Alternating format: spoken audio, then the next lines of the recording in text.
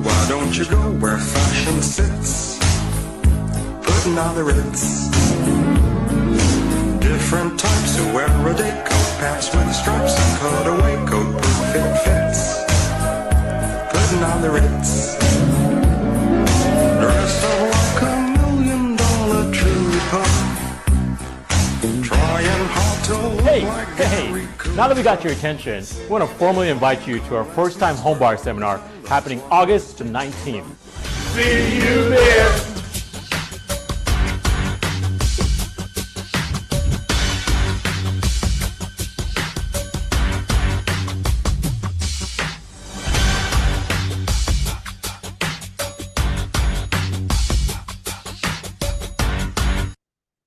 Happy Friday, Mega. Just a fun little video, good tips and tricks and ideas of things that you can do to get some attention, to get people to show up to maybe a homebuyer seminar that you yourself are going to run. All right, lots going on over this last couple of days. Thank you for all of you who spent time with Lisa or at homes yesterday working on your goal boards. How many of you got your goal board done? Amazing. All right, so where are we going to put the goal board?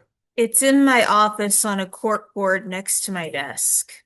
Mine's right behind my laptop. I bring it where I set up. All right. Purpose.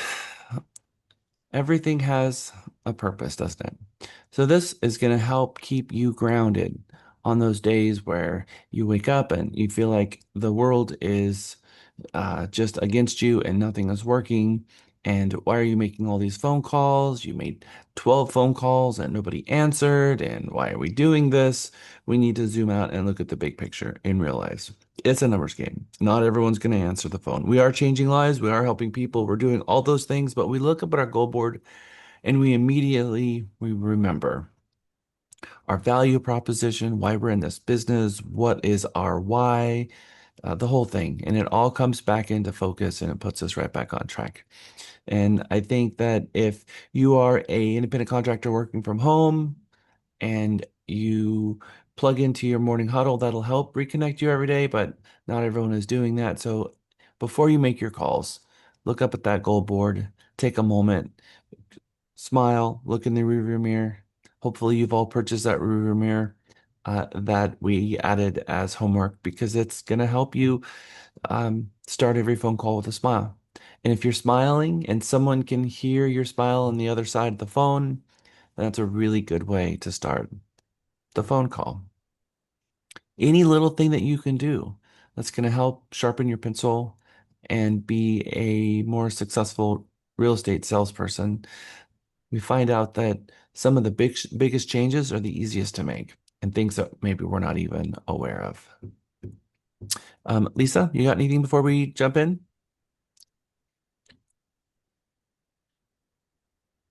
Just make sure you put CE in front of your name, or I'm sorry, behind your name.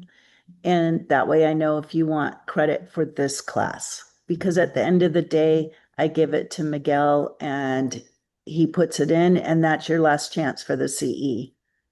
Okay? Renee. What if I can't remember if I paid for the CE for this class?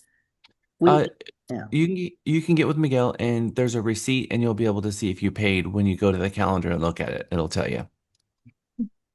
Or you can just ask Miguel and he can look it up as well.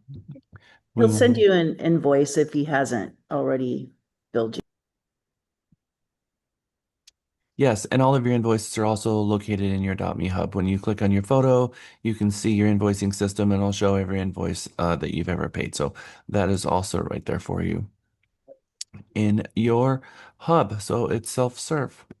How many of you took the color test home with you and sat your spouse down in front of a computer and said, oh, just click on the words that you feel like that you identify with? All right, who wants to share? All right, let's start with Jeanette. We got lots, so let's talk about this. I'm excited to hear. Jeanette, what happened? Good morning. Morning. My husband is totally blue and I'm yellow. And now we understand. And he's like, how can this be? I was like, exactly. So it was, it took us like 2.5 hours to conversate about the colors because it was very interesting. And of course, me being a yellow, I was like, okay, I'm done with this. Let's go have fun. Let's go celebrate that Spain is playing on Sunday because his family's from Spain. So it's just it was so interesting to see how blue he is. Yeah, but was it a surprise to you? No, no, no, no. Once he did it, I was like, yeah. Yeah, it's usually not a big surprise. It's usually more like a, oh, now I completely understand. Cool, isn't that? All right, Yes. Sharon, thank you for sharing, Jeanette. Awesome, Sharon. And then Amrit, Renee, and I also saw Birdie. My husband came out 29% red, 29% yellow, which was no surprise. He's a class clown. 29% blue, which was a huge surprise to me. And then he was equal parts green and what was the other color? Yellow, Yeah. No, he was red. yellow, red. Green and red were equal, but they were like 20%. And then the I could tell you that he would be low on red because I've never seen a marriage work with two reds. no, there's no way. Okay, thank you for sharing, Sharon. Amrit. Morning, Jack. So this was very interesting because as the test was going on, I was sitting there and thinking, Hershey's coming up as green. She's not green. She's red. She's very, very red. So I was like, you know what, honey? Let's sit down. Let's retake this test. Honestly, you and I, right? Let's go over the words and what the meanings are. So she, of course, she did go little by little by little by little and get, lo and behold, 48% red, green, yellow, and blue. I was like, yeah, that makes a lot more sense because you are the driving force in our relationship. You are the one who puts the fuel in the engine. You're like, okay, this is the direction we need to be taking. So yeah, it was a lot of fun. We had a lot of fun with that. And we have some friends coming over tonight, and I have that test ready for all of them. I'm gonna have them take it, and then we're gonna go over it. So have a little fun little evening with them. So looking forward to it. Amazing. I think having empathy for ourselves and our partner starts with understanding. And this helps us understand what's going on behind the scenes. And we've spent so many years with our partner, and this lens puts a spotlight on it. And we start realizing these are personality traits. Got it. These aren't, because I mean, all I do things that irritate Miguel, and we all do. And we start understanding and having a little bit more empathy for each other, and understanding is so important. So this also is going to be huge with our clients. This is fun to hear. Okay, Renee, how are you? I'm here, and that's about all you're getting from me today because I'm still not feeling very well. I'm sorry to hear that. But that's okay. I did it again myself, and it's weird when I did it again myself, my yellow went higher, my red went higher, and my green and blue went even lower when I redid it. That being said, it's still the same exact order. Now, with my husband, not really surprised because of what he does. He's red and blue. So you've got two reds that have been married a very long time over here, but my yellow and red are still very much almost equal. They're like 2 points apart. Yep, if you've got a lot of red in a marriage, the yellow has to be there. It has to be there. The green and blue isn't going to work, but the yellow has to be there if you have two reds. Awesome, Renee. Thank you for sharing. I don't know how I've known you for many years and not met your husband yet. Sherry. Just a quick question. So I gave it to my husband and my adult daughter, and both of them were like 25% in each quadrant. Now, is that just because I did not explain it well? Just said, hey, in my yellow sense, is that really possible? Because I do not see that in either of them. Yeah, so if they've taken it and they are really close to being 25%, whatever 26, 24, it would be very rare for them to be exactly 25% in each one. But whatever one is their dominant one is the one that is usually going to be expressed. And it usually remains that way in an expression. Hmm. Anybody else want to share? Birdie.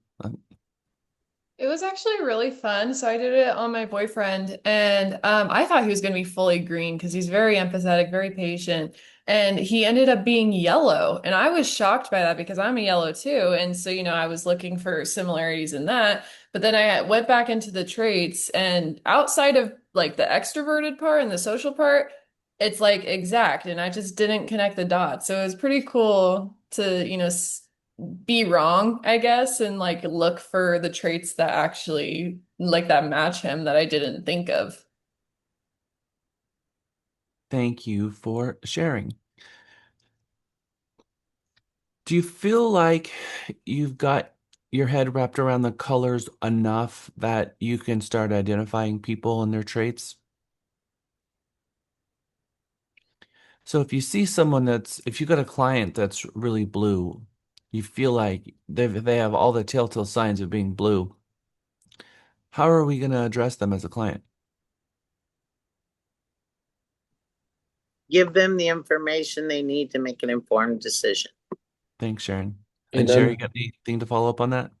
Yeah, factual details. Okay, good.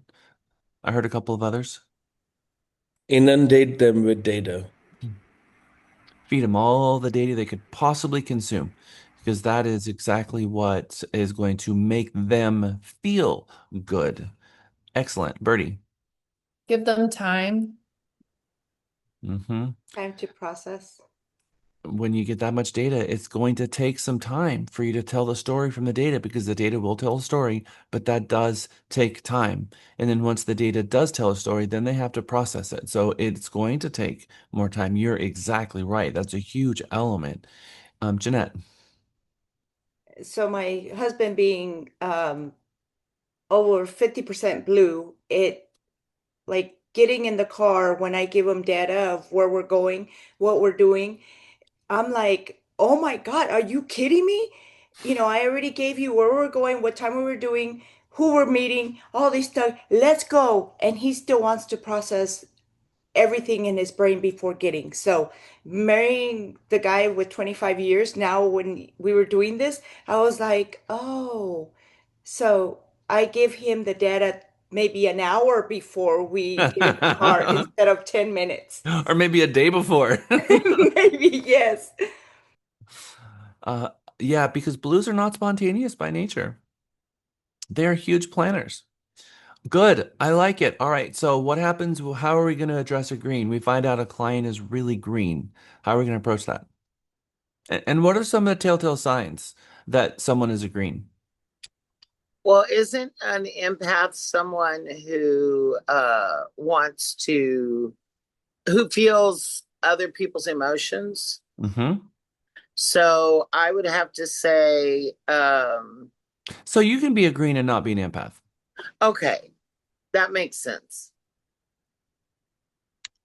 Jeanette? Is a green would be someone that you would go under contract and during the option period, they don't want to hard negotiate on repairs because they think the seller is going to say, oh, well, you know what? Because I had this happen. We wanted to negotiate, and my client was like, "Oh, I don't want to tell the seller that his house, sucks and it's not a great house for me." And I was like, "Well, no, but we have to negotiate this. Is that would be more of a green?" It very well could be. So a green they're the peacekeepers. They're the ones that want harmony. They want to make sure that everyone is feeling good about the transaction because they're not going to be happy if they feel like other people are not happy. Blues are not going to be happy unless they have data to understand the world around them. So, So, what could we do along with letting them know how excited and happy and they're so excited, they're happy that you've given them an offer. Let's get down to what we need to do, the nitty-gritty of getting you the right things in place before we close.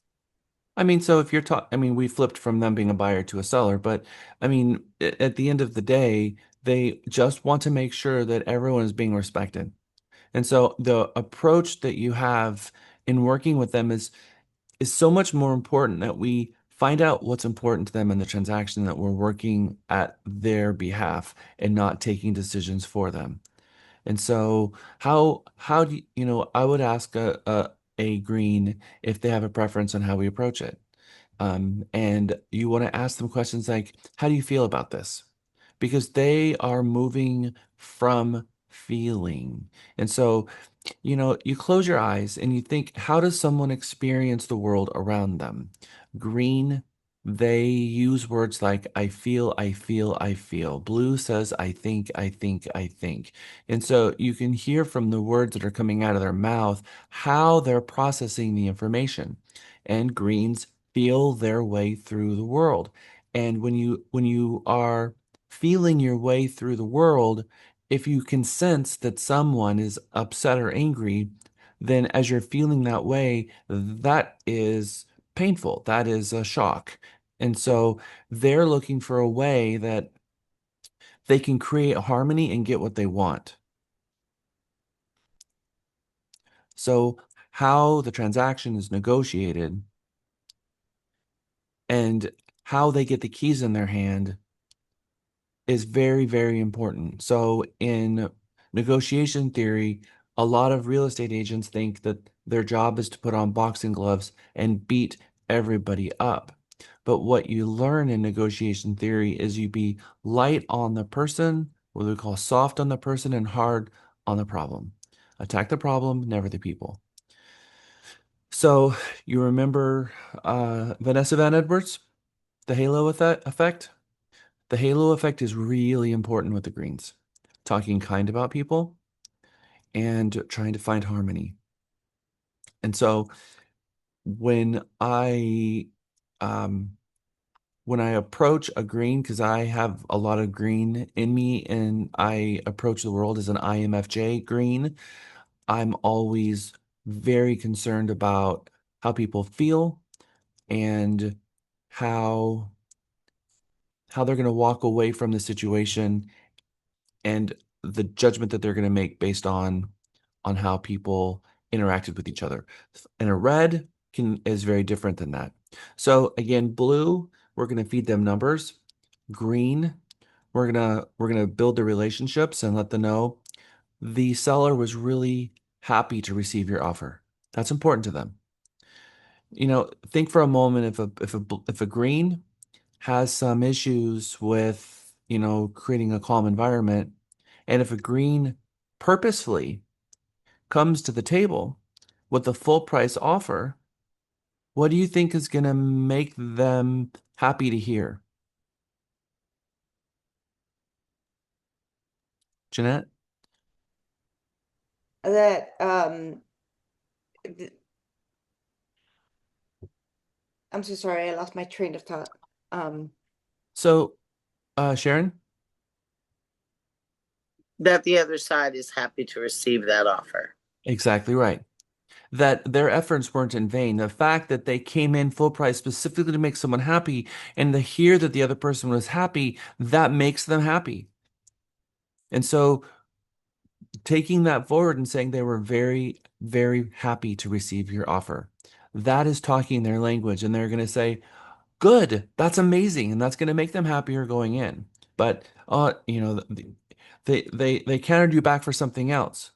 They did? Really? Really? And that's going to be a shock to them because, you know, they have worked really hard to give the seller what they were wanting and it was taken for granted. And greens don't like selfish and greens don't like take for granted. Okay, so What about red? Because we're, I am we're a getting there, red. Sharon. We're getting Okay. there, Sharon. How red of you? So we just came out of the blue, we just came out of the green, and we're gonna do yellow next on purpose. So now coming out of the green world, talk about yellow. What can we do for the yellows? Raul, you have a lot to say about this, but I can't hear you. So with yellows, you just have to match their energy and make sure that they're upbeat and you're positive and making sure that you validate them. I can tell you the one thing that I say to every single yellow that makes them light up like a Christmas tree. You ask them one question. Are you excited? And then I say, I am excited for you. And boop, I mean, they just bright up like a Christmas tree. I am excited. And that just brings out their happiness. And then if they're not, then that tells you a lot about what's going on in that transaction, and this probably isn't going to work out. Because agents can destroy a transaction for a yellow. Agents and the way they approach the transaction can make it so arduous and make it so conflict ridden that by the time they get to the closing table, they don't even want the keys and they are expecting a fun purchase. Raise your hand if you think that going into a home purchase should be completely conflict ridden and arduous. Or do you think most people are approaching as like, oh my gosh, I'm going to buy a house? And they're usually starting the process excited. The yellow starts it excited. The blue is very concerned about the numbers. And so the red's like, well, what are my friends going to think about this? Because they're very conscious about how they're perceived by the world. And the green is, um, I can't wait to have my tea and watch the rain outside and, uh, and just feel the nature and all that stuff, right? So everyone is approaching the world in just such a very unique way. The yellow, it's going to be, abundance of natural light usually. It's going to be get-togethers, and this would be a great kitchen to have a get-together. Again, talking their language because I think this is the most probably, and I don't know that we actually talked about this, is how people recharge.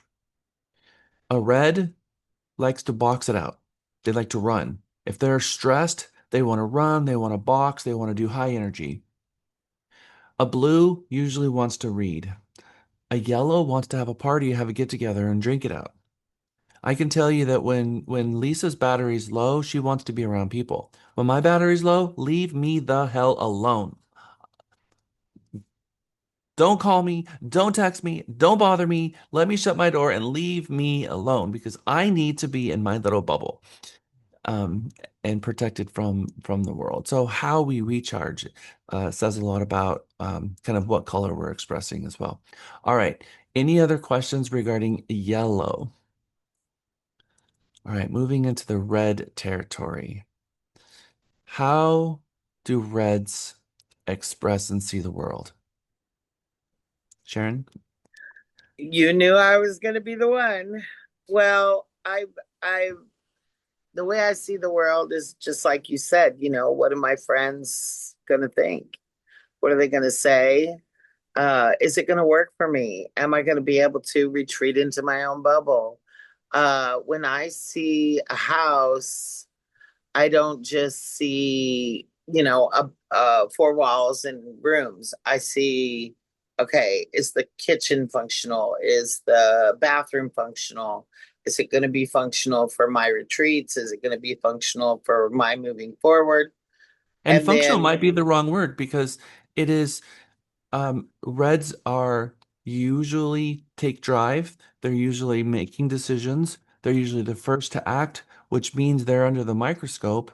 And because of that, how people perceive them really matters because a lot of the personalities step back and let the red lead because they don't want to be that exposed. They don't want to be under the microscope and be littered right. for that. So a lot of it is how is people going to perceive me in this house?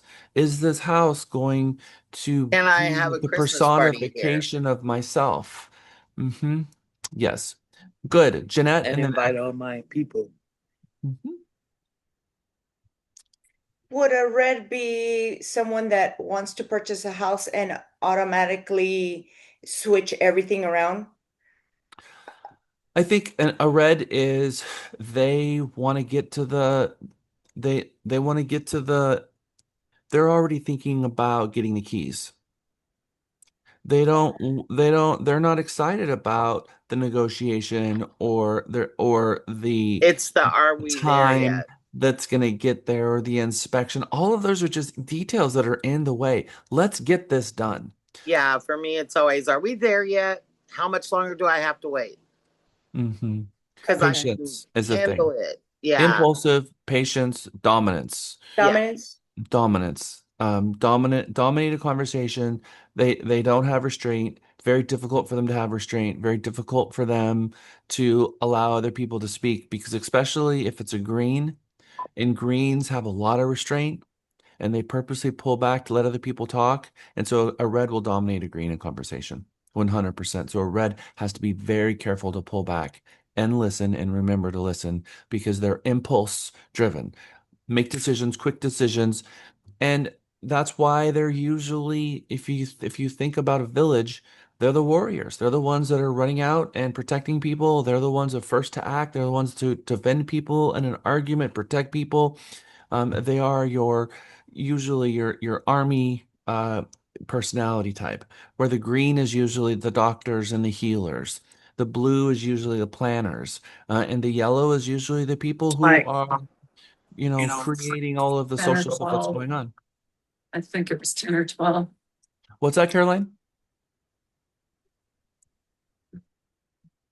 No, sorry, my mom is behind me. I was Oh, speaking with her. Yeah. got it. Emrit. Yeah, with red, their mission is the objective. And what is the shortest, straightest line to get there? Yes. And, why are we spending 30 minutes managing feelings when we could get the job done in five? And you should not confuse this with them being hasty. They're not. They have their eye on the prize and they know exactly what it is that they want. And they're not bothered with any noise on the side. So they're just driving. Like you said, if you're dealing with a red, you better understand what it is that they want and understand how you're going to deliver it for them, period. There's nothing else in between. I mean, when you're dealing with red, it's welcome to my freight train because jump on because we're gonna get there. 100%. Yeah. 100%. If you want to get something done, give it to a red. If you need something to be exact and perfect, give it to a blue, but you have no idea when it's going to get done. If you want to plan a party, give it to a yellow. All right. So now we're kind of getting to the nitty-gritty of what these different personality colors do. And it really does allow you to see the world a little bit differently, hold a little bit of space for them, have a little bit more empathy for them, understand ourselves, and how people communicate. This is the fundamentals of being a good salesperson, understanding the people around you and being able to feed them the information that they need to be able to make decisions. This is not manipulation. This is salesperson. Our job is to help people with what it is they need to get the obstacles out of the way to help make the best informed decisions. Because our job is that we sell information for a living. We provide resources when it comes to advice, opinions. We don't make decisions. But our job is to help our clients make decisions. And we're giving them objective advice. But if we know that a blue is what if we're dealing with the blue, we know how now to objectively give them the information they need to make a decision, A or B. Maybe we shouldn't be trying to give them information to get them to make a decision of B. We should be giving them information so they have enough information to decide A or B. And so the class today is a class built on communicating with a blue. And the reds, because what is today's class? Master the CMA. Master the CMA. I've been dying for this class. I paid for it well over a month ago. Okay. And Sharon's like, let's get to it. Let's stop talking about colors. Unless it's red, then we want to talk about it. So look, this is the blue's favorite topic. The green, the green looks at this as, okay, well, thank you for putting all of this work into it. What does this really mean? How is the seller gonna feel about our offer? You'll hear things like, did they say anything about the offer? Because they really care about how the feels. The blue is gonna really come in Well, I want the lowest price. So based on all these numbers, if I come in even lower, they're going to counter me for more. They're really calculating and trying to understand. The thing about blues is the blues often lack empathy. And so they're not thinking about how the other person is going to receive this offer and how they're going to feel about it. They're just thinking about the numbers and what makes to their in the cold hard numbers. And so we have to help the blues sometimes understand, and they can get frustrated. That's not what the numbers say. The numbers say that this house should sell for this. So the blues are the hardest to get through to when you know that if they want to come in with a lowball offer because they see one property sold for $65,000 less than everything else. And they're going to look at that and say, how do we make that happen? And being able to express to them the reasons why. All right, we're going to jump in to the Master the CMA class. There is a little bit of art and a lot of science in doing a CMA. But what you're going to find is that we're going to look at the comps for a range, and we're going to look to the active market for a number.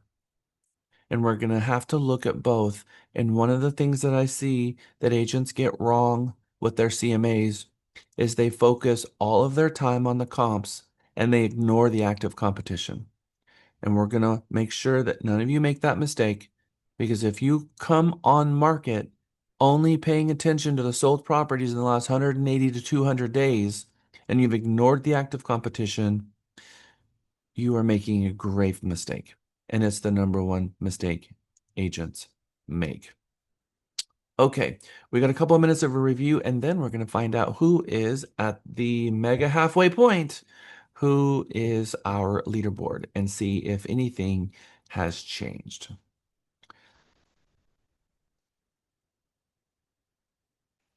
It is human nature for us to have a blind spot for ourselves. I'm hoping that the last class gave you some insight on what the different colors are. Interestingly, we have a tendency to look on the left side of this, on the good day side. Also, take a moment to look on the right side of this, which is the color on a bad day, so that you can understand how their color has been accentuated, and understanding how on a bad day they're reacting really in that polarization from one to the other, because it's a pendulum swing. It makes you understand them even more.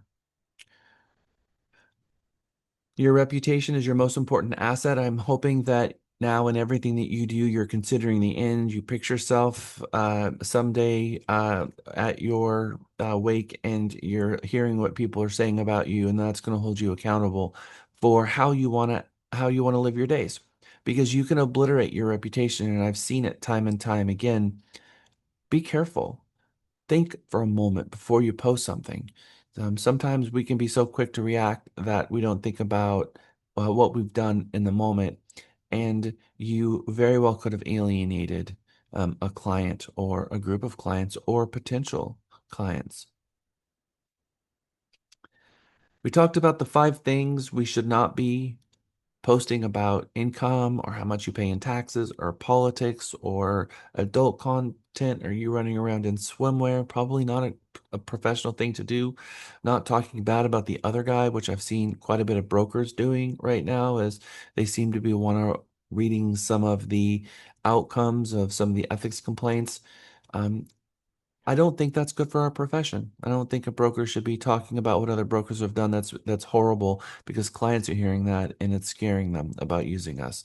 And so, positivity is what wins the race in the 5% that are selling 95% of the business out there. So be positive, and don't post something unless you absolutely know that it is 100% true. Okay.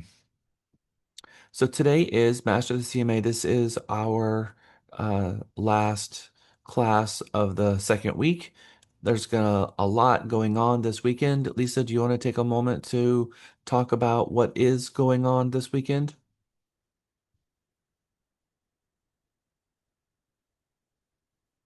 Yes, and I did talk about it in Mega Minis as well. This is a really great opportunity. I highly recommend that you just take some time out of your busy schedules this weekend on Saturday to either show up at the open house training with Isolette, who was our past valedictorian in January. She's a very, very busy lady, and she went through this whole thing and still was maintaining at least a minimum of 5 to 6 listings and closings and all the things. So she will be excellent to shadow and learn. Also, Elisa St. John has arranged again another opportunity, and she's a master at our open house, and she really has great visuals and so much information to share with you. Also, a mega graduate, and she'll be doing that at Highland Homes. That is another way I'm excited, and Jack knows this. My favorite class is working with the new construction. So that'll be coming up soon. So she has arranged to do the training at their model and then have an open house at one of their inventories. So great way to build your business. So make sure you have signed up for that if at all possible. I know San Antonio, I've been trying. I don't have somebody in San Antonio, so Isolette's is very close to you, and it'll be that would be a great opportunity. So please let me know today because they need to have a head count.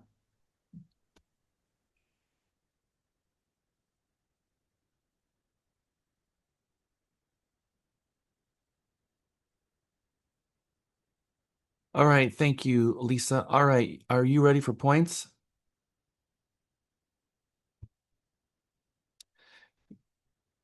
Yes, yes, yes.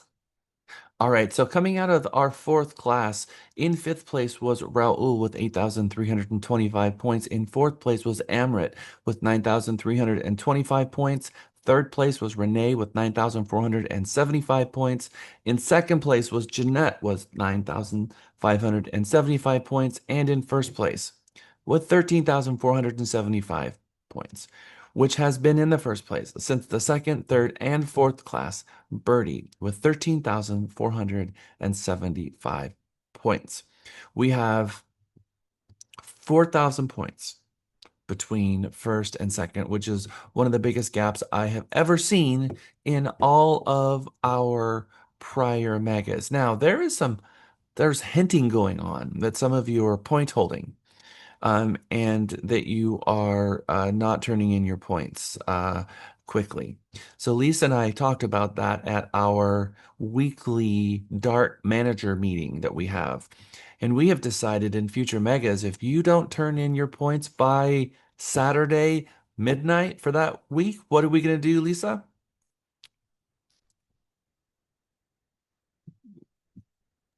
Dang it. You don't get those points, period. We are going, well, we said we were going to make those points 50% Oh, value. 50%. That's true. You did. Okay. Okay. I'm too So who's hard. in our fifth place?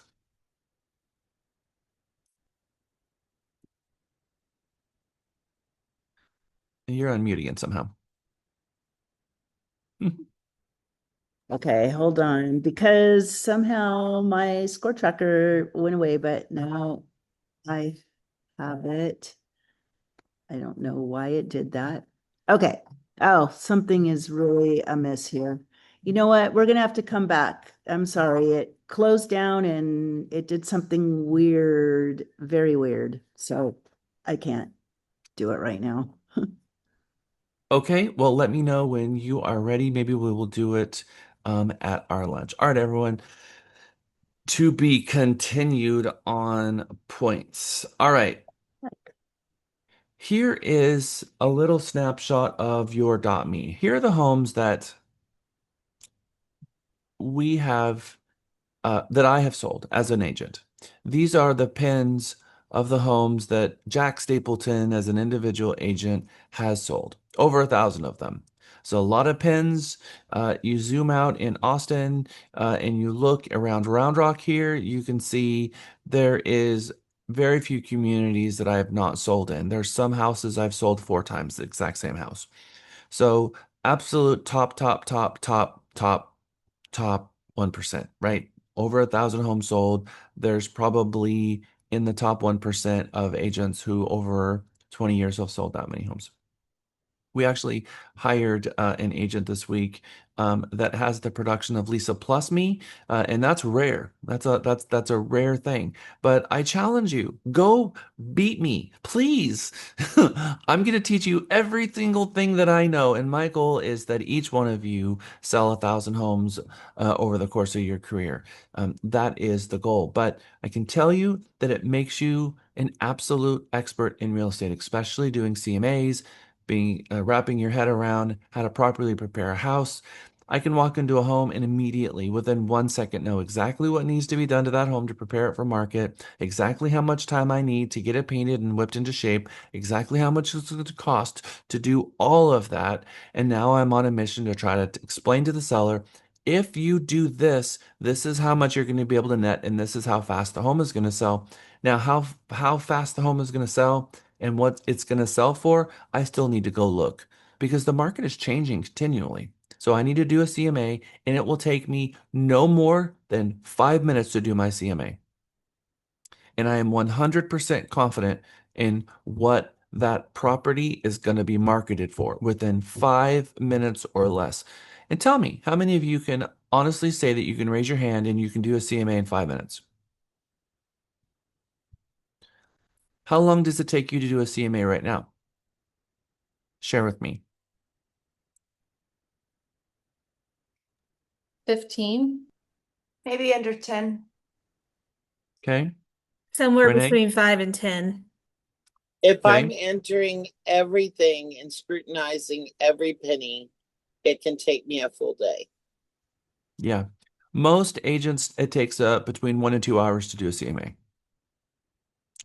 And the result in a blue, good grief. I don't even want to guess. I don't even want to guess. But they are going to feel they're not going to stop until they feel confident. And I'm going to give you a way that you can check your number 4 different ways. So my number isn't just independently verified by looking at the last 180-day comps. I am going to do my comps, and then I'm going to look at the active inventory, and then I'm going to take my number, and I'm going to look at every single AVM that's out there. I'm going to look at homes.com, realtor.com, and the Zestimate, and the assessment of the appraisal district. And then I'm going to do what I call a grid view, which is we're going to do together a graph, and we're going to build a graph. And the graph is going to be over time from the time they purchased the property until now, and it's done right through the MLS. It takes just a few minutes to do it, but the idea is that if it's when they purchased it, when I do my graph, I want to see how close the pinpoint is to their purchase price. And it's usually within 1, 2, 3%. And then how that property has changed over value over time, which really helps the seller wrap their head around it too. And it also helps the buyer, and it helps me know that I got it right. And so we're going to talk about what's happened in the market and some analytics that got there. And we're gonna also talk about all the different things that you can possibly sell, because there are times that you're going to walk into a mess. Now, what do you think of this property? Eh, you really can't, you really, you really don't have a lot to say about it yet. I'm guessing. Maybe there's a couple of hints going on in the window, but you look at this and you think, okay, it's a duplex. There's a lot of these around. But you open the front door, and then this is what's inside. So here is a REO that I took back in, I guess it was 2010 at 11910 Sun Hollow Bend. It was a foreclosure, and this is what I walked into. While I was walking the property, there were fleas all over my pants, all over my shirt. They were biting my ankles. I had bites all over me. There was cockroaches running all over this house, and there was mold everywhere, and you can see the mold that was in the carpet. And tragically, under this pile was a little dead cat that had died probably maybe 8 months before, because when they locked up the property, it was sealed up inside, and the cat didn't have any food or water, and the cat starved to death inside this house, but there was cat feces everywhere. So if you think that being an REO agent is going to be glamorous, this is about 80 to 90% of what I ran into as an REO agent. And so now it's trash out, it's services getting turned on, and using money out of pocket to start getting it cleaned up. So, uh, I have had situations where I walked into this as a short sale. Now, this was an REO property, so that's a little bit different, but I need to find the photos and I'll find it on break. I walked into the home and the entire house, it's unbelievable. I'm gonna have to find the photos. I have them here somewhere. I keep meaning to add them in here. The entire house had 6 inches of foam around the entire inside because the entire thing had foamy mold growing everywhere that looked like a sponge blanket on the inside.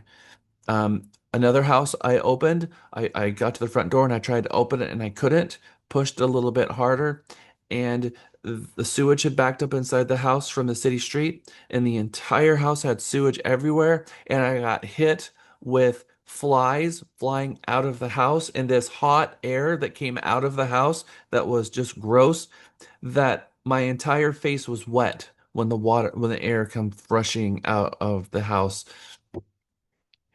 You're gonna find some really awful situations. And you're gonna run on the flip side of that, where these houses are going to be difficult for you to determine how to value. Here's another interesting one. I'm gonna just show you a couple of interesting properties that I listed. Here was a property that I took this listing probably in 2009. How this happened was I went on a listing appointment. I met these guys. So I sold the house for Pastor Roth, who is the pastor of the Grace Elgin Church in Elgin. And he was coming into town. He was just a brand new pastor, and he was moving into town. The old pastor, who I also sold his house when he was retiring and moving, referred me to the new pastor.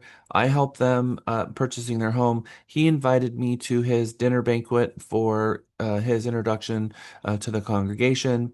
And then one of the people at the congregation told me that they wanted to sell their home. And so I came out and I met with them.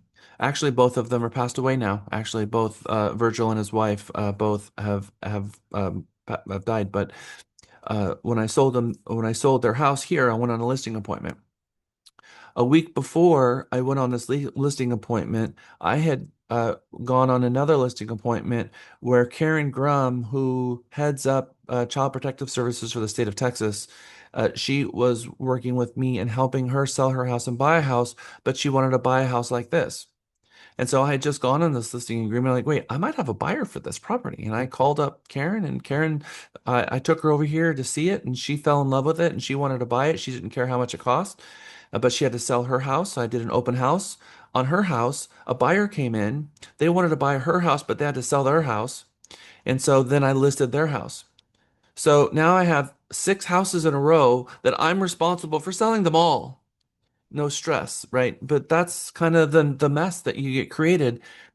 This was a very difficult house to pinpoint a value because Virgil and his wife, Kathy, they bought a 10-acre little segment. How many of you are familiar with for Elgin? Between Elgin and Taylor, it's out in the country, and there's a bunch of deeded 10-acre lots in a little section called Blue. And I sold a ton of them. So this was one of those 10-acre lots. They had fenced it. It had a pond, or what they call a tank, on it that was stocked with fish. They had improved it with a dock where they could go fishing on it. And it had all of these really cool trees. And they built this house from the trees that were on the property.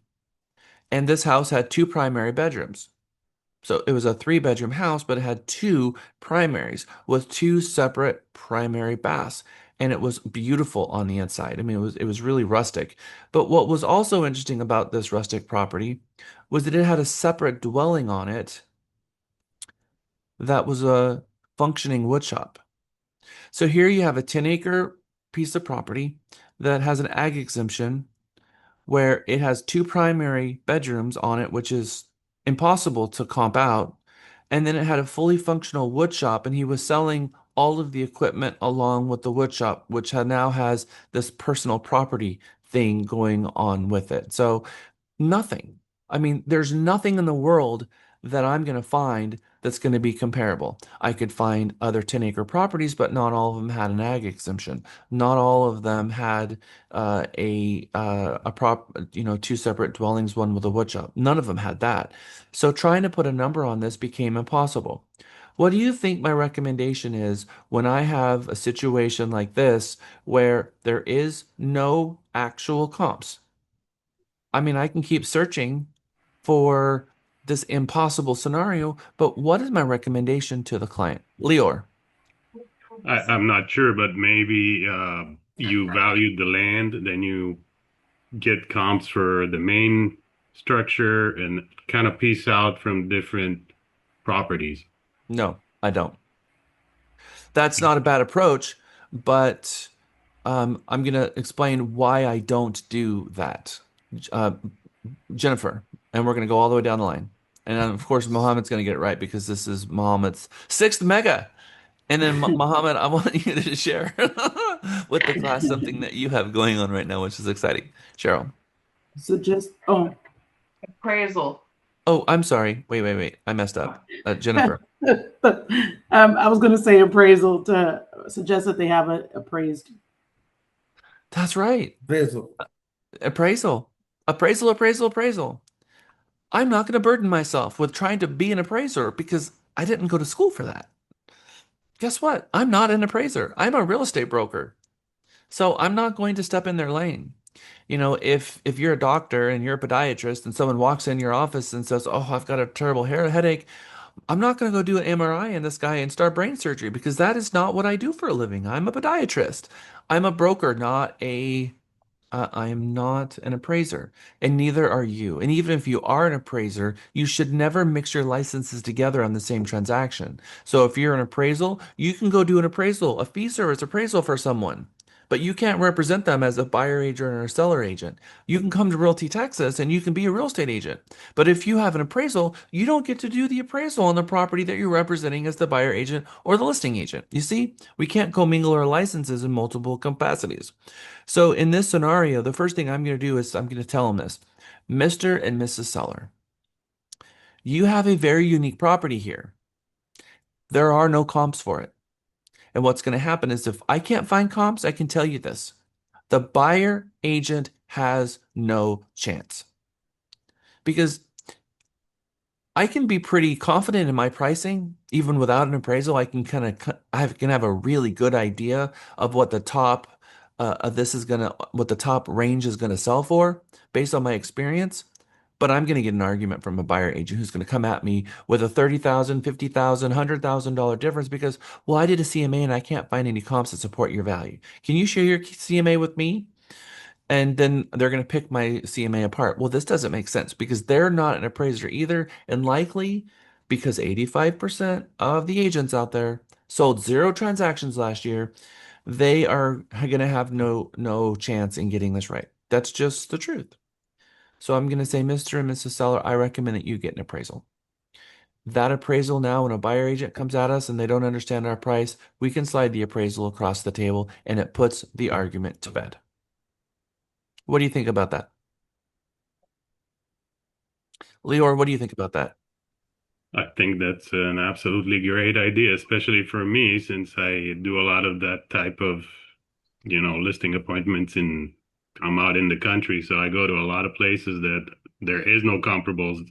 My mentor suggested what I said, and that's why I said it. So So I always say unburden yourself from trying to do a job that ultimately is not yours to do. And I have the seller pay for it. And I tell the seller, Mr. and Mrs. Seller, they're going to come at you with a 5,000, 10,000, 15,000, maybe even greater price reduction trying to fight it.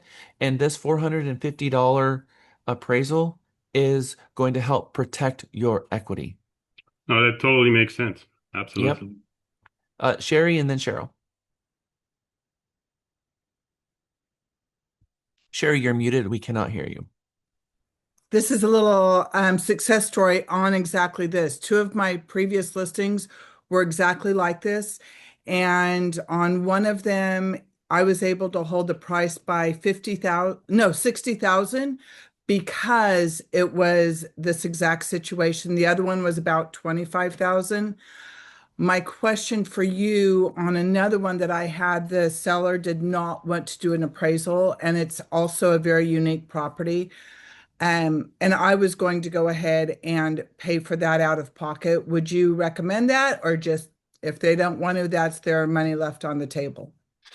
I think that when you tell them the script that this is going to help protect your equity and that the buyer agent is going to come at me with comps and the comps don't support anything nearly like this and they're going to come at you with 50,000 and that buyer agent, the client is going to trust their buyer agent and you're going to be at an impasse almost every single time so that if we can get an appraisal, this is going to protect your equity, and I highly recommend that you order one. And then tell them you don't have to order an appraisal, but I can tell you that it's going to be a fight for every single offer. They're going to want to do it on their own. Thank you. It's not a situation of, well, we can't list it because we don't know the price, so we're not going to come on market without it. It's Mr. and Mrs. Seller. I highly recommend that we get an appraisal because that's going to help protect us in negotiations from a buyer agent who's going to come in low, and that usually is a 10x or greater difference between the cost of your appraisal. I mean, it's significantly different where and you just mentioned the numbers, and that's usually what I see. It's something huge. A lot of properties have the sum of the property sometimes is greater than all the than sometimes the parts. If you add up all the parts, it is greater than the sum. It is sometimes because sometimes properties are over improved for everything around it. But there's also that every single improvement doesn't necessarily equate to, and it never will, the actual installation costs. A pool is a good example. If all the properties in the neighborhood have a pool and yours doesn't, then your property is going to trend lower because it's missing an amenity that's standard in that neighborhood. And you flip-flop that and say that my property is the only property in the neighborhood that has a pool, or the only one in all the comps that has a pool, and now you have a problem because the neighborhood doesn't have a pool. Let's say that it was $100,000 to put in that pool. You're likely to get 40% of the value from that pool. It's not going to be 100%. It's going to be significantly different. Cheryl, you still had your hand up? Yes, Jack, I 100% agree with you on the appraisal, but I was just curious, does the county valuation have any part to play here? Is it worth anything? No, it is worth something because I know that my client's going to have an objection to that number because they're going to understand and they've saw it. And so we have to defend against this estimate. We have to defend against the assessment. We're going to talk about that here in a few minutes about what the assessment is, but I'm going to give away the question that I would usually ask in that moment, which is the assessment is a valuation. It's a basis in which to tax. It's not truly a valuation. Most appraisal districts have a 10 cent or less budget to put a number on that home, and depending on if there's a homestead or some other kind of uh, um, filing on that property, exemption, 100% VA disabled, can artificially keep the numbers down. And so some people who go and regularly fight or use Own Well at the third party company or ProTax to argue their taxes down, then those properties can be marketably different price.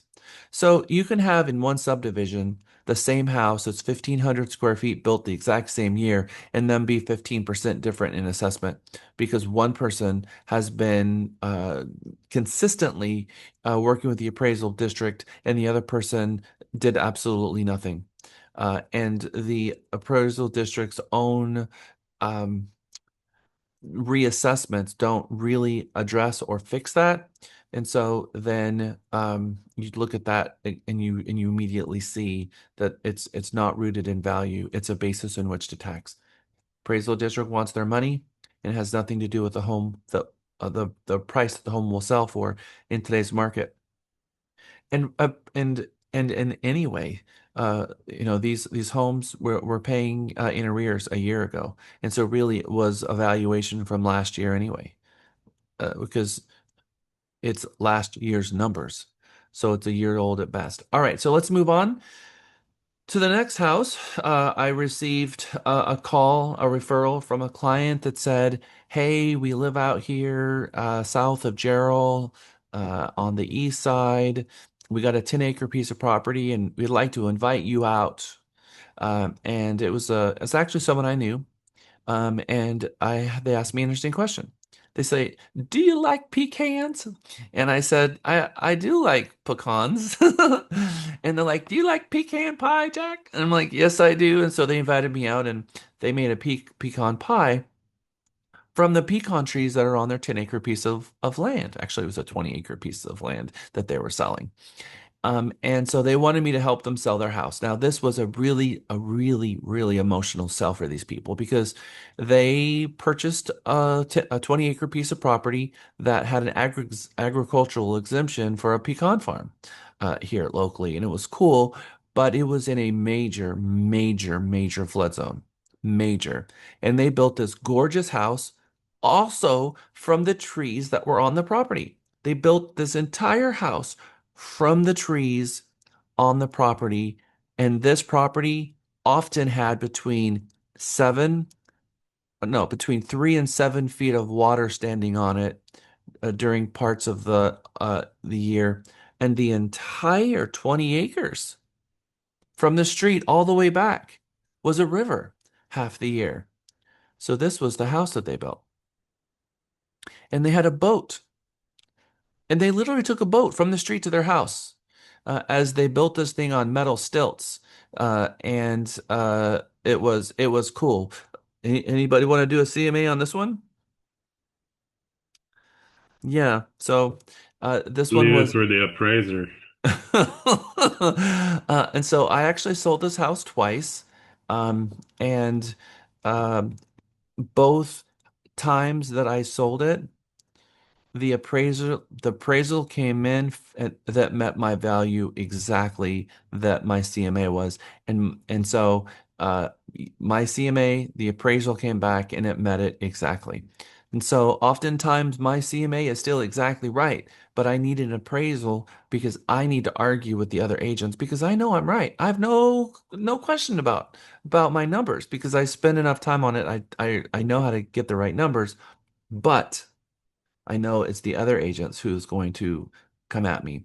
So here's the last example that I'm going to get you of properties at my last brokerage. No, this wasn't anything to do with that. I was in network with a lot of BPO companies during the foreclosure times where they would call me out to do a BPO, broker price opinion, which is a home is in pre-foreclosure with the lender, and the lender pays me $30, $50 to go out and do a CMA. And at this one, it was in pre-foreclosure, and it was a very unique one.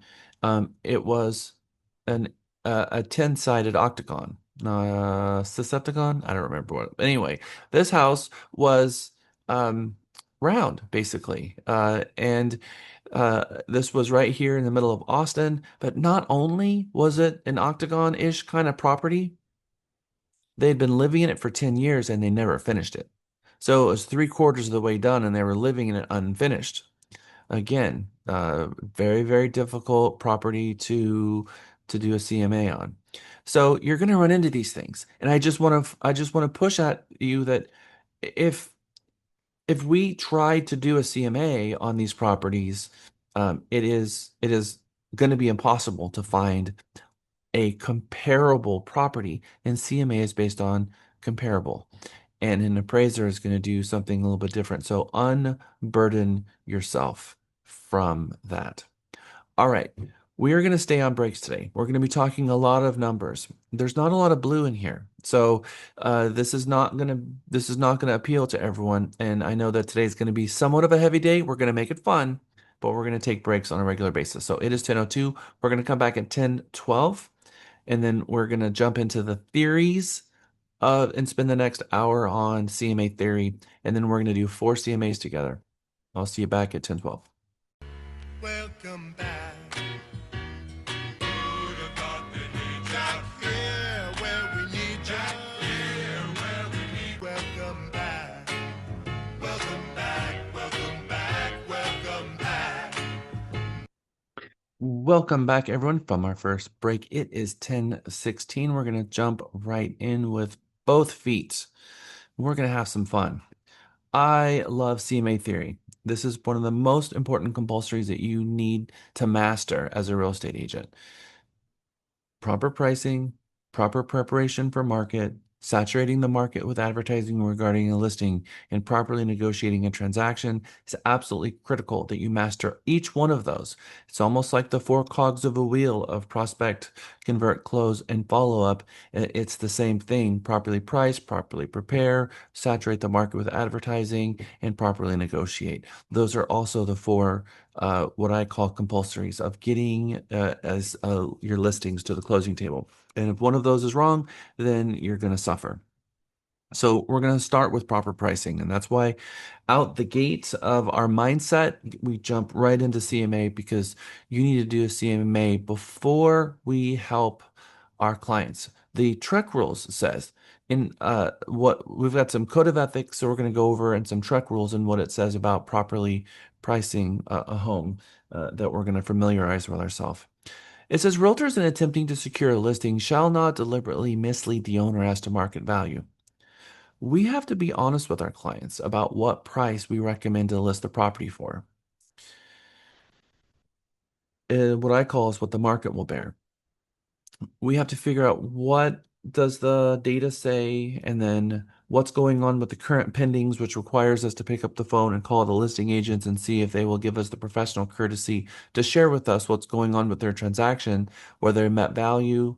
It's likely that if you're doing a CMA in a property, the pendings that are pending now will end up being your comps when you start negotiating your first contract for that property. And so likely the comps that bring you to market are not going to be the same comps that you're going to be dealing with, that the buyer is appraiser is going to be using. So I want to know what they're going to hit the market at, so I have no surprises. So what does you think this means by deliberately mislead the owner as to market value? What do you think that means? What does that mean to you? And remember, this is code of ethics stuff. To me, it means beefing up the price just to get the listing. Leor, okay, thank you, Sharon. Leor has his hand up. Jeanette, your hand up. Let's go. Jeanette first. I think you were 1 second first. Trying to like the way that I see it when I do a listing presentation, if I want to win the client, is kind of like lying to them so you can get the service, misleading them. Well, yep, lying and misleading, but how? In what way?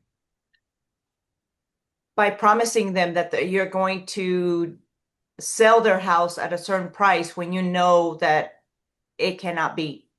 Okay, thank you, Jeanette. Leor, can you dig deeper? Yeah, I think presenting them with a CMA that's not accurate to their property and maybe overvalues the property, and suggesting a price that is higher that you know will get you hired,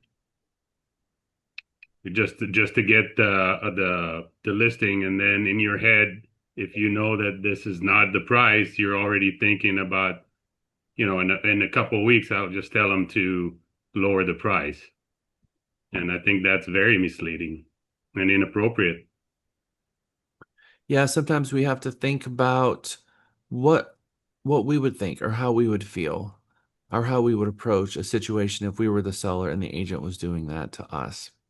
Okay, because there's placate going on. And if we're placating a seller, is that the same as deliberately misleading? And I think it is. There was a couple of other hands up, but some of those hands have gone down, so I'm losing track on who had their hand up. So keep your hand up if you have something to share on this topic. And Jacinta, I see your hand up, and then Amaranth. Hi. So there's times when I've met with sellers, and even though you tell them and you go over all the comps with them, they're set on a certain price they want for their home and they just don't want to move. What do you do in that case? Yeah, that's exactly the case I'm talking about. So exactly, I'm so glad you opened the door because we're going to have that conversation here in 1 second. Emirates. Buffing the price of the property, Jack, just like others said, to just to be able to get the listing and then kind of finagle your way down because now you already have the listing, so you can do whatever with it to bring the price down, which is in fact misleading, other than coming from data, standing your ground and saying you have a better chance of being able to sell this property if you price it right from day one. Okay. I like where you're going with that, Emirates. But I also like where Jacinta asked because that really is where I want to focus our time. So we're going to go back to what she just said. She just said, what happens when you go to a listing appointment and the seller is anchored? That's the correct term for this. That is when you take the negotiation class and a seller who's anchored on a number and part of CMA theory, it's the correct term. What happens when the seller has anchored themselves on a number? And that number that they've anchored themselves isn't their correct number. So first we have to understand how and why they've anchored themselves on that number. And sometimes that anchor is because they saw a flyer in the neighborhood with a home that looked like theirs from the outside. The elevation looked similar from the builder, but that elevation, that property that sold might be 500 square feet larger. It might have the extra half story above, etc. And if all of that is true, then they are looking at that sales price, applying it to their home and anchored on a number that the square footage isn't even remotely correct. So we have to bring out our CMA and we have to be honest with them about market value. And if they have a number that's different than market value, then we have to express that buyers have choices and that buyers are going to be looking at all of the homes in the marketplace and they're going to choose a home that's going to offer them the quality of life that they're looking for, and they're going to apply that to the homes that are on the market and buy the one that's going to give them the greatest value for what their needs are. And if one home is drastically overpriced, it's not going to sell. It's not going to go under contract. They're not going to get low offers.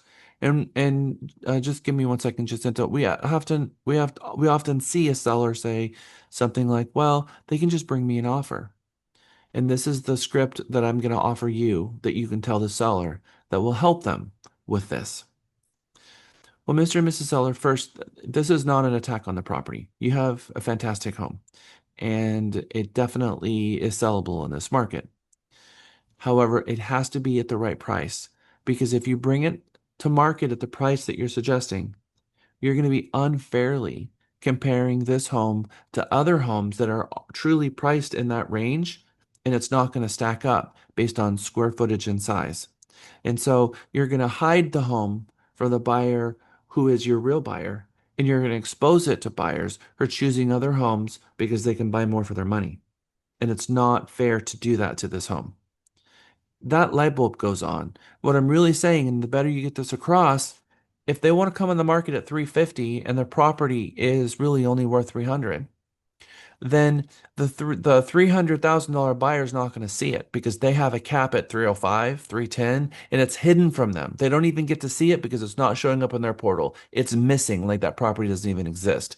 And it's being shown to the $350,000 buyer, and now it's in a grid with those homes that are 300, 400, 500 square foot larger. So when the buyer does maybe go and preview it, it just feels cramped and it's not stacking up to the other homes. You see? So you're hiding it from the buyer who could buy it, and you're exposing it to a buyer who's not going to buy it. And likely they're not going to even see it at all.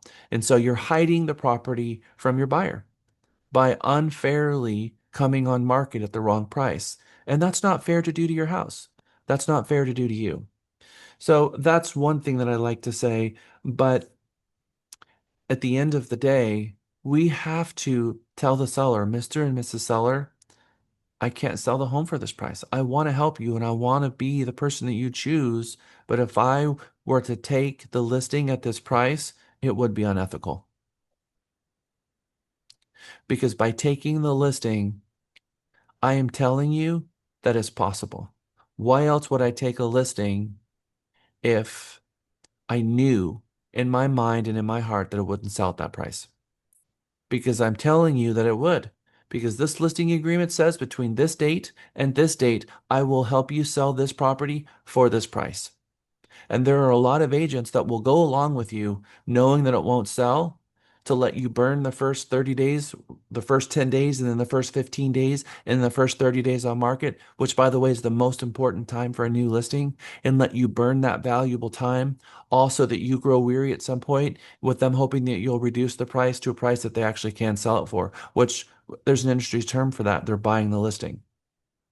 And to me, that's deliberately misleading you because why in the world would I take a listing when I know that it's not going to sell? Because my reputation's attached to it. How many of you are willing to have that conversation with your seller?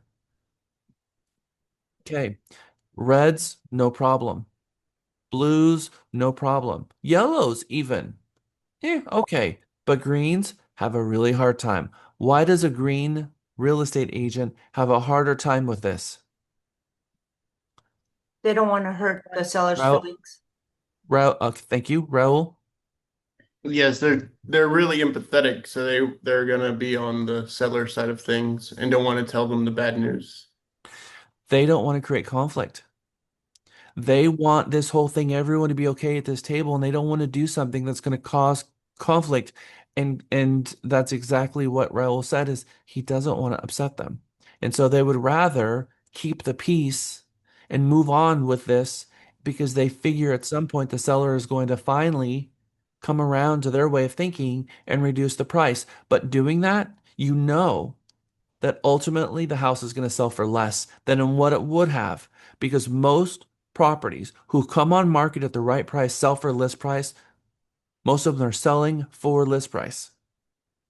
Those properties who come on market at a high price, they reduce, and they ultimately sell for less than what they would have sold had they priced it right. So it's not that they're getting a little bit more by waiting 30 days. They're actually waiting 30 days, which means they have another set of property taxes, another mortgage payment, another lawn cut, more utilities, and they sold the home for less.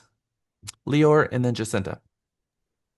So, Jack, just if I can get advice from you. So, when I go on a listing appointment and I have a situation like that, what I try to do is, and obviously I'm green with all the CMAs and all that, but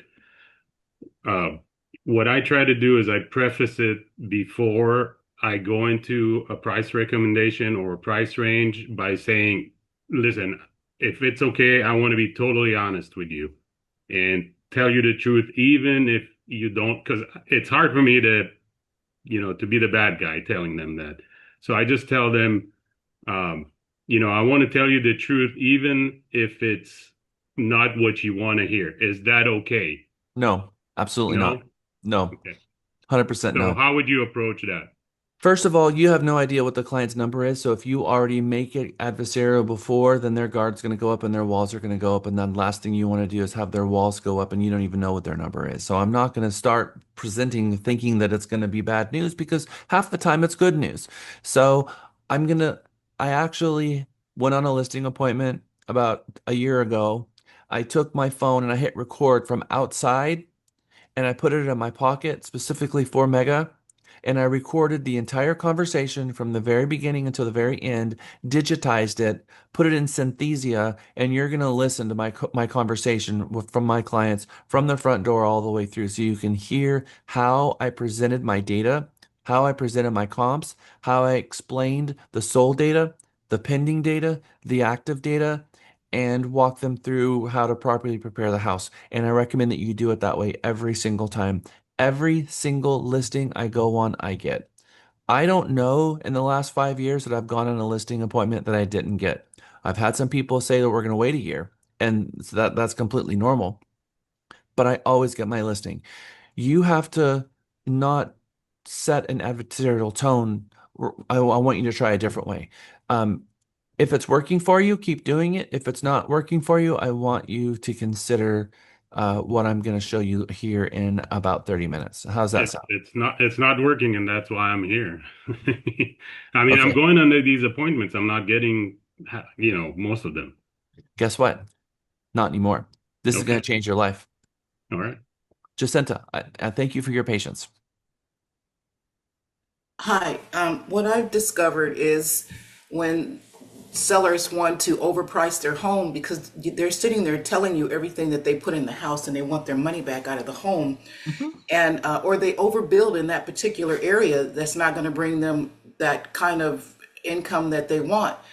And I don't know if this is wrong or not, but I usually kind of talk to them and, to the point where this is where the homes in your area is selling for. And if we go and we list way beyond that, it's going to go stale. Your listing is going to be stale and you're not going to get any hits. And then you're going to want me to come back and lower it. Now, in that case, should I walk away from a seller that is just really headstrong on keeping a high number, or should I just try to work it out with them in some kind of way?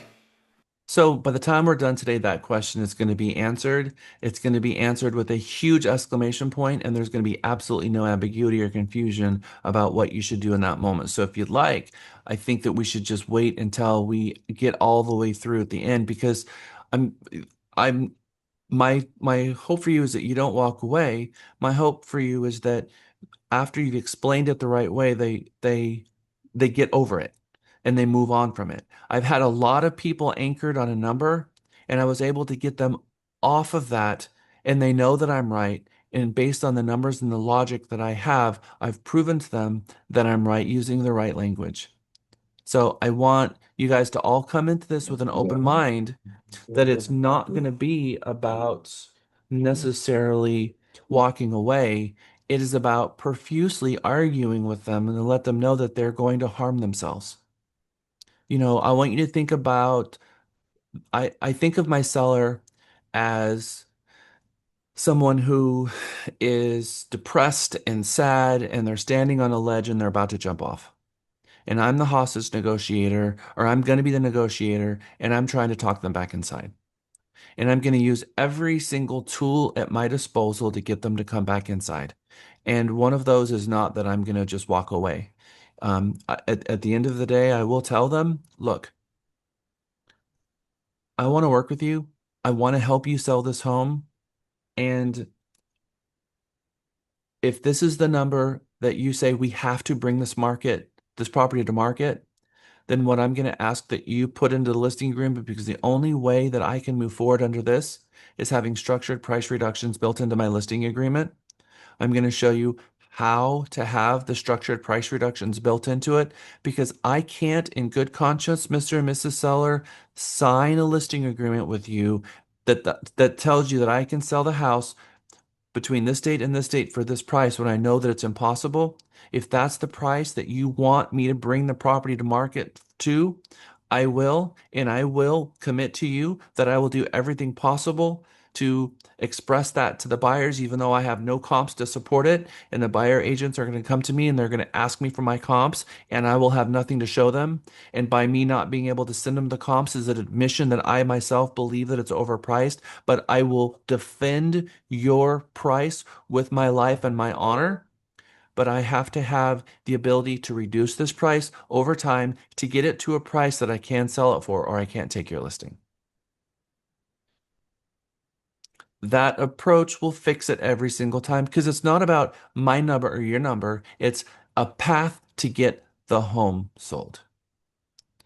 And the language here is going to really matter. And once kind of you all start realizing that there's other ways to get this done, it's going to change the seller's perception of you also. And it never hurts to throw in there that, and Mr. and Mrs. Seller, if I take this property outside of the structured price reduction and had that conversation not come up, what's going to happen, Mr. Seller, when the home doesn't sell, you're going to fire me. You're going to hire another real estate agent that's going to convince you to actually list at the right price, and then I'm going to be the bad agent that couldn't sell your home. And I don't want that either.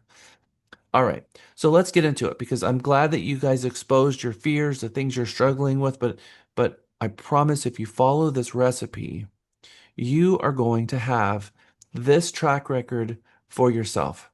You're going to have this on your map. You're going to list a lot of properties, you're going to help a lot of sellers, and you're going to attract a lot of buyers, and you're going to dominate your market because you're able to have the right conversation with the seller at the kitchen table about getting their property on the market.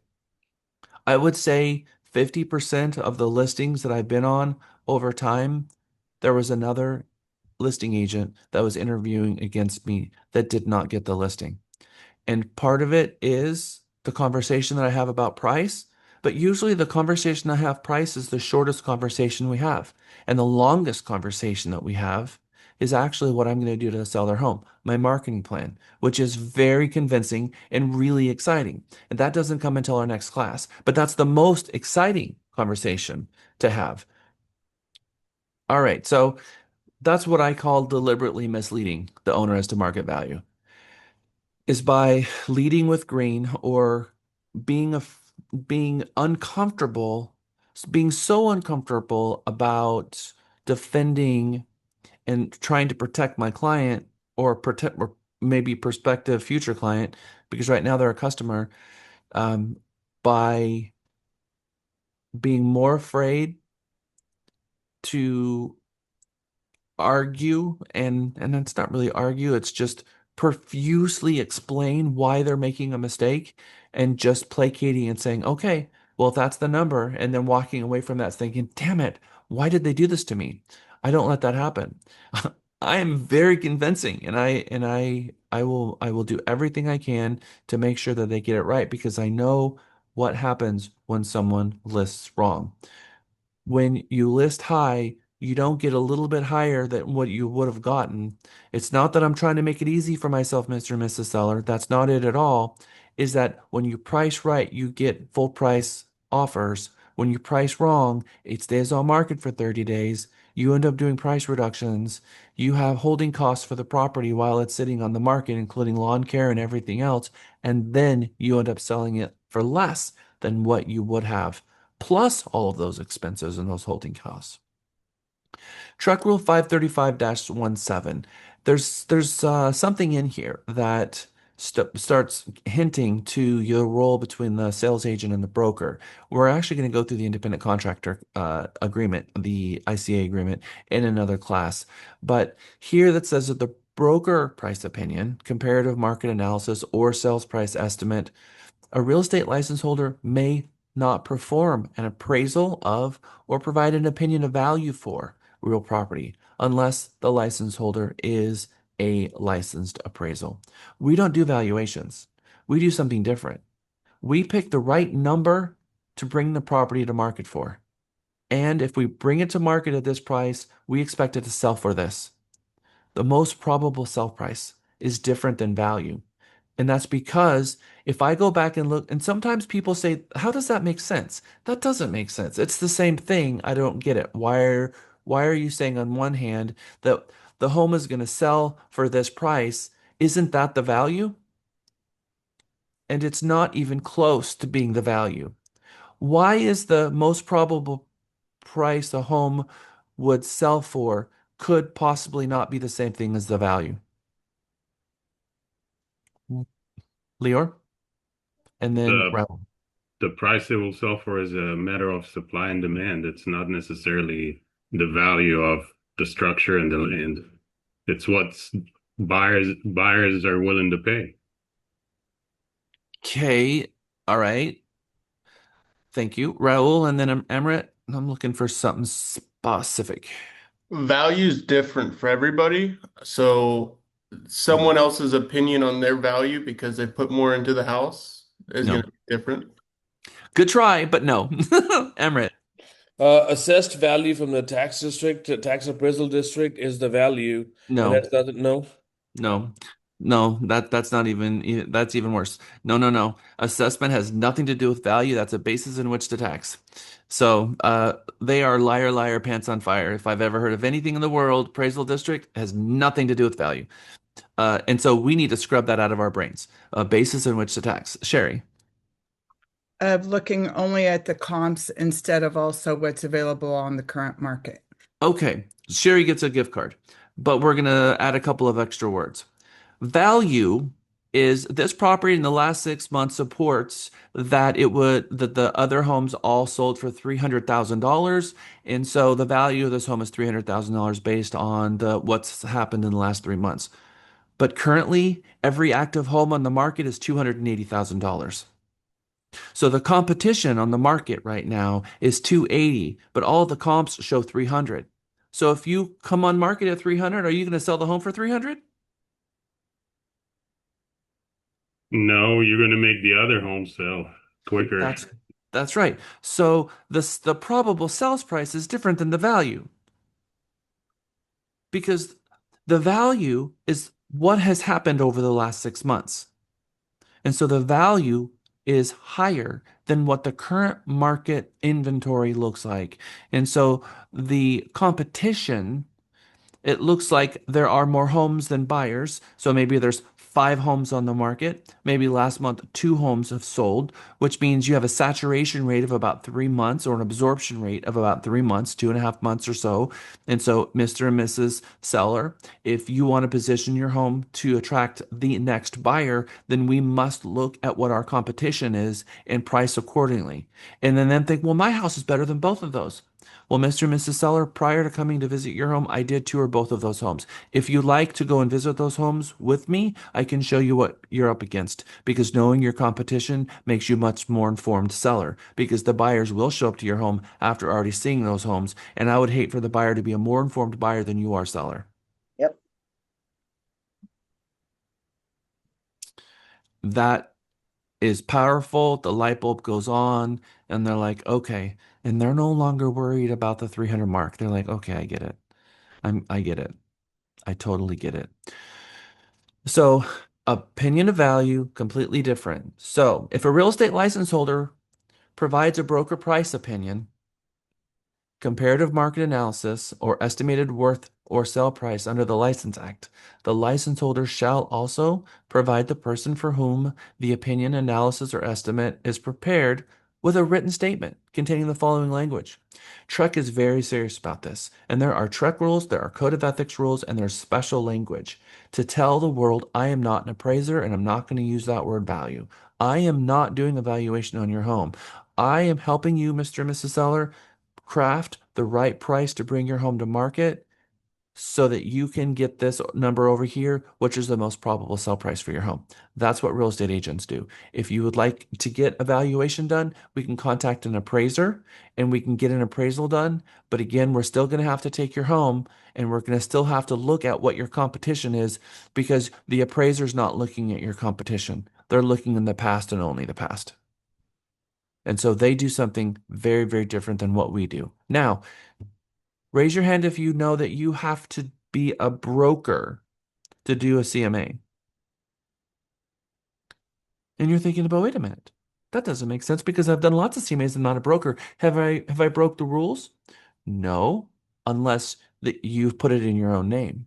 Thank you, Renee, for raising your hand. By the way, a broker is the only one authorized by TREC to do a CMA. So when a real estate agent does a CMA, they have to do it in the broker's name, and the broker has 100% liability for your CMA.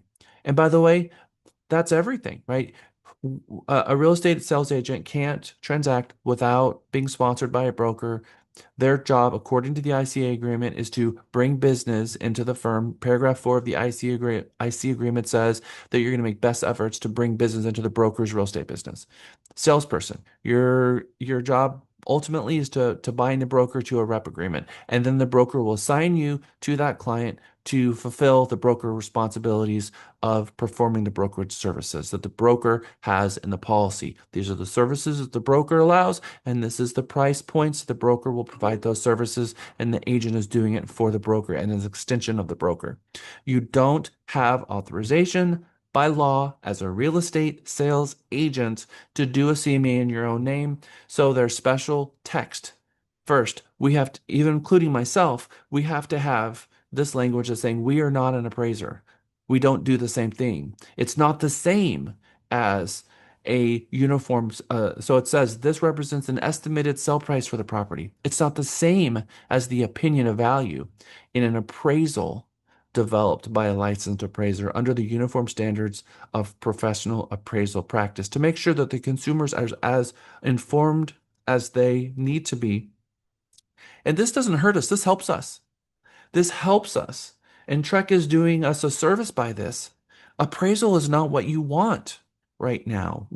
Yes, Mr. and Mrs. Seller, I'm going to recommend that you get an appraisal and that we understand what the value of this property is, but we still have to bring it to market and pay attention to the competition. Now, if you have such a unique property that it doesn't matter what the competition is because there is no competition, we're trying to squeeze every single cent out. We're trying to pull every cent out of the equity. So that's the value of an appraisal on a property where there is no comps.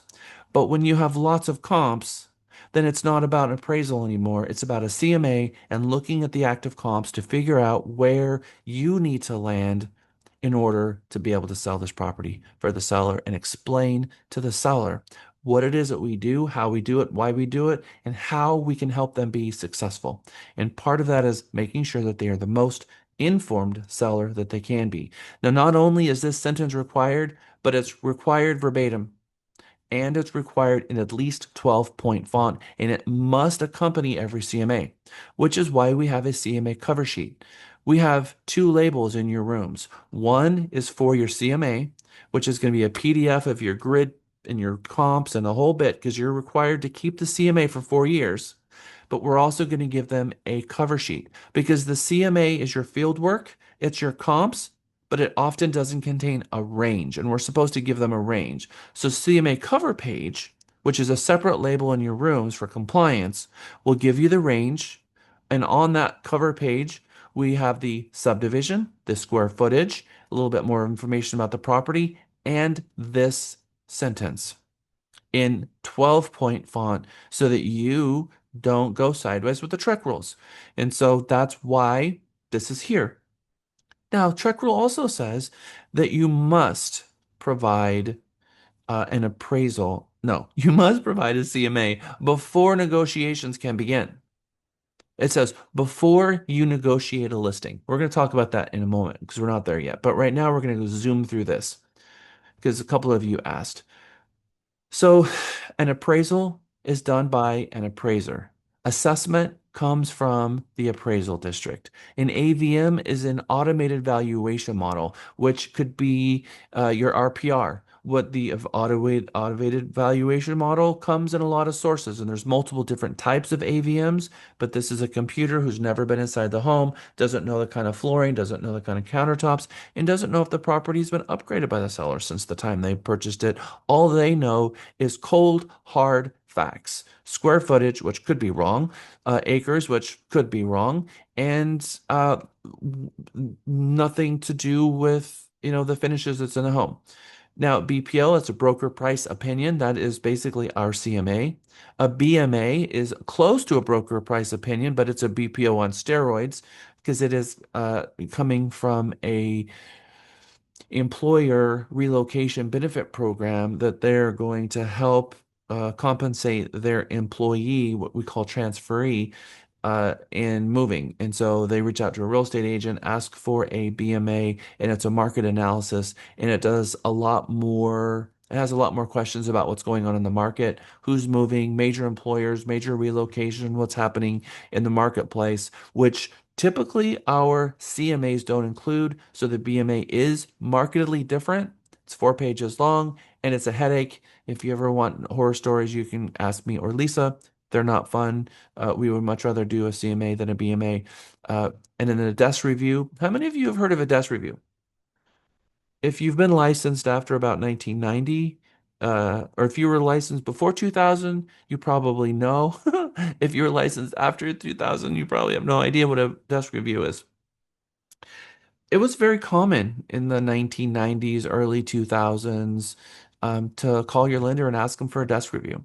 And we do that because all of the lenders, they have an appraisal management company that works with them because they are in the business of trying to determine whether the asset that they will be lending on is sufficient collateral for the loan.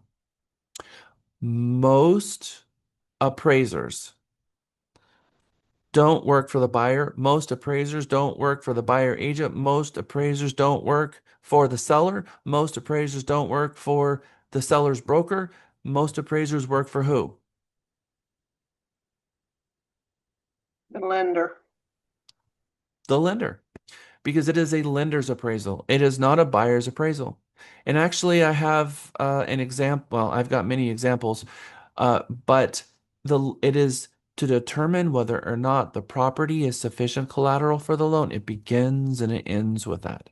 And so a desk review is you call the lender, who typically has at their fingertips a appraiser who they can call and say, "Hey, can you give me kind of an idea of what you think this home should be at?" And they will usually within a day or so give you that number. And now with all of the lenders' AVMs, they can actually pretty much give it to you over the phone. So I don't really get a lot of desk review requests because we have the same data now that the lenders have, but the appraisers in the world, 99% of them work not for the buyer, but if a buyer pays for an appraisal, they actually don't pay the appraiser.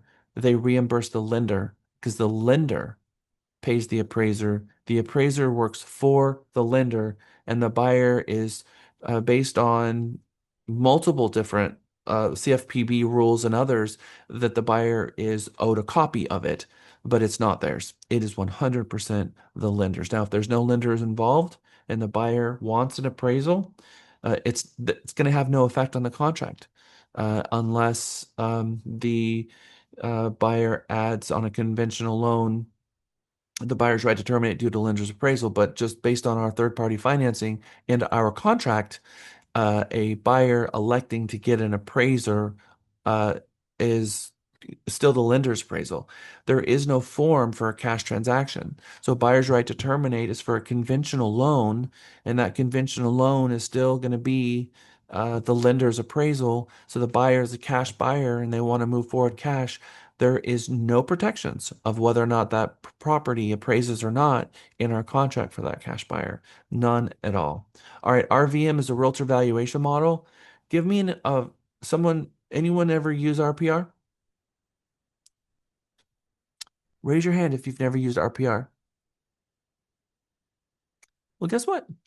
Part Omega is going to make you use it. And once you use it once, you're never going to want to have a transaction where you don't use it again. It is a really, really wonderful tool. Guess who likes RPRs more than anybody else? Hint, it starts with the letter B. Brokers. Blues, your blues, because it contains so much data. Brokers also like it, Raul, but really it's the blues out there because it has all these graphs and heat maps and what's going on in in this zip code, what's going on in this county, what's going on in the state, and just filled with demographic data.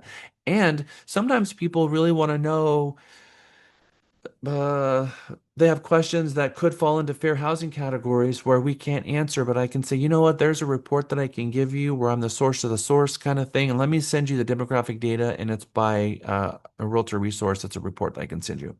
Whenever I set an appointment and I go meet a client at a property, and my goal is to go out and convert them. And so I've set the appointment. I bring an RPR report for that property. I don't know if they're going to be a blue or not, but I know that there's 25% chance. Let's just say that. So I'm going to hand them the report and say, this is a very detailed report on this property. If you're looking at any other properties you're interested in, I can provide this report to you on any of those properties. Sometimes I'll email it to them on the way so they can have a digital copy because these reports are going to be 40, 50 pages long. And if you're like Lisa and you had to run to the Kinko's and get a copy, it's $1 a page, and that's not fun. So you can certainly send them the link. Okay, so RVM comes from RPR. It's the realtor valuation model, and what makes it unique is that it comes from MLS data. And so if a property is ever sold in the MLS before, it'll have an RVM number and a confidence based on number of stars. So if the property is sold in the MLS before, it's probably going to have a 5-star RVM model. And it means that they've taken the MLS data and that sold price on that date, and they've extrapolated how the market has changed over time. And they use that sold price at that date and time and all the rich data from the MLS, and they've extrapolated that and used that to help support today's value, which is very helpful. But if the property has never been in the MLS before, that property is still going to be an RPR because RPR has all the tax records across the entire nation, and it has other data from consumers as well. But if the property's never sold in the MLS before, then likely it's got limited data, especially if that property is more than about 15 years old. The property tax data, they collected less information 20 years ago, and so sometimes there's a lot of pieces of information missing from the tax roll, and the RVM value is not going to be an RVM value at all. It's going to be an AVM map because it's not going to kick in and give you an RVM map number. It's going to give you a number, but it's auto valuation, not realtor valuation, because it didn't have any data from an MLS. So regardless, suffice it to say, when you print out that RPR report, you go to page 2 and you're going to look at the RVM, realtor valuation model, or the AVM that's there, and you're going to look at how many stars confidence, and it's going to give you a range and it's going to pinpoint a number. Now, there's a separate class and a separate video that I'm going to show you in another class that's going to help you use RPR's tools to do a CMA and to refine the value based on using their system and knowing how to use it. So we'll just leave it at that. We'll get into that later. And then, of course, this estimate. Where does this estimate come from? Sharon? Zillow. It comes from Zillow. It comes from our friends Zillow. So Zillow has a page on their website which shows them their delta of inaccuracy range in every metro across the United States. So you can pick Austin and you can go to that page, and I've got a link to it, which we're going to show you before we get through today's class. And you're going to see that they say, oh, well, the Austin market, we're somewhere between 10 and 15% inaccurate, in some markets even more. So I will show you how to find that page on their website. It's easy to find. I'm going to share the link with you so that you can actually keep track of that as well. Cheryl, did you have your hand up? I saw your hand pop up for a second. No? Okay, no problem. All right. So we are defending against these things. The possible appraisal, possible assessment, an AVM, a BPO, a desk review, an RVM, a Zestimate. We're going to be defending against it. So we are, as a group, we are going to give you all of the ammunition that you need to be able to defend your number so that when you walk away from that table, the seller is as confident as you are. Now, I say that I just chosen my words very carefully because if you're not confident, you're not going to instill the confidence. And so I need to give you an ironclad way for you to walk away with your CMA where you feel very confident in it. And if I'm not going to stop doing my CMA until I feel confident. And once I feel confident, then I'm going to go out and I'm going to be confident at the kitchen table. And I need you to be confident in your number, which means I'm going to give you a way to check your work. How many of you liked math in high school or college? Okay. So do you check your work? Part of the great thing about math is that you know that you can check your work. And if you check your work and you get a different answer, are you done? No. What are you going to do? You're going to keep checking your work until you get the same answer, until you're confident in it. And you're going to take that same approach with the CMA. I'm going to show you how to do a CMA, and then I'm going to show you how to check your work, which is different.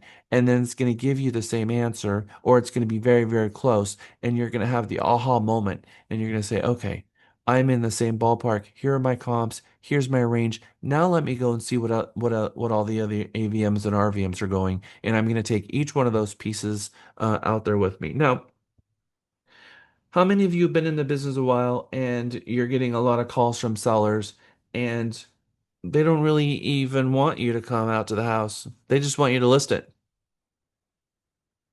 Happens to me all the time. So I like going out to the kitchen table and sitting at their kitchen table. I'm going to teach you where I like to sit, how I like to have the conversation, where it's going to be easier to be able to see both of the sides of them on the other side of the table, so that if I'm sitting at the end of the table, which is where I don't like to be, I've got one client to my right and one client to my left. And as I'm trying to have a conversation with them, I'm going like this, and I'm trying to get things signed, and I'm going like this. I don't want that. I want one to sit at the head of the table, one to sit at the other side of the table, so that they're sitting across from me. And you learn this in mediation training, by the way, where you want to sit. So they're both looking at me and I can have the same conversation with both of them at the same time. I'm going to show you that when I'm sitting at that kitchen table, I want them to feel as comfortable in their home. I want to make them feel comfortable, and I want them to feel confident. But I don't always get that opportunity. In fact, probably like the last 5 listings, I didn't get to go out to the kitchen table. So what do? I film a video. I film a YouTube video, actually, and I share my screen. I go through the entire conversation that I would. Hey, Mr. and Mrs. Smith, or my clients who I'm listing this week. Then I walk them through the entire thing as screen share. I take them through the MLS. I show them how I did my CMA. I show them what number, and then I do my grid sheet view, and then I do my graph, and then I already have all the tabs open for that property and all the AVMs. I take them through all the tabs. I take that video, I upload it to YouTube. I click off the box that says you have to have the link in order to see it, and then I send the link to them and say, here it is. And then they spend, and it's usually about 15, 20 minutes long, and I walk them through the whole thing. I highly recommend you do that so that you're able to share with them the entire thing. I've also had it where I had an out-of-state seller and they wanted to do it with me over the phone. So I got on Zoom, shared my screen, and we did the whole thing, and I walked them through it, and I did it live. And they really like to be present. I like to actually click the buttons in the MLS as I'm doing a video and show them the comps and explain it, and they can see it. They can kind of see a little bit a lifting of the hood a little bit, so they can see what's going on behind the engine and watching it. It makes them feel like they're part of the process, and now it's our number instead of mine, and they feel a lot more confident in it too, as well. So when determining the most appropriate price to recommend to a seller, the following resources need to be taken into consideration. We're going to bring all of this out there with us. Appraisal. Mr. and Mrs. Seller, do you have an appraisal from when you bought the property? I'm going to ask you why when we get back from break, why I ask them that. My CMA graph, what I call the trend model, my actual CMA, a copy of the RPR. I bring the assessment with me, and then Zestimate. And it's actually expanded now, so I'm even going to change my slide because it's not just the Zestimate. It's the homes.com, it's the realtor.com, and it's the Zestimate. I bring all three of those because homes.com has become a major player, and realtor.com, their Zestimate or their AVM is getting pretty popular as well. So I bring all three of those with me, not just the Zestimate anymore. So this is what I'm going to show you how to pull each one of these, and this is going to be a different stack of paper or a different tab on your browser, depending on how you're sharing this information with your client. And this is what we're going to put together 3 times together before the day is done so that you can see every step of the way. Okay, it is 11:01. We're going to take our next break. We'll come back at 11:12. Welcome back. Who'd have thought that we'd Jack here where we need Jack here where we need. Welcome back. Welcome back. Welcome back. Welcome back. 11:14. Welcome back, everyone. All right, let's dig in here. We got a lot of stuff to go over today, and we never have enough time together. for the amount of information that we have to cover.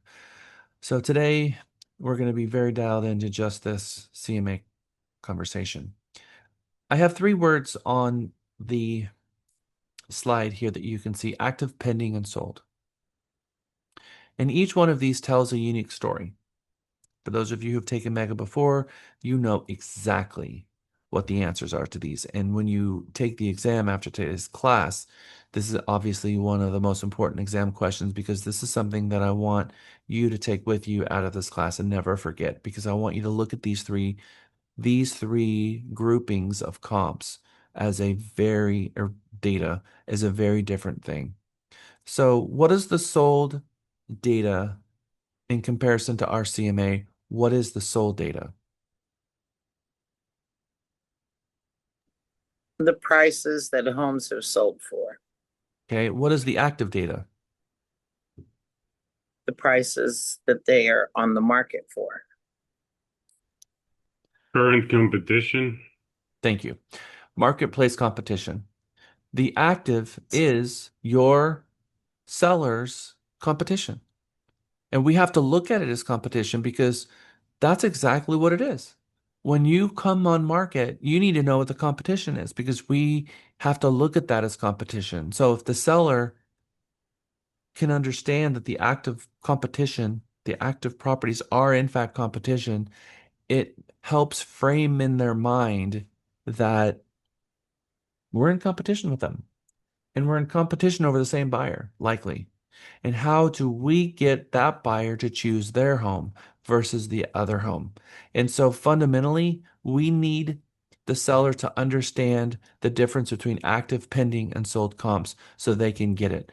So if the active is the competition for the seller, what is the pending? Mohammed.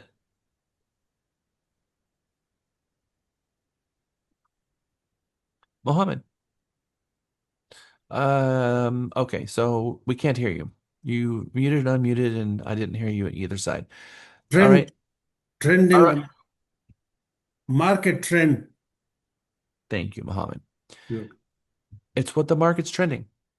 And what we mean by trending is it is the most up-to-date information that we could possibly have our fingers on if that listing agent is willing to share it with us. Because when a property hits the market, we can see the OLP, original list price.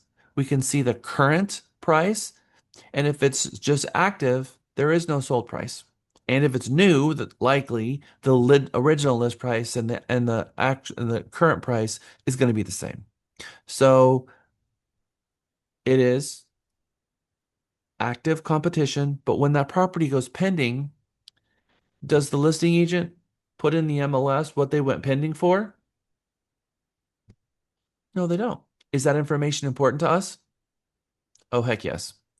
Oh, heck yes, is it important to us? In fact, it probably is the most important piece of information that we don't have at our fingertips. And I like to pick up the phone when I do my CMA and I have my pending properties in my grid. I like to call the listing agent.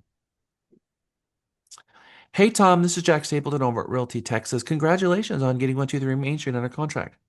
Yeah. Super awesome. Hey, I am listing a property in the same neighborhood, and I think that you're probably going to make it to the closing table and you'll end up being my best comp. Would you provide me the professional courtesy of kind of giving me some idea of where you are with price? What'd you guys get? Uh-huh. Got it. So you got full price? Awesome. Well, congratulations. Well, that's very helpful. That's going to really help me understand where we should come on market. Awesome. Well, if there's anything I can ever do to help you, feel free to call. Thanks again. And by the way, congratulations again. All right, bye. That's it. And almost always they tell me, oh yeah, we got over list price by 10,000, or no, we got beat up. We're paid closing costs and we came in. What was that number? Let me go through my paperwork. And they tell me all the stuff. They usually just tell me. And sometimes they're like, oh, I don't know if I can tell them. Is that confidential? I don't know. And then I'll just say, well, you don't have to give me the number, but if you just kind of give me, kind of where you are. Did you meet value? They'll always tell me, yeah, we got value. Okay, cool. Good. So you met your list price? Yeah, got it. Excellent. Excellent. Thank you. I need that piece of information. And then when I'm sitting with my seller, Mr. and Mrs. Seller, So I called these 3 pending properties and I spoke to the listing agents, and this is what I learned from them. And that's rare that anyone has done that. If I am up against somebody else, that seller is not going to get that information from them because they don't do what I do. They just don't even think to do it. And so the seller's like, this other agent called them, this one didn't. They judge the other agent for not calling. They do. And I got a piece of information because why is the currently trending number so important? Lior. On that same tone, do you take your potential sellers ahead of time, maybe to see a property that's similar, or do you go yourself to evaluate the property? Yep. And so I'm going to take you through that when I get into I guess it's Wednesday's class next week, where when I actually sit with my seller, we're going to walk you through every single step of that. And yes, I do offer it, especially if they're really anchored on an issue, anchored on a number from some other property. I will definitely go out and show them the competition if they're really struggling with it. And in all those dots on the map that I showed you, there's probably only been 3 times that I've had to do that.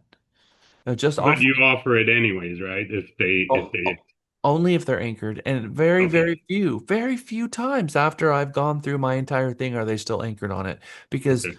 I need to find out why they're anchored on it. And usually when I find out, they're like, well, this 123 Main Street property sold for like $50,000 more. So I don't understand why you're coming through it. And that property's not even on my grid. So then they're thinking, well, I have a piece of information on a property that sold that you don't even have. So I don't even know why I'm paying you or would want to hire you in the first place.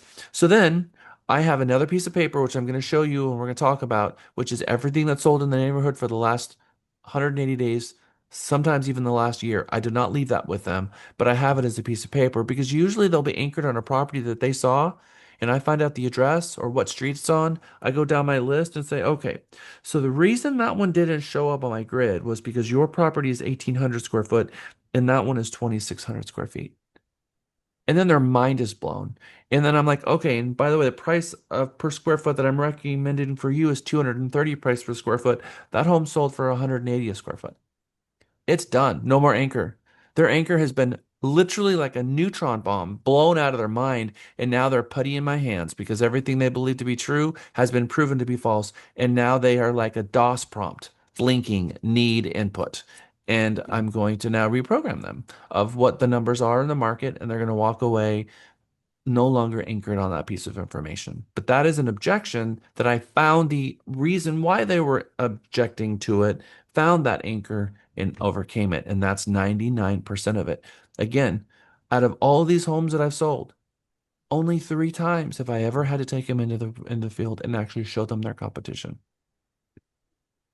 Okay, so that didn't answer my question though. Why is the pending so much more important than the active?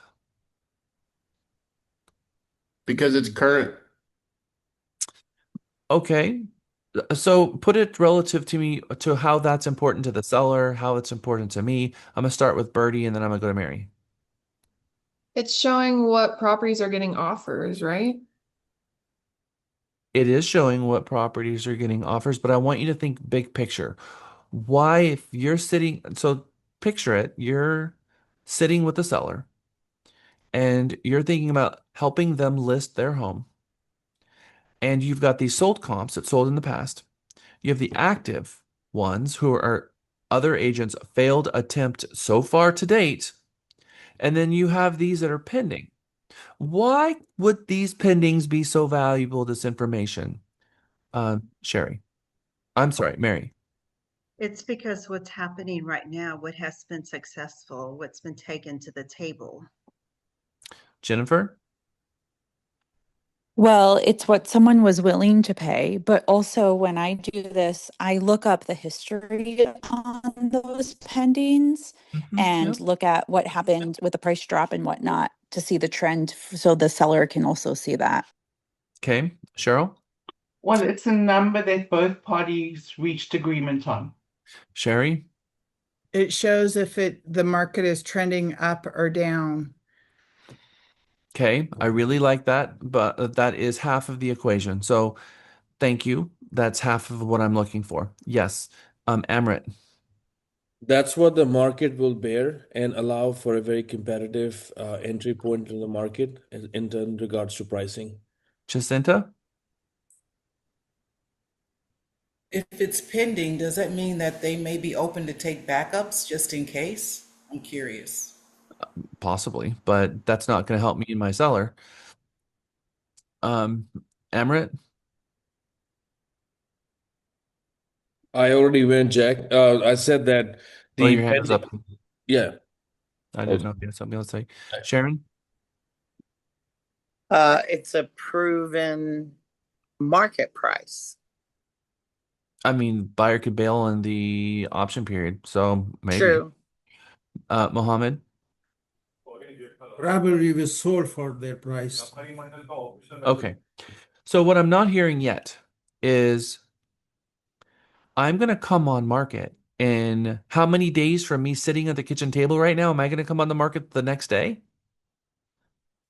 That's impossible, right? Because I need to get the home properly prepared. We have to get photos. I have a lot to do between me sitting at the table. So think about this for a moment. Do you think it's possible that other homes are going to come on market between the time I'm sitting at the kitchen table and when I actually go live? Yes. Yes, it's very possible. In fact, likely that somebody is about to go live and you don't even know who they are. So you might have driven through the neighborhood and saw coming soon. And be like, okay, I'm calling them for sure because I want to know what they're coming on market for. Because they're going to be competition that I need to take into consideration. But they may not have a coming soon sign in the yard. And so then they come on market and now I've got my listing agreement signed. I have all my ducks in a row. We have the home properly prepared. I have my photos taken. I start my coming soon. And as I'm doing my MLS entry, I find, uh-oh, an hour ago, a property was just listed, and that can completely change our entire plan because now this one might have offered the consumer more than us, and this likely is going to take the next buyer. And I'm like, dang it, they just underpriced us. Now I'm going to call that listing agent, have a conversation, et cetera, et cetera. The real reason in my mind that the pending is so important is because they're going to get marked sold, and none of you said that and they're going to be my comp. And that is what the buyer's appraisal is going to look at their appraisal. And that's going to really dictate to me whether or not we're going to be able to appraise. And our market is very volatile, up and down and up and down over time. So I really look at the pendings and I take a lot of my decision-making power into consideration when I find out what those pendings are because they're going to be marked, they're likely that they will close. There's a 95% chance that they're going to close. 5% of transactions fall apart. So there's a 95% chance that they're going to get to the closing table and be a sold comp for the time that I come on market, I do my listing, I do my coming soon, and then I'm on the market for 3 days, 5 days. I negotiate an offer for 2 days, and then I go pending.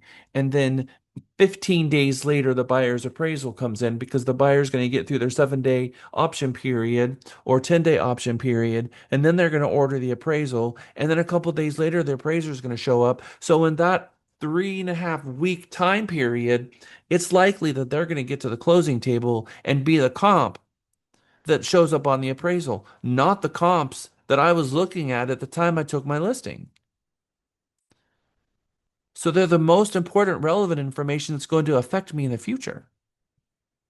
That's what I want you to take when you're looking at those pendings. And after you've been doing it for as long as I have, and you have worked these transactions and you've got to the appraisal, and like, wait, why does this property not meet value? I don't understand. My CMA was ironclad. And then you say, can I have a copy of the appraisal? What are these two comps? This doesn't even make sense. Oh, I didn't have that piece of information. I didn't know what they were under contract for. Good grief, this is bad news.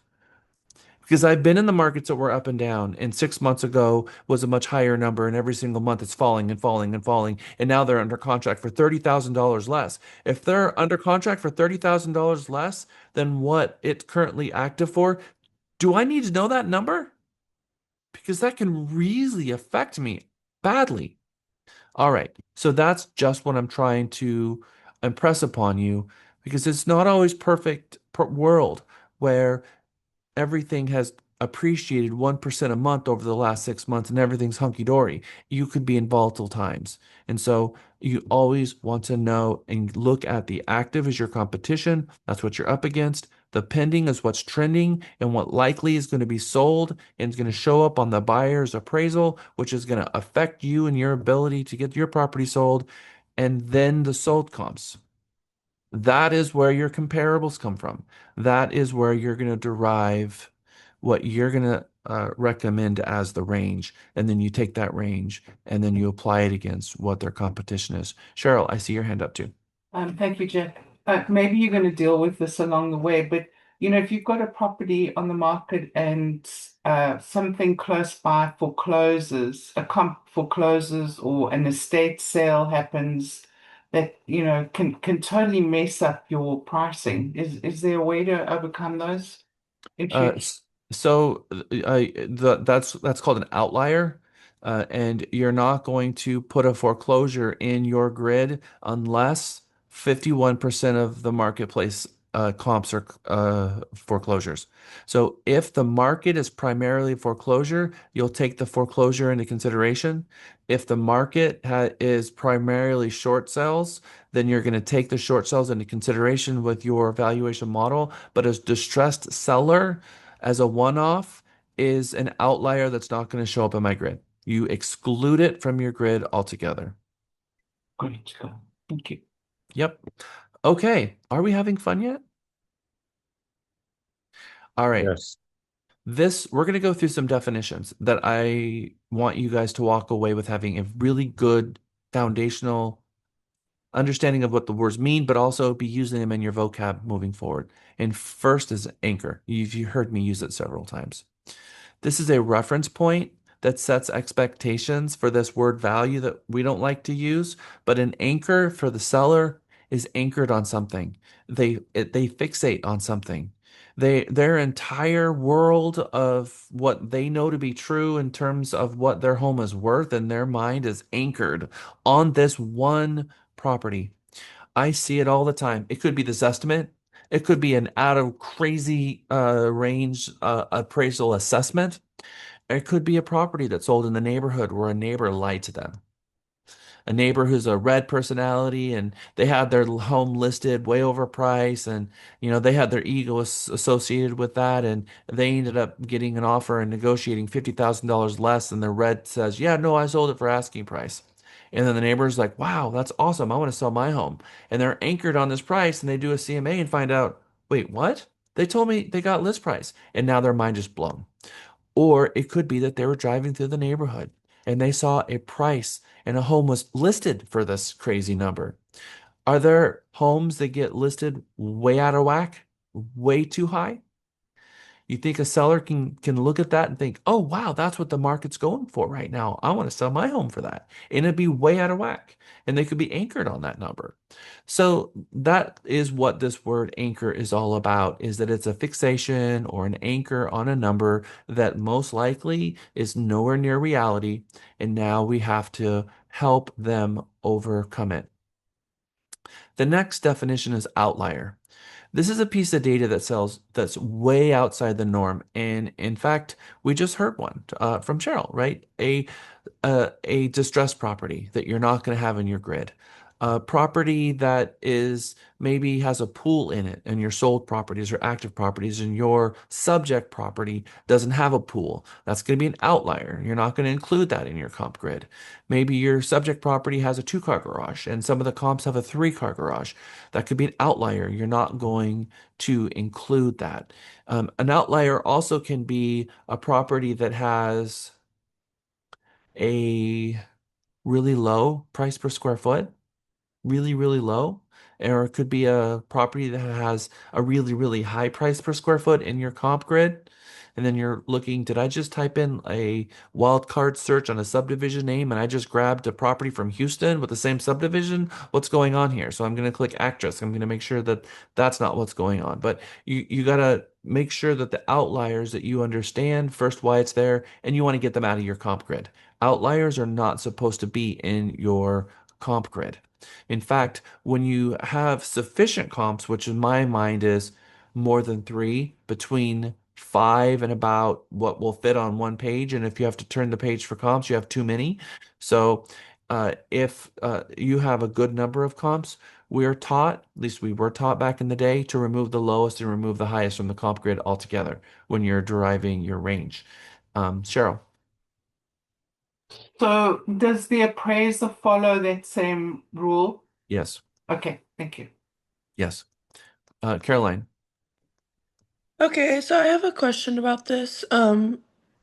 Because I have a potential client later on. He's wanting to sell his house or whatever, and he's asked me before, like, hey, can you run like some comps on my house, long story short, and he's like, I just want to know what the value the market's saying is right now, but his house has never been sold before, so I don't have it in our MLS. But he was like, yeah, I was like, I can run some comps in your neighborhood and things like that. And he was like, yeah, but my house has all these improvements. Like all these houses around me don't have near the stuff I've added. I have all the like all this pool and I'm in the cul-de-sac, have like a corner lot, like all kinds of stuff. So he is like pushing that all his improvements will like give him a higher list price. So when you're saying to exclude them from the CMA, how do I then make sure, I guess, his value is seen when you're coming up with a list price? Because wouldn't it still be a little bit more than the comparables in the neighborhood with those improvements? Or how's Yeah. that? Okay. So when you have a property that's too overly improved, I would have an appraiser come out and say, look, you've over improved the property for the neighborhood. And now you have a situation of you're at what we call the between 60 and 80 percentile, which means that every single one of the improvements that you made has a retail value of between maybe 30 and 60%, maybe a little bit more, but depending on how important that is to a buyer. You know, if you've installed an outdoor kitchen and you spent $75,000 on it, it's likely going to bring $10,000 or less, which means that the improvements you made were for quality of life and you're not going to get the value on it because you improved the property greater than what a buyer is willing to pay for that same improvement. So although it added a quality of life, it's not a dollar for dollar uh, equation to bring us what we should or what you will expect to a buyer to pay for the property. And so now we have to figure out the sum of all your parts here and get an appraiser to take a look at this so that when I have an agent who's going to be arguing with me about what the value of your pool is and your outdoor kitchen and the granite countertops and the level 5 hardwood floor that you would put in your home, which was $60,000, which you could get very similar hardwood floor at level 2 on sale for, $399 a square foot.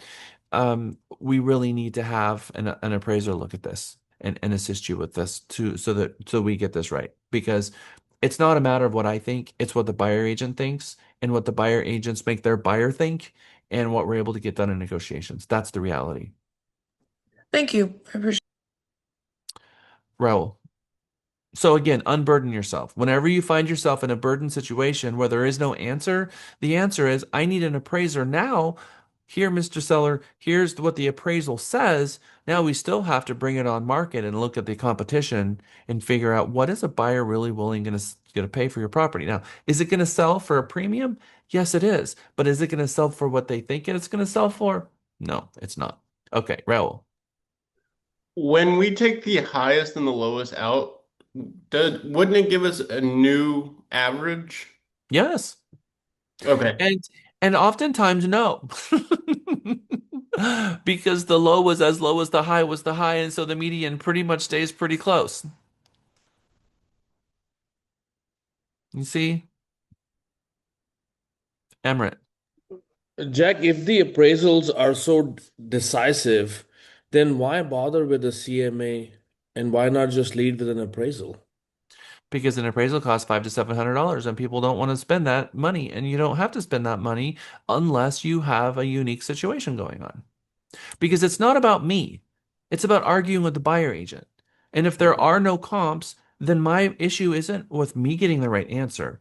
It's me arguing with the buyer agent who already set the expectation with their client, and their client believes the buyer agent. And now I got a problem because now not only do I have to overcome the mind of the buyer agent, but the buyer themselves because they don't believe it.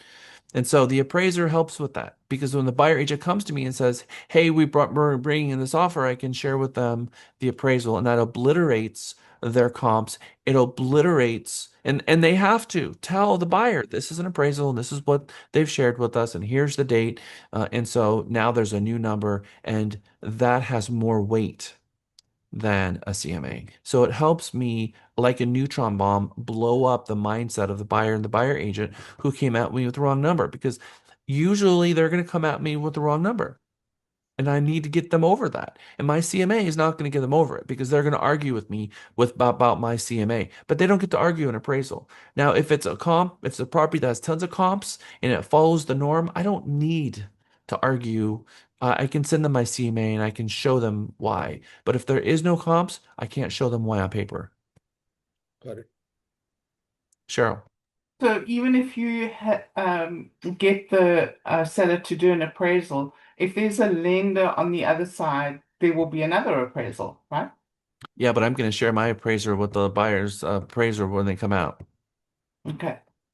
But it's true, but my seller doesn't pay for that buyer's appraisal, so it doesn't affect them any. But there will be an appraisal done because it's the lender's appraisal. So this was a seller appraisal. And now, of course, when I go meet the appraiser as the listing agent, have that conversation, and we're going to talk about the conversation and the authorization that you need before you go and meet the appraisal. We're going to talk about that later. Mary, we have a lot of questions. My So goodness. just to clarify, improvements are just mostly for the seller who is living on improvements for their quality of life. It's not necessarily increasing the value of the house. It's just their quality of life for the time being. But the buyer's side, they're not necessarily going to feel the same. I just wanted to clarify. So I'm going to say that you've taken it too far. Because you said it doesn't improve the value. What I'm saying is it doesn't improve the value based on the seller pulling out the receipt and saying this is how much it cost to install it. And so it's going to be a 30 to 50% or less increase in value. If I install a pool and the pool costs $100,000 and I'm the first person in the neighborhood to have a pool and my property is worth $300,000 and the pool costs $100,000, I don't get to sell that home for $400,000 because the buyers in that neighborhood are already buying and stretching their budget to the fullest, and they still need a 3-bedroom home that's 1,800 square feet. And a $400,000 buyer that's looking at a different property, they're not going to squeeze themselves into a small home because it has a pool. And they're not going to live in that neighborhood just because it has a pool. And so you're still pretty much looking at the same buyer pool. And there's just as many people who do not want a pool. They're afraid about their kids. They're afraid about the cost. They don't want to have a pool boy. They don't want to have to pay for the water and the maintenance and a couple of $100. They can't afford to support the pool because they're already stretching their budget all the way. And so now you have a buyer pool that's contracted because of the cost to have the pool and pushing their budget because you're already increasing the property's price. And with whatever market you're in, buyers are always buying what they can afford, max usually. So now you got a problem. You have a $100,000 asset that's on that property, and that home is never going to sell for that $100,000 more. It's never going to sell for 400. And buyers are going to probably, maybe they do want it and they do come in, and now they're going to try to stretch their budget as much as possible. And what's that going to be? An appraiser is going to look at it and say, I'm going to give you 30% value. We're going to give you $30,000. Now this property is worth $330,000, and all the other homes are selling for $300,000. How many buyers are going to pay $30,000 extra for that pool? How many really? And so now an analysis to figure out what their payment is, and they're already stretched, and they're like, yeah, it's a pipe dream. We're just not going to be able to do it. And so what you end up with is a reduced buyer pool. And when you have a reduced buyer pool, the property is going to sit there because no one can afford it. That's the reality. It's not that the home is, you know, not worth 400,000 because the value the when the it's that you can't have a buyer's not going to be able to afford it. And so now you that pool, the installation cost of that pool, you're never going to get the full value out of it. So yes, it was a quality of life installing. So for you to say it doesn't increase the value, that's false. It does. But it doesn't increase the value based on the cost. So the seller is going to lose money by installing that pool. Are we good with that? Yes, thank you. Okay, excellent. All right, so we're still in definitions. And the definition we're on is outlier. So sometimes you got these outliers hanging out there and you don't want to include outliers in your CMA grid. The next one is black swan. Anybody know what black swan is? Renee? I saw you say yes. I The know rare what it is. occurrence. I've already got the certification, so I'm trying to let other people answer the questions. Yeah, okay. Lior. I know that black swan is a very rare occurrence in nature. So Yeah, so a black swan in negotiations or in CMA is a piece of information that is learned that changes everything that you knew about it. So it's a disruptor piece of information. A black swan is an unforeseen market event that falls outside normal pricing models and instantly disrupts buyers' behavior. In a CMA, black swan explains why historical data can suddenly lose predictive power. Examples include an interest rate spike, lending freezes, governmental intervention, sudden shifts in consumer confidence, a war in Iraq.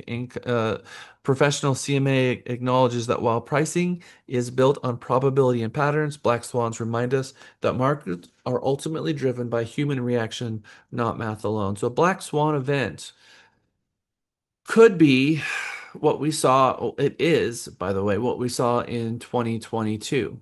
Do you remember what happened in 2022 and 2021? The interest rates went from 3 to 4 to 5 to 6 to 7, which means it doubled and then it went up by half again. That's never happened in the history of the nation. So when your interest rates go from 3.5 to 6.99, that is a black swan event. And you think that that's going to affect our pricing and our market? Did you know that for every 1% that the market goes up, it affects values by 10%? That is a really helpful little rule of thumb. So if it went up by 3%, that's a 30% difference in market value because when interest rates go up, it puts downward pressure on home values. And that is an example of a black swan event. The Twin Towers fell, it was a black swan event. When COVID happened, it was a black swan event. And a black swan event can happen either way. It can either blow the market up in terms of increasing values, or it could destroy the market and we can see the market go down very, very quickly. We saw it when some of the financial institutions went out. We saw it when the stock market went down and the stock market plunge, when people's 401k plans and retirement plans were obliterated. So that's what Black Swan event happens. And we have to understand what a Black Swan event is and see it happening in real time and know how to properly price a home in all of that hysteria. Adjustment. So this might make sense, but you might understand the word, but sometimes we don't understand where to apply it. And what I mean by that is sometimes agents get confused on what we're adjusting. So our subject property is fixed. And so our comps is what we adjust. We don't adjust our subject property. So we're going to increase or decrease the comp. So if our comp is missing a bedroom, then we're going to deduct value from it. If it has an extra value, then we're going to adjust it based on our subject. So we adjust the comps, we don't adjust our subject. And so we're trying to adjust our comps to figure out if we adjust those comps, what is the price of all these comps so that we can have our range. So the adjustment is applied to the comparables. And always in the CMA theory, refer to your property as the subject property, just like an appraiser is going to.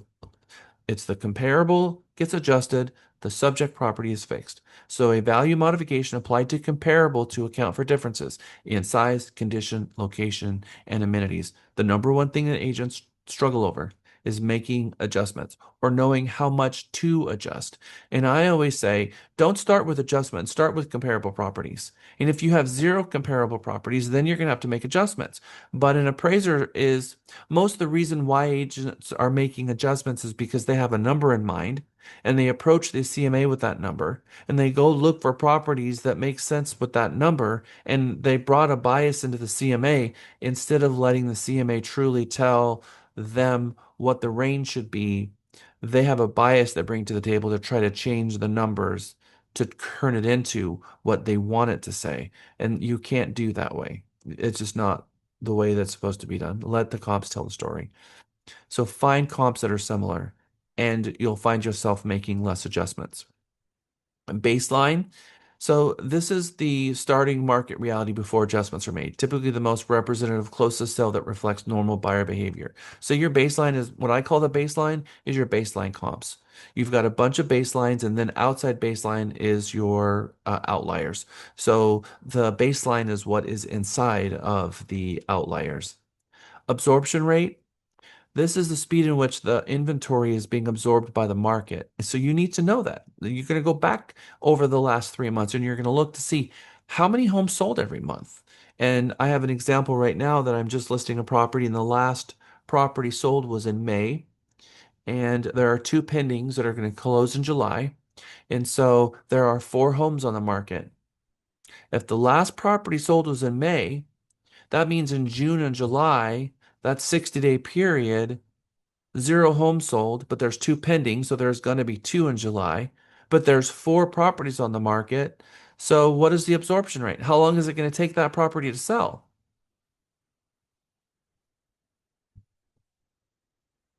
Anybody want to venture a guess here? Because you need to know this. Let me make it simpler. Last month, 3 homes sold.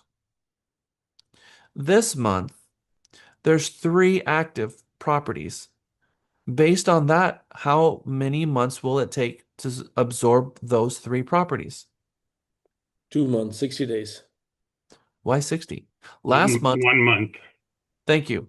If last month 3 homes sold, and right now there are 3 homes on the market, then over a 30-day period, the market is absorbing 3 homes. So if there's 3 homes in the market this month and 3 homes sold last month, it will take this month to absorb those 3 properties, unless we've had a black swan event or unless there's been some sort of change in the market, like an interest rate increase by 1%, which now is going to put downward pressure, which means buyers are going to sideline. They're going to be able to afford less homes, and now there's going to be some price reductions going on. But as long as the conditions this month are relatively similar to last month, which typically is the case, then the last month's activity and the month before it. So if you see last month and the month before and the month before that 3 to 4 homes have sold, and this month there's 3 to 4 homes on the market, and you're coming on market and there's already 4, and you're going to be the 5th, you're scratching your head thinking, okay, it's taken about 30 days, about a month to sell these homes. Now, if last month 3 homes sold and this month there's 6 homes on the market, what does that mean? You need to be defensive. Well, what is the absorption rate? 2 months. 2. Okay. So Mr. and Mrs. Seller, it looks like right now that there's about 2 months of inventory. So there's about 60 days of inventory in this market. So what is your goal? Well, we need to close in the first 30 days. Got it. So then what we need to do is position our property to be one of the first that attracts a buyer. Because if there's 6 months, that means that only 3 homes are going to sell this month. If there are 6 homes, only 3 homes are going to sell this month. Do you want to be one of those 3 homes? And then Jack, quick question. That goes back to ensuring that you have a properly executed CMA. Because if it's not going to fall within that criteria that you're saying. So, and and hopes too that the other homes that are on the market are priced accordingly as to what the market is selling them for. Well, regardless of that, but yeah, I'm gonna agree that some of those sellers might be 214 days on market, but what is their price per square foot and what is the property's condition? So we have to take all of those things in consideration, but we still are going to look at the absorption rate to determine how can we position ourselves to be the next one to sell. And it could be that this property is average condition on the market and the other three properties are average condition on market and now everyone's competing with each other. And if that's the case, then how do you become the next one to sell? Proper price, proper preparation, and coming on market at the right time. And even with all of that, you could come on market and three of them go pending, or you could come on market and three new ones pop up. And so all we can do is make the best decision that we can at the time that we're making it and move forward with a plan. We have to have a plan and create a plan for success up front. I like that, Sir Lewis. Appreciate it. Thank you. That makes sense. Yep. Okay, so in looking at MLS statuses, there is always a new MLS looking to have some fun with statuses. HAR created a new status this week, actually. Now, there is a RESO standards, real estate standards, where they have platinum, gold, and silver. Of course, nerding out in the MLS world, I know a lot about MLS and data. I helped build an MLS from scratch. So CTX MLS was kind of my invention and worked for multiple years to get that up and off the ground. And I spent 10 years serving on the Austin Board of Realtors MLS committee. So I have a lot of inside knowledge. I have been to Canada at CoreLogic conventions. I've been in Idaho for CoreLogic conventions. I've been outside the country numerous times for CMLS, Council of Multiple Listings Services. And I'm currently serving as an NAR MLS member, and I also serve on Texas Realtors MLS committee. So I've been serving for 15 years in MLS. The MLS statuses all sit on these, what you're seeing right now. Even some of these are MLS related statuses. Active, active contingent, pending and sold. Those are main statuses. The pending, taking backups, pending over 4 months. Some of those have even gone away. But your HAR just created expired back on market. So if your firm expired and came back on market, then it's back to MLS. You need to check off all the boxes, all of them. I want all the actives, I want all the pending, and I want the sold. Check them all off because you want all of these in your grid. And I always start with a more generous range. I start with more data because I want to see all the data and then I want to fine tune it back. I'm not going to start with this really heavy criteria where I've got this little small batch. I want to start with a wider range and then I'm going to pull it back. So you'll notice that here I'm picking all the active contingent, all the pendings, and I've gone back 250 days. How far back should you go back? What do you think? Far 3 enough months. to get the data that you need. Okay, how far back is an appraiser going to go? Let me ask you that. 90 days. I would A say year? 3 months. 6 months. He gets the last 6 months. Okay, an appraiser is going to go back no more than 6 months unless you have a changing market. If the market conditions have changed and the market conditions 6 months ago are not the same as today, then they're not gonna go back as far. And so if you have a changing market, they may only go back 30 days because they have to make a larger adjustment the further you go back. So you don't go back more than 180 days, but you're going to put a lot more weight on the properties that sold in the last 30, 60, 90 days than you are going to put on a property that sold 180 days ago. And so you can sometimes see that 6 months ago, the properties were selling for more than 90 days ago, and the properties that were selling in the last 30 days were more than that even. So you can see a market trend happening right in your CMA going back the last 180 days. So again, if the properties sold more 6 months ago than they are today, then obviously using that as part of your range, you're going to get the wrong answer. And so the very last thing you want to do is price high. So I like to start with 250 days, which is more than the 180 day 6 month range. But I do that on purpose. Sometimes it's 250, sometimes it's 200, but it'll always be more than 6 months. And I'm going to look at what's there because I want to see. And then I'm going to look at all those comps. I'm going to look at the properties, and then I'm going to start filing it down. And I'm going to get to a smaller range, but I start with more. We're going to answer the following. We're going to figure out what our CMA range should be, the CMA trend, the RPR's RVM. We're going to look at the assessment, and we're going to look at the assessment. Now, it is 11:57. I think this one is 5 minutes, so we're going to... If you're going to be a great... Okay, so we're going to watch the first, as you can see in the bottom right-hand corner, the first 2 minutes and 45 seconds of this, which means this video is going to take us to lunch.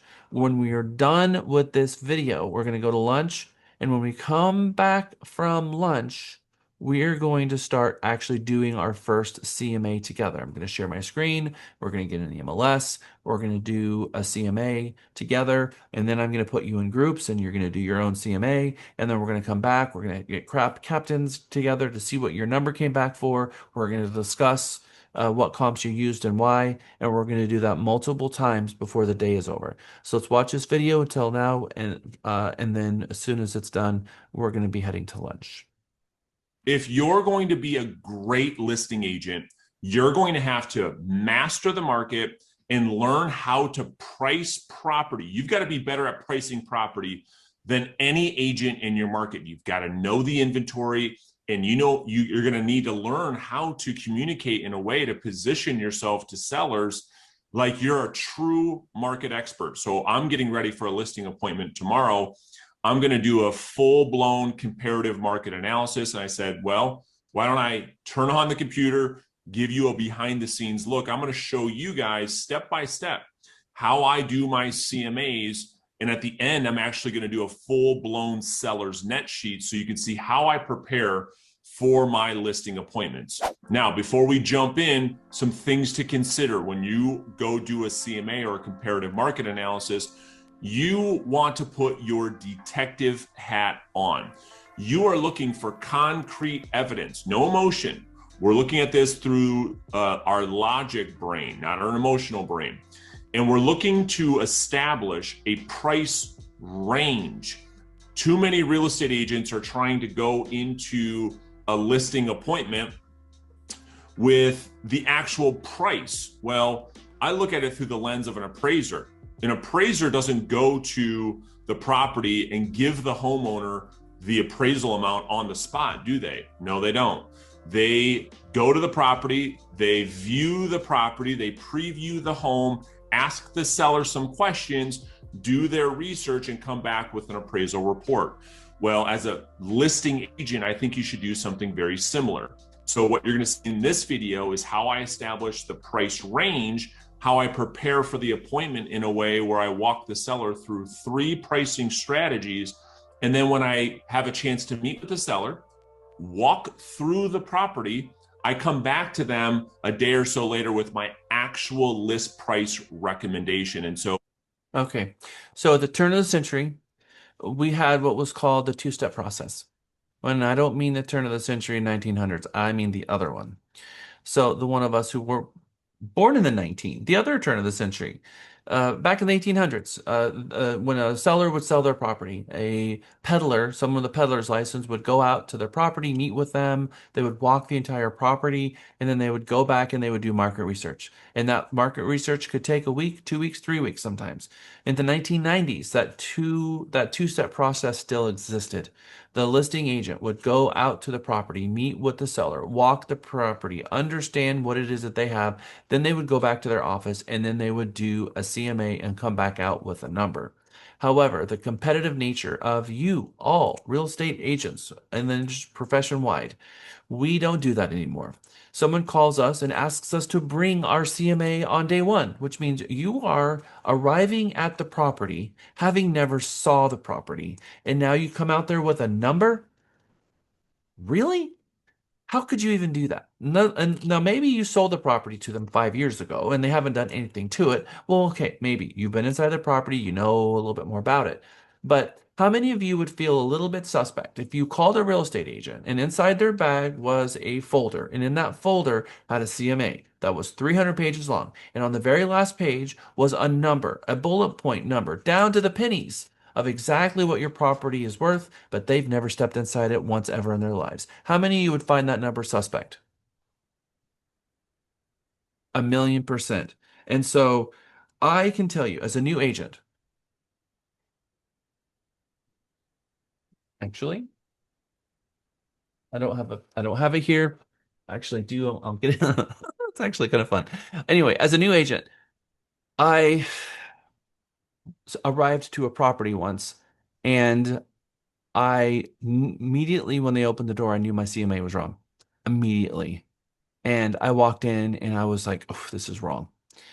I never wanted that to happen again. So the next time I did the CMA, I realized, okay, they could have improved the property. Because the seller said, yeah, we've installed these beautiful floors, and okay, they put in Pergo, Armstrong, free floating plastic floors. That does not increase the value. Sorry, does not. It actually default, because often carpet will have a higher value if it's new than Pergo. So they did not put $30,000 floors, and they had quarter round all over it, and some places didn't even have quarter round. And I'm just thinking, God, all right, so I way got this wrong. So now I'm afraid. So now I show up at the next listing that I'm doing, and I did two CMAs. One, if the property is less than average condition, and another one if the property is greater than average condition. I had two CMAs in my bag, and I would walk the property, and then once I walked it, then I knew I was going to grab the less or greater one based on what I saw. And then I realized about my 10th one that, you know what, I'm making this really complicated for myself. Why am I even doing this at all? Why am I not just bringing all my comps out there and walking the property and doing my field work at the kitchen table with them so that they can see the process? So then that's what I started doing. And so I realized I'm really overthinking this, especially when I became more confident. I felt like I had to have a number, and then if I didn't guess the number right before I got there, I was a bad agent. But it took experience and wisdom for me to figure that out. So at some point, I stopped making it difficult for myself, and I learned exactly what it was that they had, and I would do as much as I could to get all of the data together. And then I would go out to their kitchen table, and then we would go through the comps together, and we would look at the photos and which ones looked like their property and which one didn't, and we did it together at the kitchen table. Now they're part of the process. They worked with me as we were doing it. I came out there with a range, but we picked the number together while we were out there. And now it was not my number, it's our number, and they had a lot more support. And I would leave, and I still do, by the way, I leave my listing appointment, or I leave my listing agreement blank, and I have them handwrite the number in the listing agreement. And so once, they're set on the number and they tell me that number, I say, great. So then we jump into the listing agreement, and they handwrite that number in, not me. And so it's not my number. They handwrote it. They put it there themselves, so don't come back and yell at me later because you're not happy. And I have the hand write that number in on the listing appointment. So just remember for a moment, we've never been inside. Don't try to overthink this. Don't try to show up with a number written down, never being inside the home, because that's not what we're doing. We're doing something a little bit different. All right, so when we get back from lunch, we're actually going to do it together. We're going to do a CMA live, real time together. This is where the fun begins. All right, it's 12:05. We're going to come back from lunch at 1:05. I'll see you back in 1 hour. And the next half of this class is going to be in the CMA doing it together. See you back in an hour. Welcome back. Welcome back. Welcome back. We are coming back to break at the perfect time to hear from Lisa Ormsby about where we are with our points. Lisa, let me go back to my list here where I'm 860. Let me make it official. Write down my slide number so I don't forget. Hey, coming out of our class 4, we had Raul in 8,325 points, Amrit in 4th place with 9,325, Renee in 3rd place with 9,475, Jeanette in 2nd place with 9,575 points, and in 1st place, coming out of 4th class, holding her title for 3 weeks in a row, Birdie with 13,475 points, 3,000 points between 1st and 2nd. Lisa, do we have an upset? Well, the numbers went up. So in 5th place with 9,075 points is Raul. And in 4th place with 10,600 points is Amrit.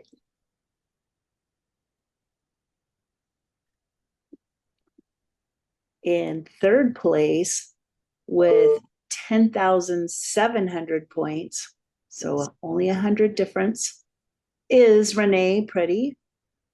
Okay, let's go back to 5th place because my speaker was not working and I heard nothing and I was completely broken. But now I'm all right. In 5th place is who? I'm surprised you can't read my lips by now. I was looking at all my screen trying to figure out what was going on. Yeah, 5th place Raul with 9,075 points. Good job, Raul. That's all right. Why you were saying nothing. You usually do. 4th place? 4th place, Amrit with 10,600 points. Right, Amrit. So that's good. All right, 4th place is the 10,000 point barrier, Raul. You got a couple points to go. I love it. And then in 3rd place with 100 points more, 10,700 is Renee Pretty. Good job, Renee. You kept your 3rd place spot. In 2nd place with only 75 points more than Renee is at 10,775 is Jeanette Ibarra. Also keeping her 2nd place. Good job, Jeanette. And so now in 1st place with 14,725 points at the halfway mark, which is crazy, is Birdie. Good job, Birdie. All right. She just turned in another rep too, by the way, just so you know. We will be watching those rep agreements. We will be watching them. We will be watching them. All right, Birdie, $25 gift card for being in 5th class 4 weeks in a row, commanding the top stop. So far, Birdie's made $100 in Mega. Lior's also won a couple gift cards. Lior, many of you have. Raise your hand if you have earned a gift card in Mega. Lior and Jeanette, Birdie, Sherry. All right. Who would have thought that in Mega we would be handing out so much money? Fun stuff. Thank you, Lisa, for all your hard work in tabulating all the points. Please, please, please, if you have points that you know about, get them over to Lisa this weekend so that Monday, when it rolls around, we will have an up to the minute point total for all of you. All right, CMA. This is a multidisciplinary approach, helping a seller price their home effectively, combining some science, data analysis, blue magic, engineering, strategic planning, and problem solving. Sometimes we see the reds and the blues in engineering, art, yellow and green, visual appeal and creativity, and some storytelling. Definitely the yellows. Crafting a compelling narrative for buyers. We need to explain to the seller what the buyer journey is going to be. Probably one of the most important stories to tell the seller. Not that their listing is going to go stale, because that doesn't help them. That is something that they might not even believe.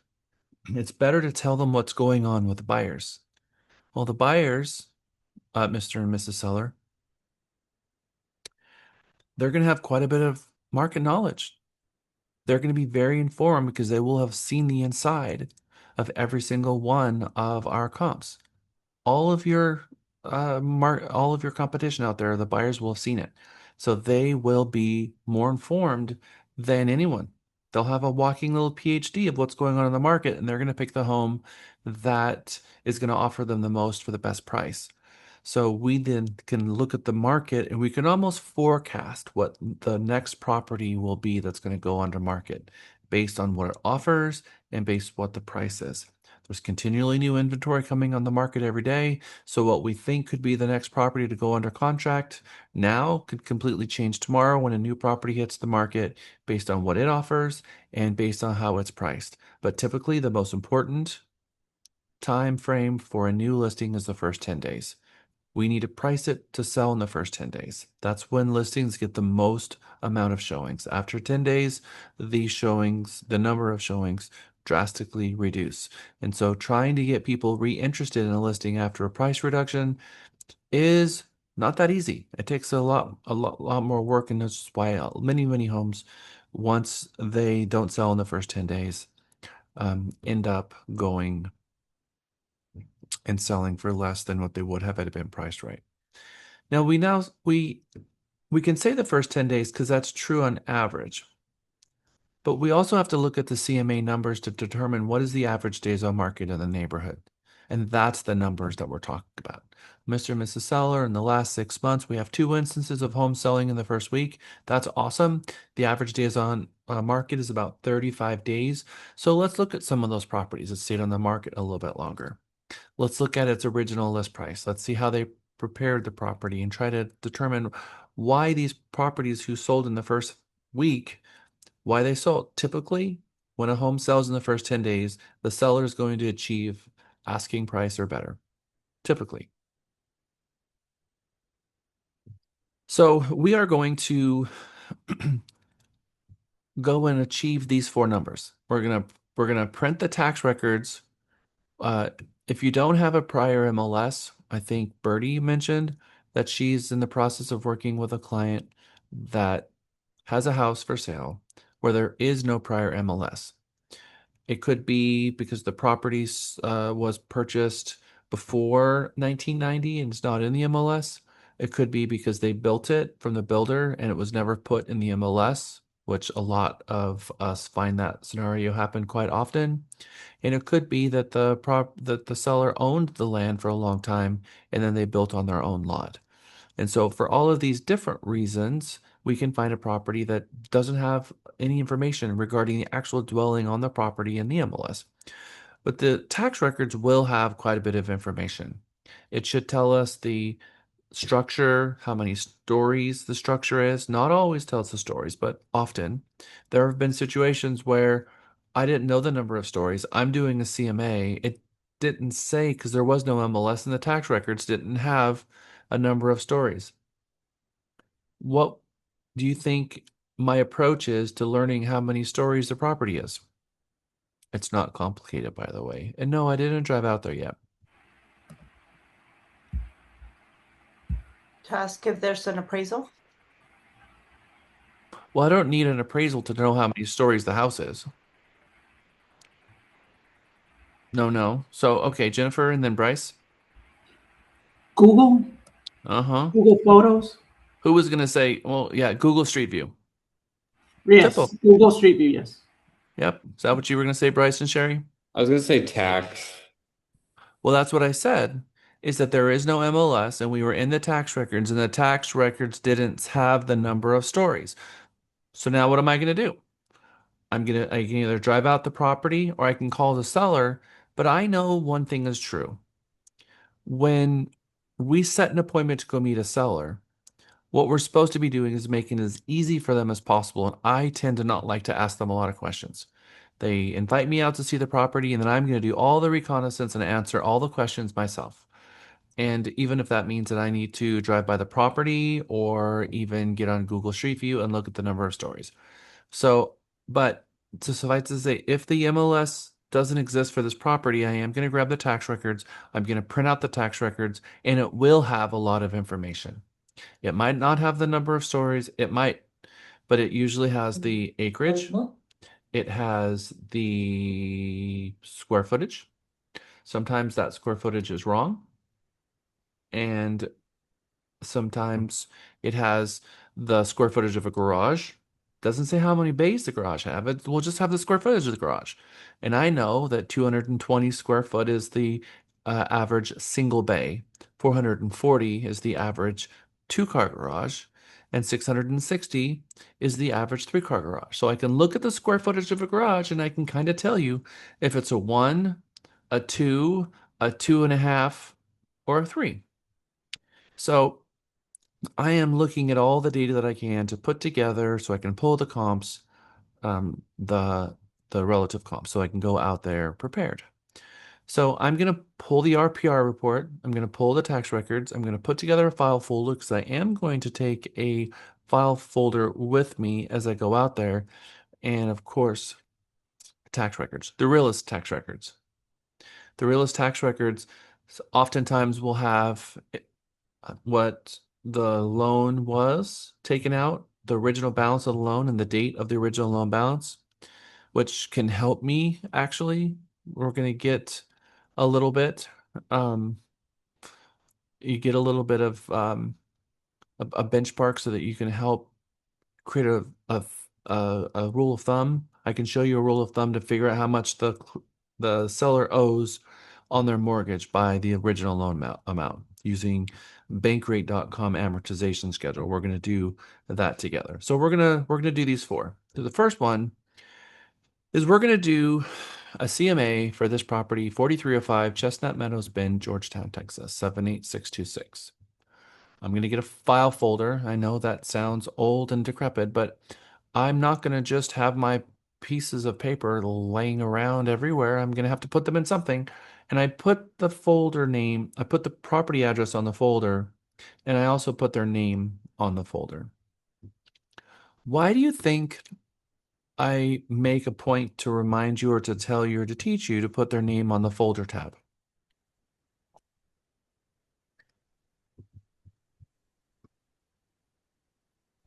So you stay organized? Sherry? Everyone's name is their favorite word. Uh-huh. It is. That's true. That's true. All right, so let me share with you my reason. Sherry, did you put your hand up again? And then Renee? Renee, go ahead. I was going to say it's because after a while, you might forget who bought that property and it's sitting in your file cabinet. But if you put their name and then the property address, it triggers your memory a little bit better. Well, memory is the reason, but time is not. So yes, it's to remind me, and this is the thing that's happened to me many times before. Clients are referred to me, I'm doing the CMA, and I'm walking up to their front door. And as I get to their front door, I am so hyper focused on, let me look at the condition of the lawn. That tree needs to be trimmed. The shrubs are too tall. We're going to have the windows washed. Power wash needs the driveway needs to be power washed. What's that dent doing in the garage door? We're going to have that fixed. Corkscrew light bulbs and the fixtures. Are you kidding me? That's going to have to get fixed immediately. I'll look up at the shingles as I'm walking past the garage. Yeah, there's some wear up there. We're going to have the adjuster come look at it. I get to their front door, and guess what? I don't remember their name. I can't remember it for the life of me. And so I'm like, shoot. And I'm trying to remember their name because when I look them in the face, hi, Tom, Jack, nice to meet you. Because I want to say their name and their driveway as soon as they open the door. So for those of you that said that's their favorite name, Sherry, yes. And for Renee, yes. For my memory. And so having it, what I don't want to do is be walking up to their door and then have to open my file and go to the listing agreement and look for paragraph 1 really quick and find their name, because I've had to do that too many times. So now it's on my folder so that I don't have to ever worry about that. Because even if I try to remember it 3 times, it's a very good chance that I'm going to forget. All right. So that is why. And I also have the address on my folder because usually all of you are asking me a million questions. My staff is asking me a million questions. I'm trying to leave the office, but I can't because World War III has just happened. And now I'm running out of the office like my hair's on fire because I'm going to go meet one of my old clients and I jump in the car and I can't remember the address. And now I'm ripping my paperwork apart trying to find the address on my listing agreement. So now I have their name and their address on the folder tab, so I don't have to open it. I have all the information I need for when I get in my car. That's why. So do yourself a favor. You don't ever have to fall into the situations that I felt. All right. So, and by the way, the answer was written right here on the slide. It wasn't even hidden from you. When I'm walking up to the front door, I have their name at my fingertips. All right. So when we do the CMA, and we're going to do this together right now, I always like for area to start with the subdivision. I start with the name of the subdivision with wildcards, and when there's spaces, I use wildcards. I'm going to explain what that means using matrix. Austin, thankfully, Netris uses matrix. Thankfully, HAR uses Netrix. CTX uses matrix, and Austin Board of Realtors uses matrix. Of course, San Antonio is kind of off on their own little thing and they're using Dyna connections. It's a little bit different, but we're going to be training in this platform that 90% of agents are using, which is matrix. And by the way, this is not a learn how to use the MLS class. The compulsories of what we're teaching right now is applied to all the MLSs. So we're learning how to do a CMA, not how to use the system. But you're going to see both as I'm obviously sharing my screen and getting through the actress and opening it up and doing the CMA. I like to start first with the subdivision. And if I have too much data, then I look at the map and see is there any huge natural divides, a freeway, a county road, something like that that's cutting off this, and I might be trying to stay on one side or the other. Or I might look for an elementary school. Elementary school is a really good way, especially if you're in a master plan community, to grab an elementary school and then zero in on the comps that are really relevant because oftentimes people are buying for schools and the elementary school is often a big reason that people buy in a subdivision. So I might use that. Now, if I get to the subdivision first and I don't have enough information, I'm not happy because I already know this is going to be difficult because I have to go out a mile. And when I go out a mile, I could be crossing over from one city to the next. I could be crossing over from one school district to the next. I could be going from into new construction or different product styles, different lot sizes. And likely now I'm going to have to really be careful in my approach to get the right comps because I'm looking for properties that are similar in age, similar in style, and similar in location. So now we're going to have to, really, really pay close attention to the year, to the age, to the lot size, and stuff like that. But again, 90% of the time, you're dealing with a master plan community. If you're dealing with farm and ranch, then you can go out much, much further than a mile. And if you're in a really urban city like downtown Austin, you're doing condos, you're likely going to stay in the same building. And so if you're in an urban area, you're looking at blocks or neighborhoods. Certainly going out a mile in a downtown area is not going to work. You're going to be in a much, much smaller area.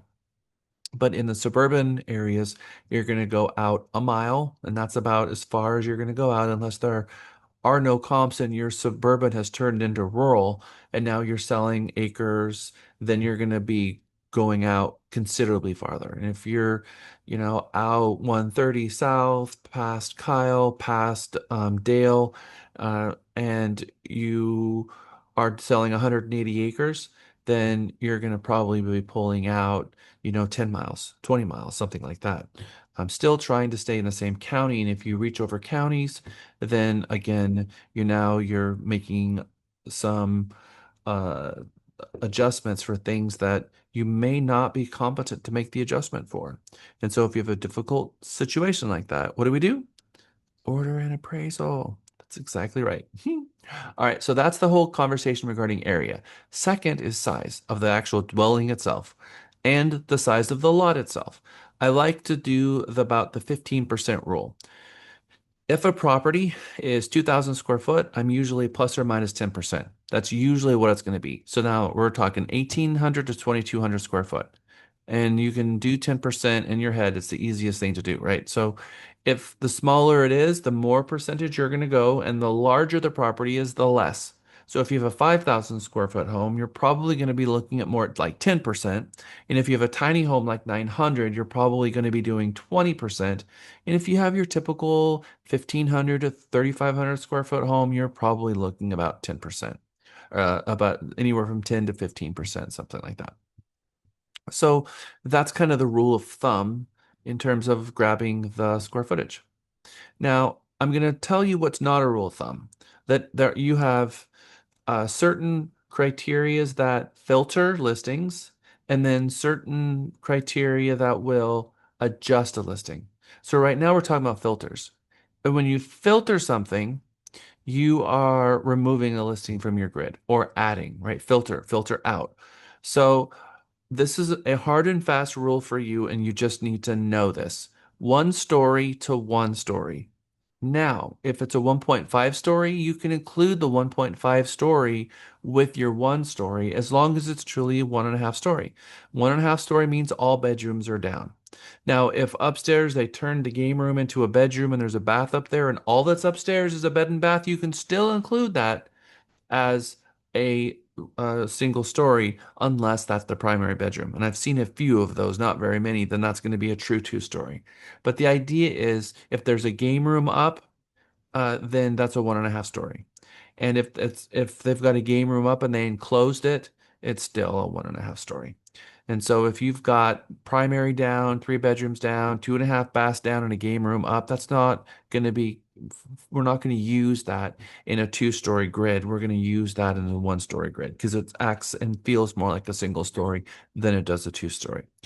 So 1 story to 1 story or 1 story to 1.5 story. The 1.5 story probably is going to be an outlier because it's going to have a whole bunch more square footage, and it's going to have some things that your and if your subject is 1.5 story, then obviously you're looking for a single story or 1.5 story. But if your subject is a single story, adding a 1.5 story comp to it is probably not be doing you any favors because there's going to be a considerable price difference. But you still can compare them. You wouldn't be wrong by doing that. You just now have to figure out how you're going to adjust for it.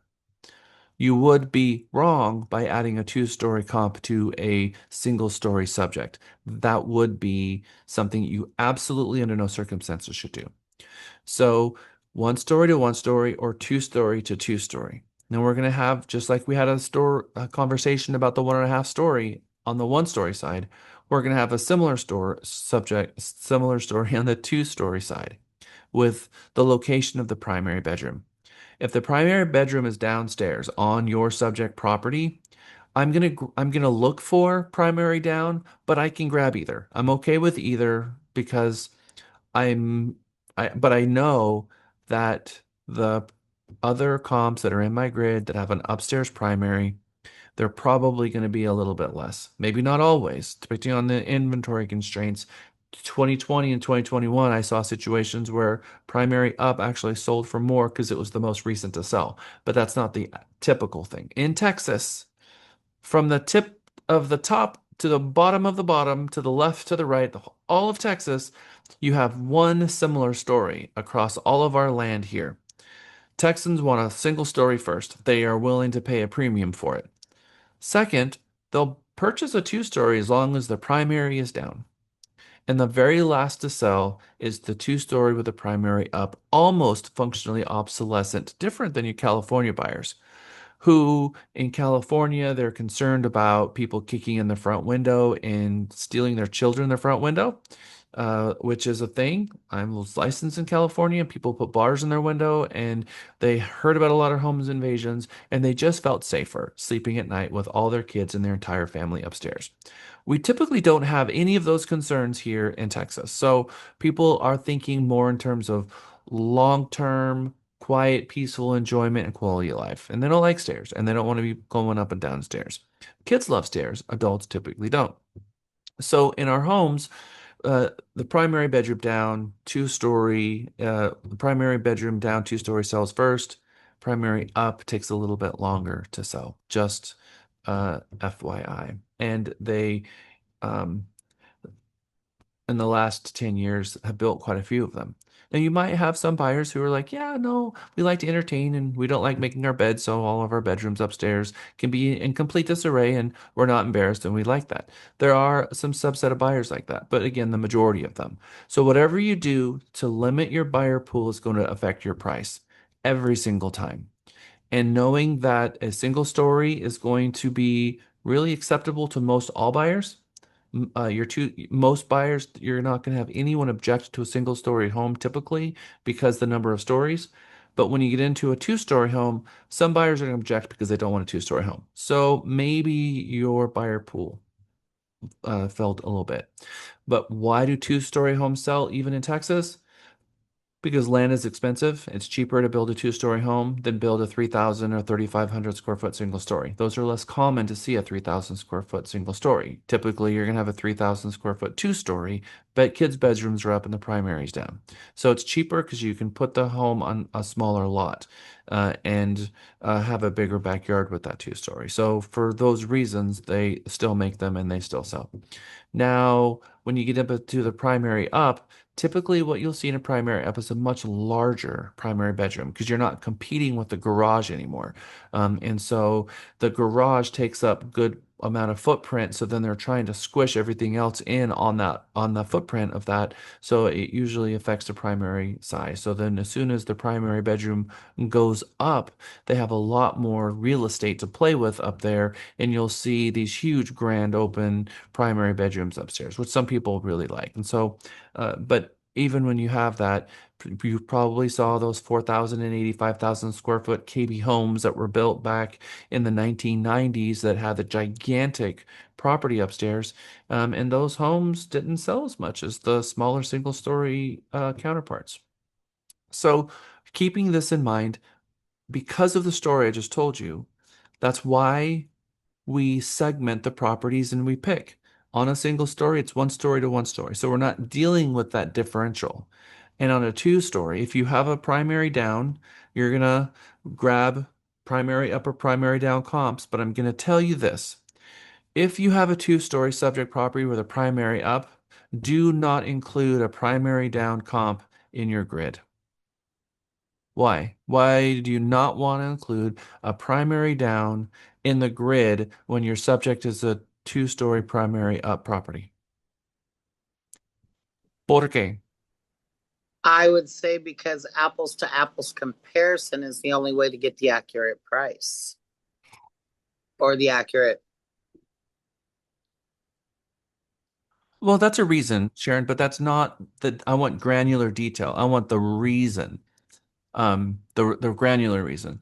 And there's a specific one, Sherry and Mary. I like that. The primary is more desirable downstairs. So if I include a comp for a primary down and my subject is a primary up and the comp is more desirable, what is that going to do to my grid? If you say overinflate it, you would be correct. The most dangerous thing that you can do in a CMA is do what? Overprice. That is the danger. That is the single danger. If you underprice your CMA, I'm going to tell you something. The market's going to fix it. The market's going to fix an underpriced CMA. Your market competition is going to fix an underpriced CMA. And so that's not the huge danger. The danger is overpricing because that means the property is going to sit there and it's not going to sell and you have harmed the seller. So the very last thing that you want to do is overprice a listing. Now, we don't want to underprice it either. We want to get it right. But it's more dangerous to the seller to overprice the listing than to underprice the listing because the market, we have enough buyers to address that. You're going to get a buyer coming out, probably in multiple offer situations, the whole thing. We have multiple offer situations going on right now. if you have 5 homes that sold in the neighborhood last month, and you have 4 homes on the market, and you're coming on market right now, that means that 5 homes are going to sell in that neighborhood. And if you come in at the best price and you're properly prepared, do you think that maybe 2 buyers might want yours more than the rest? That is called a multiple offer situation. And now they're no longer negotiating with the seller anymore. They're negotiating against each other. So it's usually list price or better, usually better. I want this home. I like it, everything else. I have an emotional attachment. This price is $285. Let's come in at $290, $5,000 more. The market will fix that because it's going to offer the buyers more. So I'm not as concerned with coming in low because the market will fix it and I've not harmed my client. I'm a hero that went into multiple offers and sold it. But I am not the hero if I overprice. And if I have a comp that is a 2-story primary down and my subject is up, I'm going to overprice that home. I'm going to overpromise. I'm going to underdeliver, and that is not what any of you want. So in how you pull your comps, it's important. It's important knowing these rules. All right, so now we move to the next one. Pool. Anybody know the magic to how to understand what a market is and a subdivision is pricing the pool?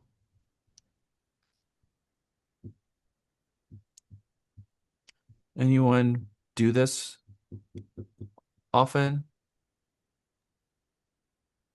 So, do you know how an appraiser does it? Mary Beth does. So, an appraiser is going to find the neighborhood and they're going to find 3 pools that have sold, 3 homes that have sold with a pool, and then they're going to do a CMA on like properties that sold without a pool, and they're going to figure out the differential between that home that's 1,800 square foot with a pool and without a pool, and they're going to try to find the differential, and they're going to do that 3 times. And then they're going to get an idea for what a pool is affecting value. And then that gives you the rule of thumb. So doing a CMA with a property that closed with the pool and trying to figure that out. That is how CMA does. And maybe they go back 6 months, maybe they go back a year, but they're going to really look in that neighborhood and they're going to go back and they're going to try to find a home that sold. And if you're the first one with a pool to sell and nothing else had a pool, then if your subject is a pool, then you're going to have to price it. You're going to have to come on market and you're going to have to price it. And knowing that you're anywhere from 30 to 60% of the value of the pool is what's going to happen. And that's a huge, huge swing. And so you don't know what's going to happen. So there is no correct way. So you might go to a neighborhood that's really close to it and start looking to see what happened in that neighborhood outside of a mile, because you can go as far as a mile. But you just want to make sure that the subdivision that you're moving into to look at that pool to try to figure out how to answer that question is not a neighborhood that majority of them have pools, because you're looking for the one-off where the typical home that's selling is not a pool. All right. If your subject has no pool, you should say pools no and exclude any comp that does have a pool. That's not an adjustment that you want to mess with. But if your subject does have a pool, now you're going to have to adjust it. And I would say that most of the time the property was purchased with the pool in place, which helps you. But if they installed the pool, you're going to get to the listing appointment and they're going to have a folder there and they're going to have a receipt stapled at the top of it and they're going to be pointing at it and saying, it cost me this much. And this is what we need to add to the price. And this is where the fun begins as a listing agent, having that conversation with them. And if they are anchored to the price that they paid for that pool, then we say, you know what? I want to make sure we get this right. We need to get an appraisal. Let's just get an appraisal. And that way, when a buyer comes and starts, arguing with us and they have got their buyer anchored on the same number that they are, and you're wanting to get this sold, and the buyer and the buyer agent are both wrong, and then 3 weeks later, after you've grudgingly agreed, the property appraises and got 30% equity in it and you're losing your mind, we should get an appraisal. And then Yeah, I'd like to add to that, Jack, because I recently had a conversation with an appraiser, because my neighborhood specifically, because we do have over 1,500 homes, there are several different kinds of pools. And so the appraiser agreed with me that you can't even always compare apples to apples because some of our pools have liners, some of our pools have fiberglass, and some of them are the gunite. And so thankfully there are enough because typically at least 50%, if not more, of the homes in my neighborhood have pools. So that's also a factor that you need to look at when you're looking at pools and trying to compare pools to pools. And I'm telling you, over the last 10 years, with the whole concrete cancer thing that came out, people are afraid of pools. And so the first question is, does this pool have concrete cancer? Which is a silicate that is in pools that's making the pools fall apart, the actual cement itself. So, there's a lot going on with pool. And so, Mary Beth, what I say is some apples are red and some apples are green. So now you got a problem because even apples have differences between the two of them. And so there you go. Exactly right. And now garages. Let's have a conversation about that because if your subject property has a 3-car garage, then I'm going to look for 3-car garages. And some of my comps are going to have a 2-car. I'm not going to be afraid to add the 2-car garage to my comp grid if my subject is a 3 because depending on inventory, it could be that some of them sold at a good price. But if the reverse is true and my septic property has a 2-car garage, I'm going to do everything I can to not have a 3-car garage in my comp grid because I know that if a buyer has a choice between a two-car garage bays and a comp that has a third car, that typically they're going to gravitate towards the 3rd-car garage. You're talking about $5,000 to $15,000 difference, and there's a lot of people that are more than willing to spend the money and stretch their budget and go into a multiple offer situation and push it up even more to get that 3rd-car garage. And because we know that buyers behave differently when it comes to a 3rd-car garage than a 2-car garage. And I don't want that in my comp grid. I don't want to have a 2-car garage, pull in a 3rd-car garage, and then again, now I have my CMA anchored high. And I don't want that. So I would call that an outlier and I would try to get it out of my CMA grid as much as possible. Now, there's a lot of condos inside of fee simple neighborhoods, Terra Vista, Austin. There's quite a few in Houston as well, where you've got a master plan community. Maybe there's 1,000 homes in that master plan community, and lo and behold, right in the middle is a little gated lock and leave. They have a different HOA on top of the HOA, so there's 2 HOA fees, and they could be condos. And so I always check the box that says fee simple if my property is fee simple. And I'm always surprised to see, 5 or 6 comps disappear from there. I always find out, interesting. So pay attention when you're looking at the tax records to make sure that you're not dealing with a condo because you can't look at the outside of it necessarily and tell that it's a condo because not all condos have shared walls. The definition of a condo is not shared walls. It is shared land. You have one big piece of land and everyone is living on one piece of land and everybody owns the land. They have the rights to peacefully enjoy the land under their dwelling, but everybody owns the whole thing as a percent. So if there's 100 homes, everyone owns 1% of the whole. And so it's different than you owning 100% of the land that's under you and your neighbor owning 100% of theirs. Typically, a way that you can sort of tell in these, what we used to call garden homes, which is a home that is sitting there by itself, no shared walls, is that it has 0 lot lines. So you'll see smaller lot, you'll see wrought iron front yard, backyard fences. Sometimes you'll see small unit numbers on the dwelling, like starts with the number 1, 2, 3. Maybe there's only 80 of them and they're kind of in a horseshoe and you're driving around and they're cute as a button, single story or 2-story houses, doesn't matter, completely detached and it looks just like any other product. Gian will often build the same home on their garden home lots as they do on their traditional fee simple lots. So just look at the tax records and look to see acres somewhere in the tax records. 0.25 acre, 0.3 acres, 1 acre. That is telling you that you're dealing with a lot block section tract. If it says percent in common, 1% in common, then that percent in common in the legal description is pointing to it being a condo. And so when you're doing the comps itself, there's a button you can click to either include or exclude the comps. But if you're trying to determine whether or not your subject is or is not a condo, you really need to look at the legal description. That's the best place for it. Okay. Did I get through everything? I did not. Age. You know, in neighborhoods that are as large as Marbès, 1,500 homes, it takes a long time to build 1,500 homes. They're not going to all get built in a year. In fact, sometimes they're going to get built over 15 years, sometimes even longer. A good example of that is Terra Vista. A good example of that is Paloma Lake. And a good example of that is Siena in just in the Round Rock area. And you can go outside of Austin, and you can see the same thing in Circle C and a lot of these communities around where they have a lot of homes. Steiner Ranch is another example where they've got homes that are 15 years old and still new construction. And so the new construction property, sometimes you can have neighborhoods in Austin that are all 35 years old, 40, 50 homes, 50 years old homes built in the 60s, 70s, and now you have homes that have been completely remodeled, and they've remodeled to the point where the appraisal district it modified the age of the home, and they modified it based on how they ripped it to the studs and remodeled it, or completely leveled it and built an entire new development, including foundation.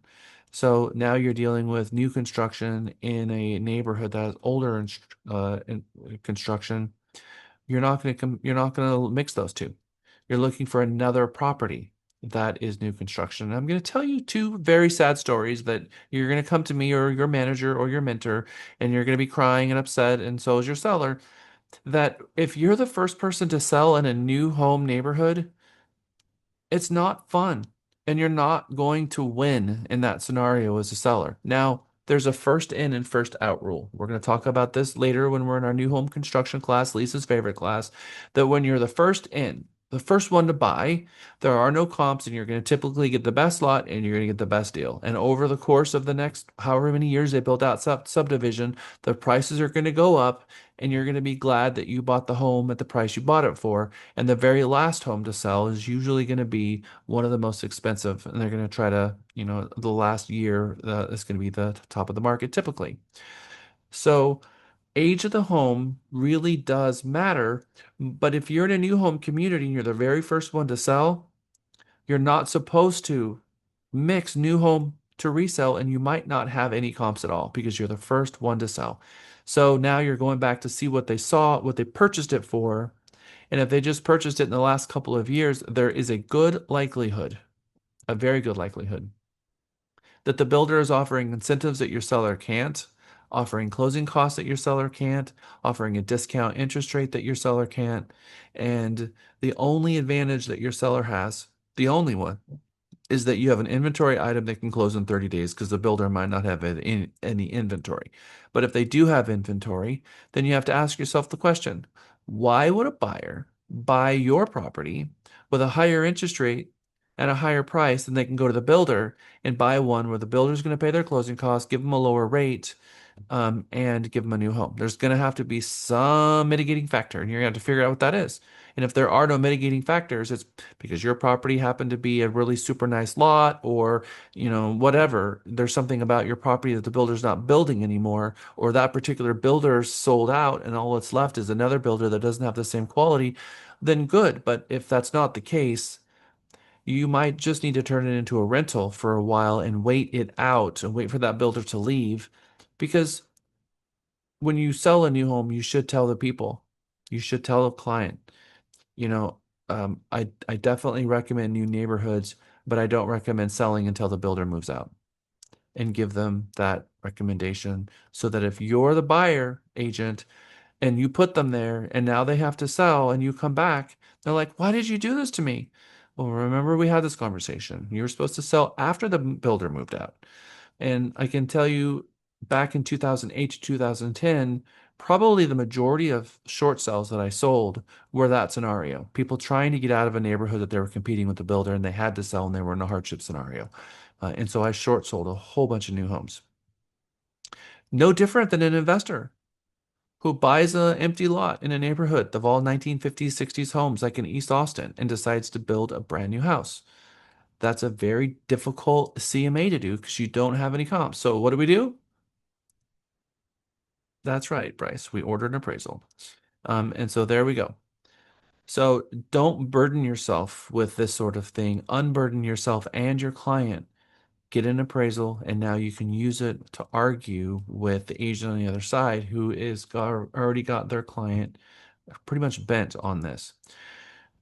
All right, I'm going to put you into groups, and I want your group captain to share their screen. I'm going to give you a little bit more time on this because it might be the first time you've ever shared your screen inside of a group breakout session, because this will be the first time that we will have done that.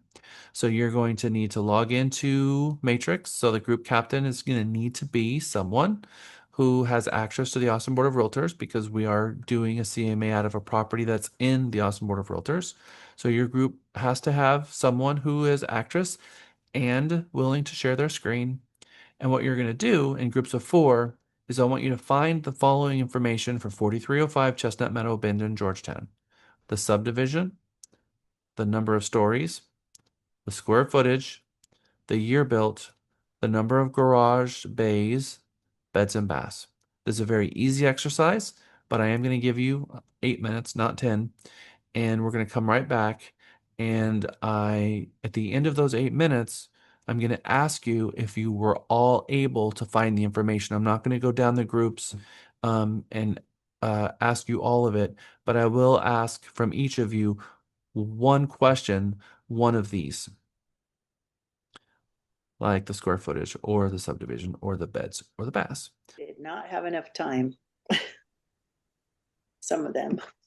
Oh, it was plenty of time. Some of you, yes, especially if you know already how to maneuver your MLS. Okay, so welcome back for everyone. All right, hit that mute button if you don't mind. Make sure you are all on mute. I gave you that 8 minutes to get you started. We're going to be jumping in and out and in and out and in and out of these breakout sessions. But I know that when we start doing a CMA, some of you don't have access to the MLS. Some of you can't remember your password. Some of you struggle to use it, but at least we have enough time, 10 minutes, to dig into it. So now we're going to do it together. So group 1, what was the subdivision? Terra Vista? Or Thank you. Yeah, Group okay. 2, what was the levels? 1. Excellent. Group 3, what was the square footage?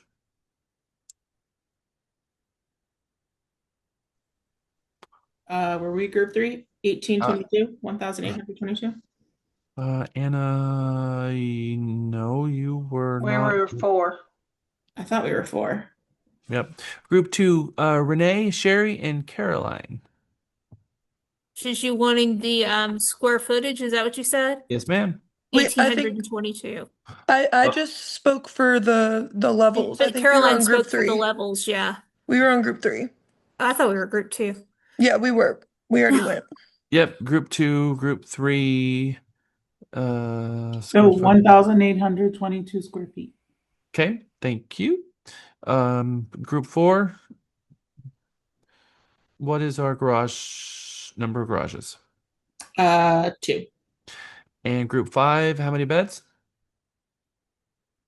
4. Okay. And group 6, how many baths? Group 6 is Mohammed, Lonnie, Lewis, and Paul. 2. 2. All right, here we are. Square footage was 1806. Square footage is 1,822. What about year built? Year built is 2014. All right. This is a property that I sold many moons ago. I just used Terra Vista because there's a lot of good things about that subdivision to teach on. So, all right. So I'm going to share my screen. Well, let's go through the slides a little bit. So logging in, when you find out that you're going to be selling a property, obviously the first thing you're going to do is reconnaissance, jump in the MLS, try to find it. You're going to try to find the property, and there's multiple different ways to find a property. But we're going to go to the MLS right now. I'm going to show you a few different ways to try to find that property, and some of this is just MLS knowing how to make it work. So 4305 Chestnut Meadows. So you can simply type in the address like that, and poof, there it pops up. Can see you it make here? your screen a little bigger? No, I cannot. But you're able to zoom in, but I can't make my screen any. I guess I could technically make it bigger by zooming in like this, but it's gonna cause me some grief later. All right, so you type in you can type in the address up here, just what's called the speed bar or the shortcut bar. You can type it in, or you can go to search, residential or residential lease or residential income or lot and farm and ranch, commercial. I like to start with cross property. Cross property means all of these. It's going to do a cross property search, which means it's going to do a search across all the different property types. And these are property types: residential, a residential lease, residential income, your duplex, triplex, fourplex, your land, your farm and ranch, commercial, commercial lease. I like to do property because if the property's ever been leased before, I want to see everything. So I usually start with that. So I'm come over to cross property, and then you've got a couple of choices. What I usually do is like to uncheck everything over here and like to start with 4305. And this is where wildcards come in. I'm going to use wildcards like this. I'm going to use the wildcard before and after. So that way, if someone put a space before the word chestnut, and believe me, it happens more often than you'd think, or if it says Chestnut Meadows or anything after chestnut, then when I leave that field, you look down here in the number of matches, and now it'll show you how many matches. And there is only one result, and here it is. And so those are the two main ways you can look it up. But what happens if it wasn't in the MLS? You're obviously not going to it's going to show no properties at all. Now, finding the MLS, finding the tax records. So if there is no MLS, we're going to go see the tax records. Finding the tax records is easier when you have the MLS because you can open it up and you can simply click the $ for realist tax to open up realist tax. So then you go see the property first, you click it, it takes you to the tax records. But there may not be a listing. So you go to search and you're going to go down here to the bottom and you're going to click on tax record and you're going to do a tax search. And then you can do 4305. Now you need to type in exactly as it is. This is Chestnut Meadows Bend. So Chestnut Meadows is a street name.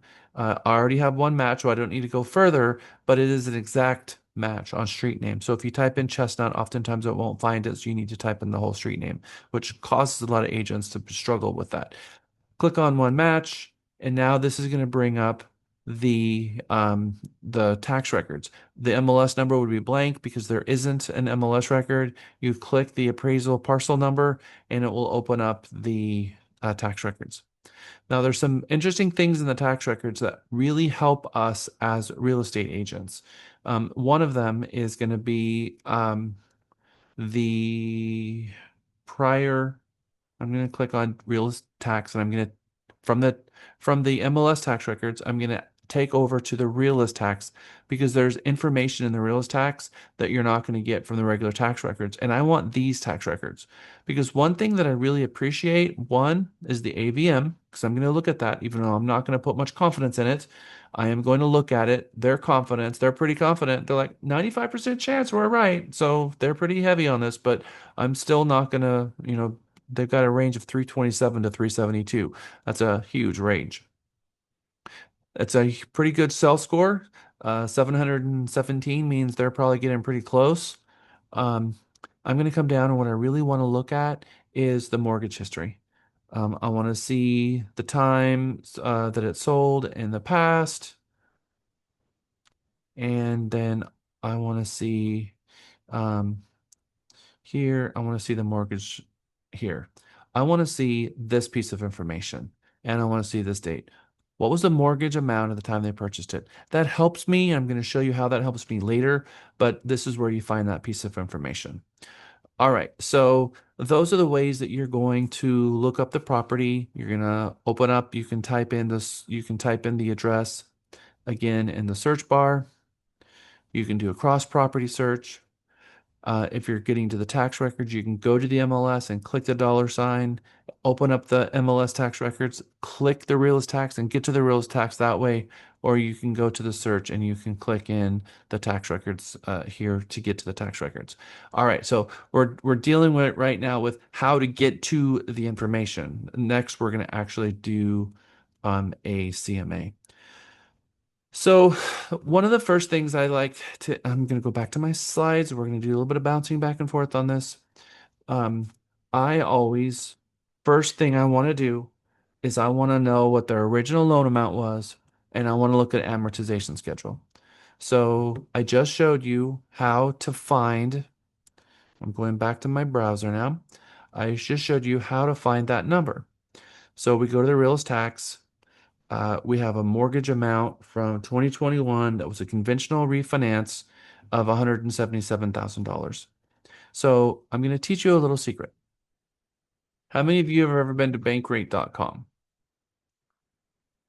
Go to mortgages, amortization schedule. And we're going to take two pieces of information, 6/17/2021 and $177,000. 6/17/2021.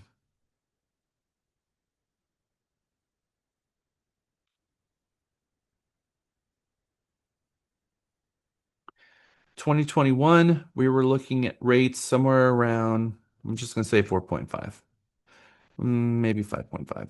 That was the time that it started going up. So what I'm really looking for here is the schedule. And now I'm going to find today's date in 2026, and I'm going to find July. And based on them making normal payments, their current payoff, if they've made normal payments, and I'm correct about the rates, and I'm going to do just a little research to make sure that that was right. You can use ChatGPT or Google to decide what was the average rate in 2021. It's going to probably be somewhere around 5.5. Even if it's off a little bit, your numbers are still going to be north or south of a few percent, so it's going to be pretty close. They're looking at about $163,000 as their payoff. I like to know where their break even is. So I'm going to do what I call close to a break even analysis. And I'm just doing some reconnaissance. When I get up there to meet the seller, I'm going to ask them, hey, what's your current loan balance? And they're going to tell me. And I'm like, yeah, I estimated. They're like, yeah, it's like 162. Yeah, I estimated it would be about 163.4. And so they're like, oh, wow, that's close. And it's close because I have a rule of thumb that I can go check. But I'm going to do what I call a break even analysis when I get out there. But I like to know ahead of time. Lior. When you got on Bankrate, you went where at amortization calculator? Yep, I hover over mortgage. I click Oh, on. I see it. I see it. I got you. Thank you.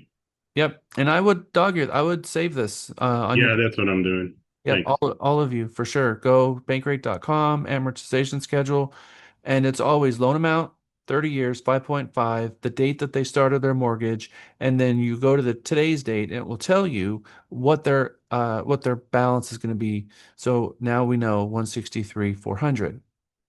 So now our amortization, we know that they're going to owe about, I'm going to put that here, 163,400, because I don't want to lose it and have to go do it again because we don't have time for that. Okay, cool. Let me go back to my slides and share it out again. So this is usually the very first things I do. First thing I do is I look to see the property, do my little CMA, and then I'm going to go do an amortization schedule and see what I think they um, probably owe. Now, I am going to put you back in groups and I want you to pull comps.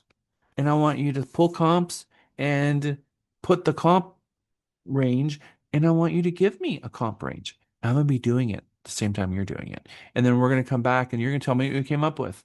And then we're going to do it together. I'm going to do it on the screen and we're going to see where you landed and where the numbers actually fall. I'm going to give you 10 minutes for this. So you're going to open up the MLS, you're going to type in the subdivision. You're going to type in a range for square footage. You're going to look at things like the year built range. And you're going to look for the active, the pending, the sold. You're going to look at those sold comps and you're going to find the comps. And we're going to really just master plan communities. You're going to find the comps that you feel that are as relevant, same number of stories, close to the garage spaces. And then I want you to come up with what I call a 5-minute range, just a quick range. And then I'm going to want you to take each one of your groups, put that range in the MLS. Are we using 180 days? Yeah, go back 6 months. Okay. And then we're going to come back to the group. I'm going to hear from each one of you, and we're going to see just how far we are apart. I'm going to keep you in the same groups. Was there anybody that had issues in your group with everybody not having MLS access? Sharon, what group were you in? 5. Birdie, Mary, Jeanette. No, that can't be. Oh no, Bertie had access. Huh? Bertie had access. You're right. Okay. I had access. Okay. Group 6, you guys were good? Okay. I don't want to put you in an impossible scenario, so that's why I am asking. You are going to get 10 minutes for this one. All right. I'm curious. Who had enough time? Okay. Who felt like that was pretty comfortable? Okay. So you don't need me? Okay, bye. All right, we're gonna do it together anyway. All right, group 1, please put the price you came up with into the chat. Group 2, 3, 4, 5, and 6, please put the range. And if you came up with a number, put that along with your range, but put the range first. If you didn't come up with a number, that's okay. The range is okay, standalone. And group 1, Lior, what was the range? I don't think we were group 1. I think we were were we group 1? Oh, I apologize. We were 4. We were group 4. Renee Alvaredo, I see you came up with the number. Not a range. Oh, I accidentally pressed entered, but our range was 345 to 350. Okay. So I think there's a little edit button there, no? I think you can click the 3 dots. I think you might be able to click edit. If not, just put it in there again. Okay. I got it. Good. 345 to 350. That's a really, really, really tight range. So you guys must be feeling pretty confident. Okay. All right. Group 2, Caroline, Renee, Sherry, there's only 3 of you. So I'm going to be putting you guys in other groups as we go on because unless you guys are feeling pretty good. Who is the captain at a group 2? Renee, is that right? It's Caroline. Caroline was our captain. Yeah, I was the one that put the number in the chat. If you can see it, we did 370 to 375. That was our range. Oh my goodness. All right, so we have 345 to 350, and then what was your range? 370 to 375. Huh. I wonder what the seller would think if both of you separately went and had a listing appointment with them. Which one do you I think? know. Okay. Ours Question were is, so fast. No. is it gonna? Okay. All right. Group 3. I was the captain, and we put the price at 375. We were looking at multiple properties from 349 to 380 for the comps. Okay. Excellent. All right. Thank you. You were in group 4? Yeah, that's me, Lior. Okay. So yeah, we did actually it was 349 to 380 is what we came up with. Okay. Interesting. Group 5? We did 349 to 350. Okay. So you're not the first group to do that. In group 6. Mohammed, Lonnie, and Paul. 350 to 370. 350 to 370, and Raul says 375. Okay, interesting. Who feels like you're really confident with your number? You were right. Oh, Jeanette, right out the gate. Wow, okay. And Renee and Caroline. All right. Um, why do you feel so confident? Start with Jeanette.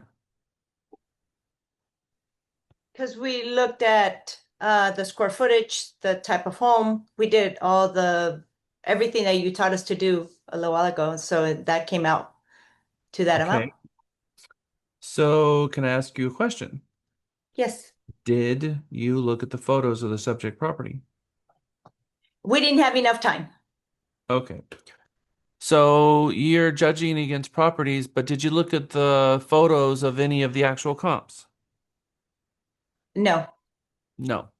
So then you must be a little less confident because you have no idea what's inside.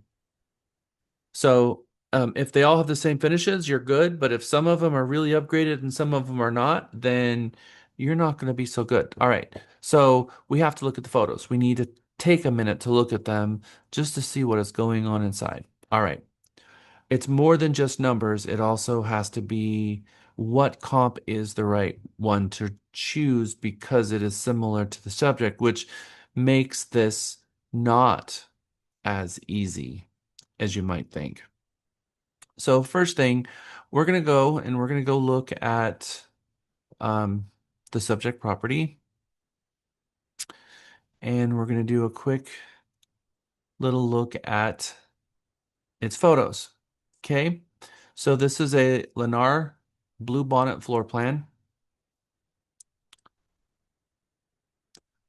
This particular brick, very popular. Some of the pink colors is maybe not so popular, but this is a very popular color, travertine style tile. And I'm seeing carpet in the living area, and a living area that's not that big. And then this means that from the front door, you've got tile, and then you have to walk across carpet to get to the kitchen. And by the way, that carpet has completely been redone now. That carpet doesn't even exist anymore because I helped them replace that carpet with hardwood floors. We've got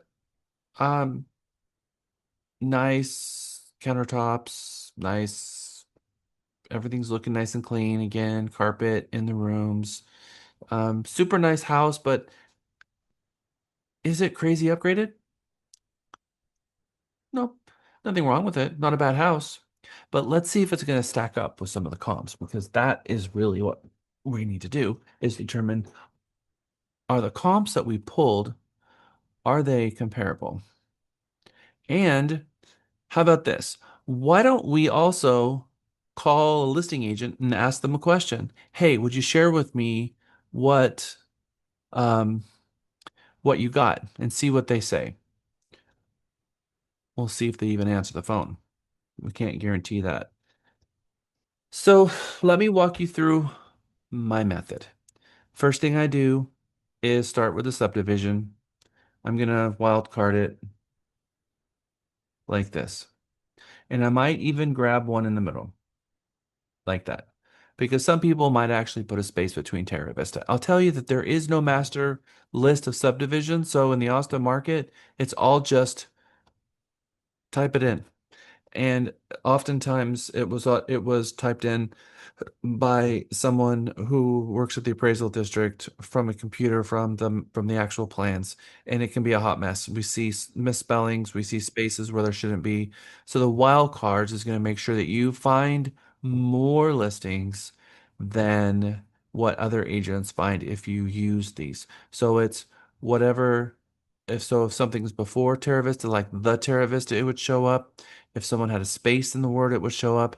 And if a lot of times agent will put in the sections, section 1, section 2. So I put a wildcard at the end to make sure that if Terra Vista is anywhere here, it's going to show up. Amrit, did you have a question?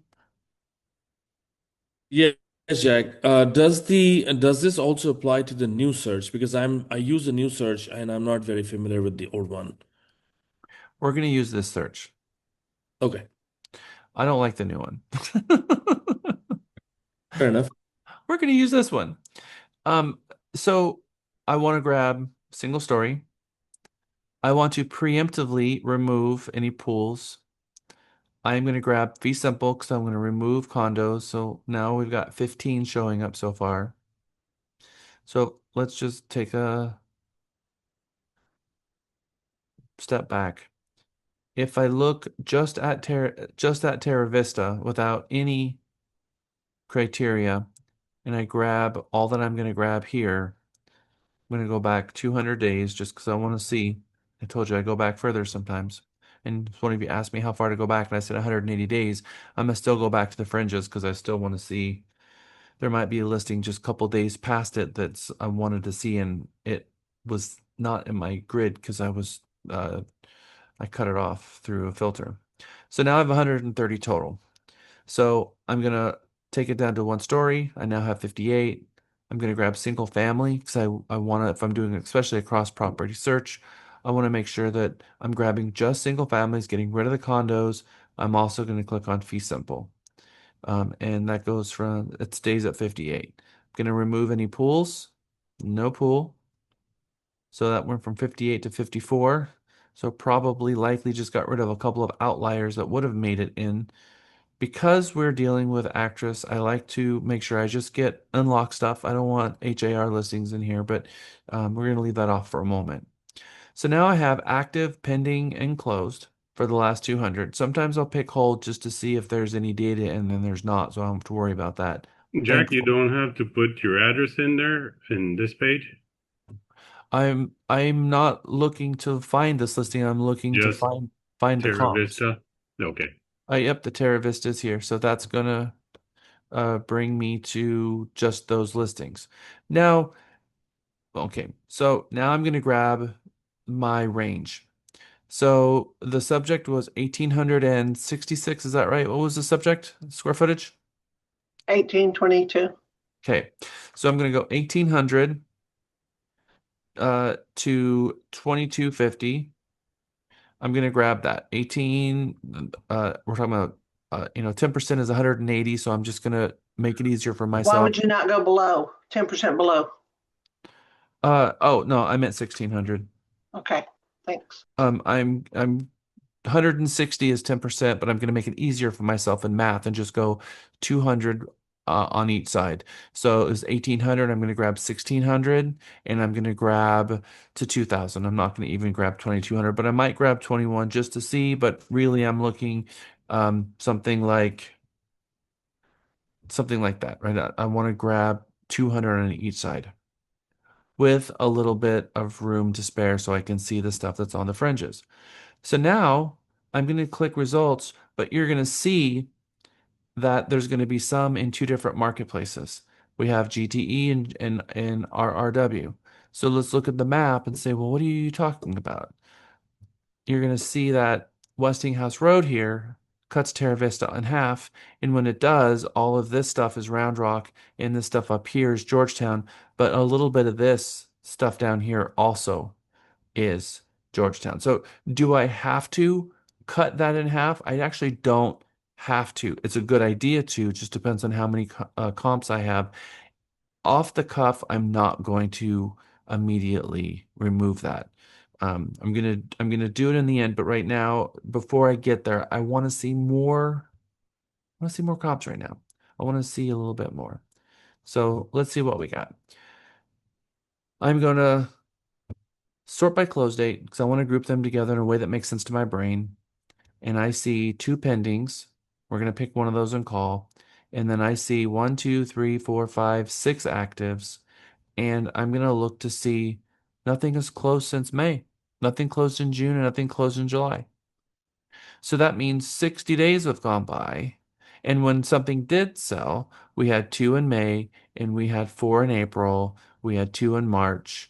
So since March, if you go back the 180 days, somewhere between 2 and 4 properties are selling every single month. And we have 1, 2, 3, 4, 5, 6. We have 6 actives. And if 2 is selling a month, then how long is it going to take for all of those actives to go?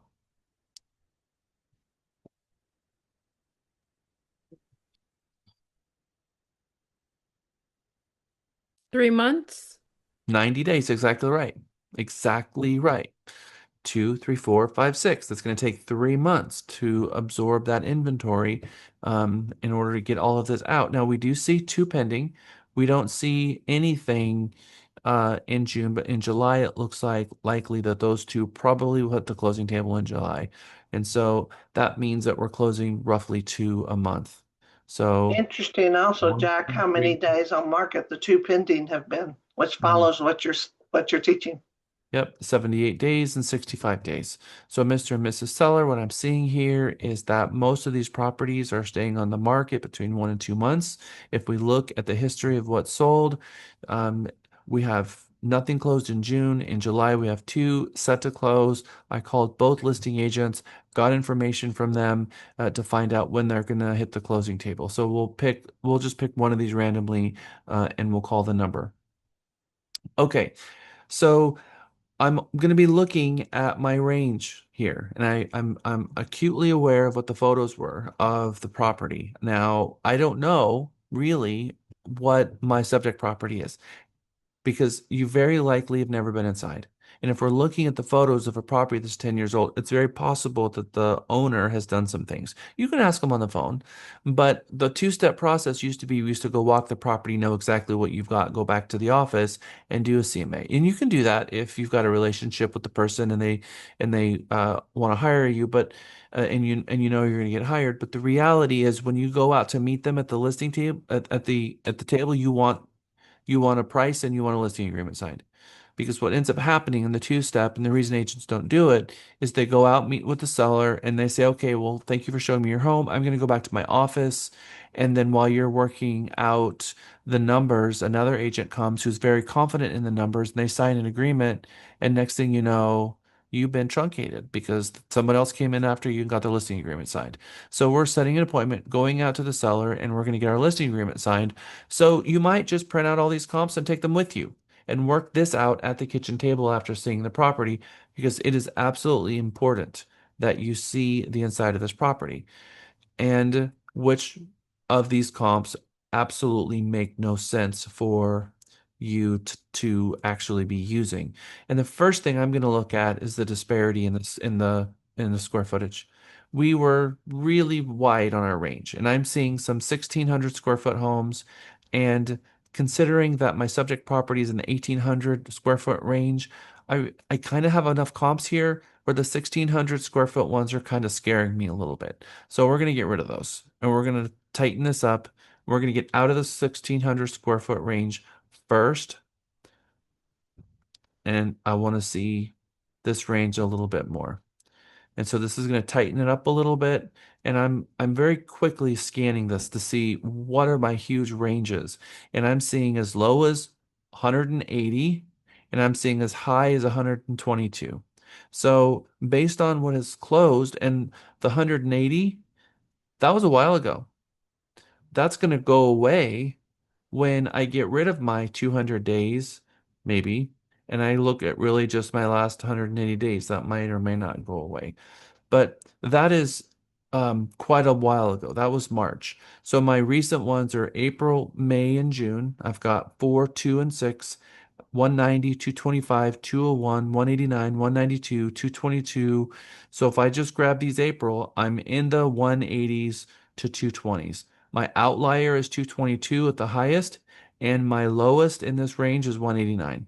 If I get rid of those two and I sort by this price per square foot, then the stuff that closed in after May is somewhere in the 190 to 220 range. That's a very tight grouping. So I'm pretty comfortable in the 190 to 220 range. The question is where do we fall inside that range? But I have to take that range and then I have to look at it against what is actually active right now. And I see a lot of 350, 445, 422, 387, 380, 400, 350, 360, 350. And up here, I'm seeing 350, 415, 390. And so I think that you probably want to get rid of the stuff that's in the 2000s square foot range because you get, again, you have a good grouping. Now we're gonna bite the bullet and we're gonna take the area down to GTE and we're gonna look at just that side of town. You've got different schools, you got different municipality, and this is gonna cut it down considerably.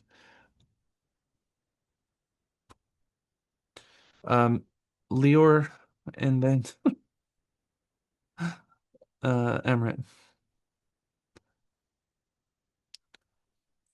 Both of you have your hands up. Yeah, I was just going to ask, as far as the whole disclosure of the closing prices, I was told that I can't show closing prices to a prospective seller Yeah, in that's not at all. Texas. Yeah, that's not at all true. Okay. Not at all true. So in Texas, we are a non-disclosure state, which means that the seller is not required by law to disclose the sold price to the appraisal district. But in helping a seller evaluate the value of their home, the sold price is absolutely critical. Now, what we don't want to do is give a seller a grid sheet of everything that's sold in the neighborhood in the last 100 days. That's not what we're supposed to be doing. For a CMA, for properties that sold near theirs, it's what the MLS is designed for. Who else had their hand up? Someone put their hand down. Okay. All right. So here is what we've got. We've got 2 pendings, we've got 2 active, and we have 4 sold. So what does this start telling you? Did the days on market change? When we pulled this in, do we see a little different story being told in the days on market? No, I don't think so. No? It went from 60 days plus to 15 days to 30 days. Raul. How big of a gap do you want on the years? Because we have from 2016 and 2011. I want to stay within 10 years. And so there is no issues with any of these years builds. Okay. These are all absolutely game.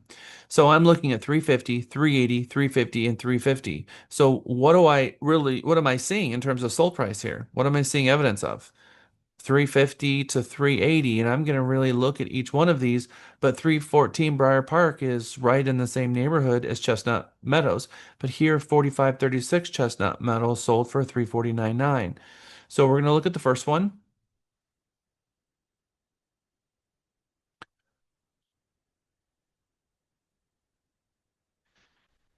Similar elevation in terms of style, similar kind of layout. It's also a Lennar home. They've got linoleum in the kitchen instead of tile. That's a big deal. The subject property has better countertops, but this has a little bit more open kitchen.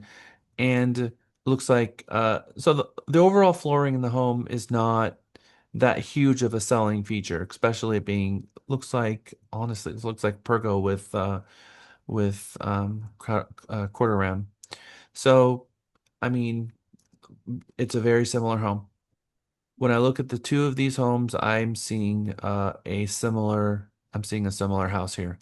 This is to me pretty close. Now, of course, I've got carpet in the subject, so I'm looking at this as it was originally listed for 370, sold for 350, and it took them 13 days. This is giving me a very good idea of what's going on. I suspect that that's a little bit more upgraded than my subject property. I might be recommending to my seller to take the carpet out of the living room, although I already did and they already did, but we don't know that. So I would probably be recommending that someone replace that carpet in the living area, which is going to be a couple of $100, 1,500 at the less at the very most. It's a very small area. You can get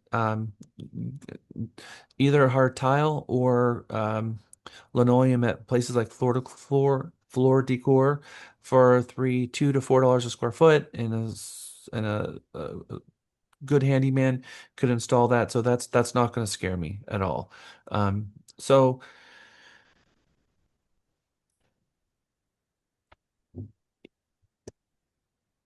let's look at the next one. This is the exact same floor plan. I mean, exactly the same property, exactly the same front door, exactly the same back patio. They extended their patio to come out a little bit. They've got tile, tile, wood, tile, exactly the same house, but you can see with a fisheye lens and tile what the difference looks like with tile versus what they had before. This is exactly the same floor plan. This is the blue bonnet floor plan. There's just a difference in flooring in this property. And that dark flooring in the primary bedrooms is not the biggest selling feature, but we're dealing with the same builder, almost the same year built, uh, listed, came on market at 349,950. They went under contract in 12 days and they sold for 349,950 in 12 days. So I've got two properties that are very similar to my subject, both of them. The first one was listed for 370 and sold for 350. The second one was 350 and 350. So again, I'm seeing really good evidence. Lior. So that last one on the comment says seller paid 93.50 in buyer's closing costs. Do I take that in account? No, that's going to be negotiation. If all of my listings are, that's not what, I'm not going to take that into consideration in how I'm going to list it. I'm going to set the seller's expectation on what they might look at as negotiation. Because right now we're not really talking about they're going to net. We're going to talk about what we're bringing to market for. And so if I take that into consideration for what I bring it to market for, and then they get hit with closing costs, you're double dipping. You're taking it off the price and then they're paying the closing costs. So yes, that's going to be something that I'm going to speak to the seller about because that will definitely affect their net, but not really in terms of what I'm looking to select as Price my the range property. or my price. So also in our home, I'm also familiar with this particular floor plan. It has some aftermarket updates to it, but very typical property, but we're dealing with a little bit larger of a property. So it was originally listed for 385. It was on the market for 3 days and sold for 380. And we're going to go look at the price per square foot on that one was 192. We have 187, 195, 192, and 195. So if you get rid of the 187 and you get the 195, you have a $3 square foot difference. $3 square foot difference. So, I mean, it's you know what I mean, what are you going to recommend as your list price? It's staring us at the face, right? What is it? 350. 190. 350. 350,000. I mean, 350. 350 all day long. Now I'm going to take that against my inventory and I'm going to look at what we're up against. Because remember, we're at 1,800 square foot and I'm looking at two properties. One was priced at 290. And so my immediate shock and awe at the 290 price. I'm thinking, what in the world? How is this possible? And then I go through here and I'm going to find something.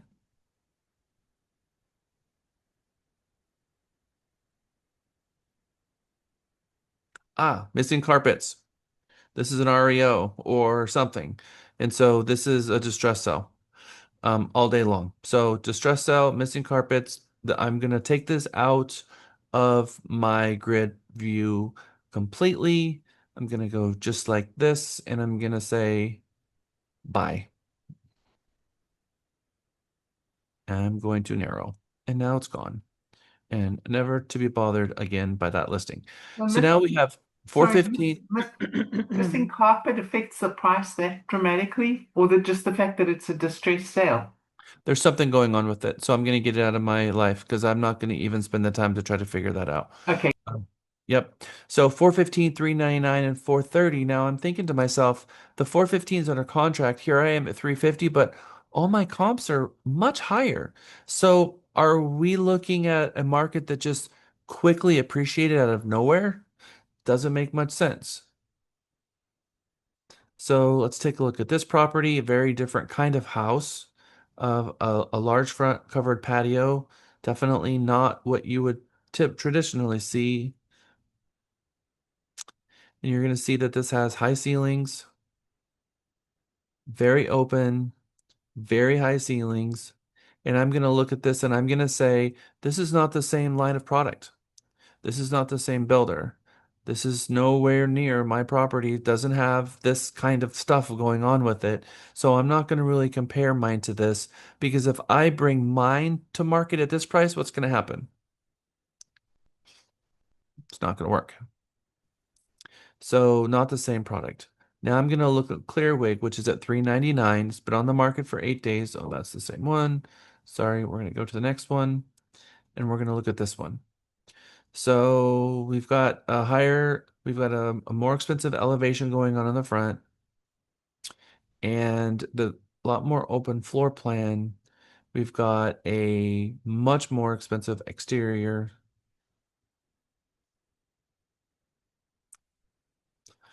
Lots of built-ins here. Double doors in the back.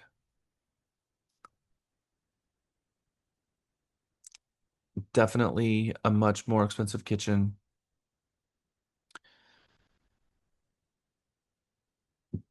Tray ceilings, much nicer bathroom. These two homes really don't compare either. They just don't. This is a much nicer house and has a lot more updates. So again, I'm not going to want to compete at the 430 price. So do I think that it's going to appraise for 350? Yes, I would really be smart to come on at the market. 350 would be the lowest that I would probably want to bring it to market for. But I want to also go back and just take a moment and dump this for a moment, just for a second, and look to see what else is going on. This one just came on the market, 1,700 square feet. It's a little bit smaller than ours. It actually looks like the same floor plan too, Blue Bonnet. They priced this one at 350.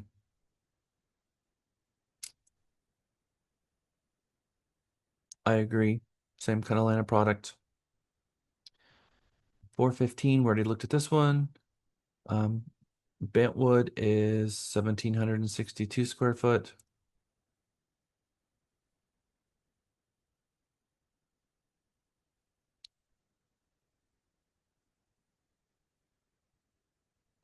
This also has carpet in the living room.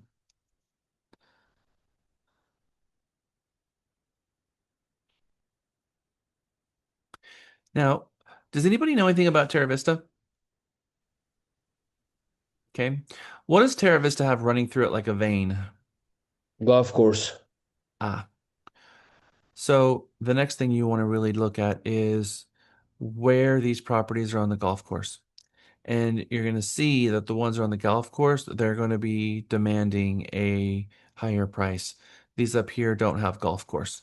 And so I happen to know that the higher prices on these other properties are due to a golf course view. But we're going to do another CMA here after our next break, because it's time for our next break. But I would call the listing agent.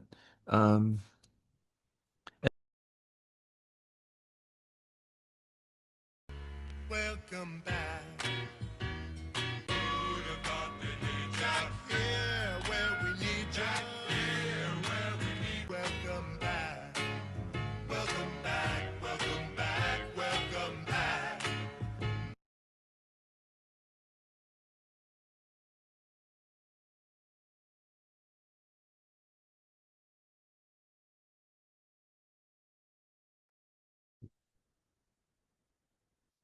Okay. A couple of you had questions as we were going up to break.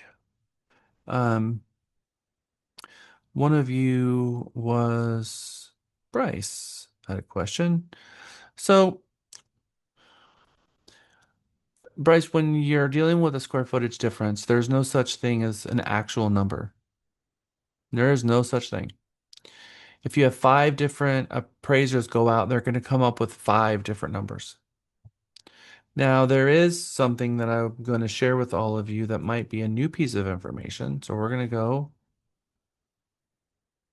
and we're going to go to realtytexas.com. We're going to go to our footer and we're going to select the annual reports and guides.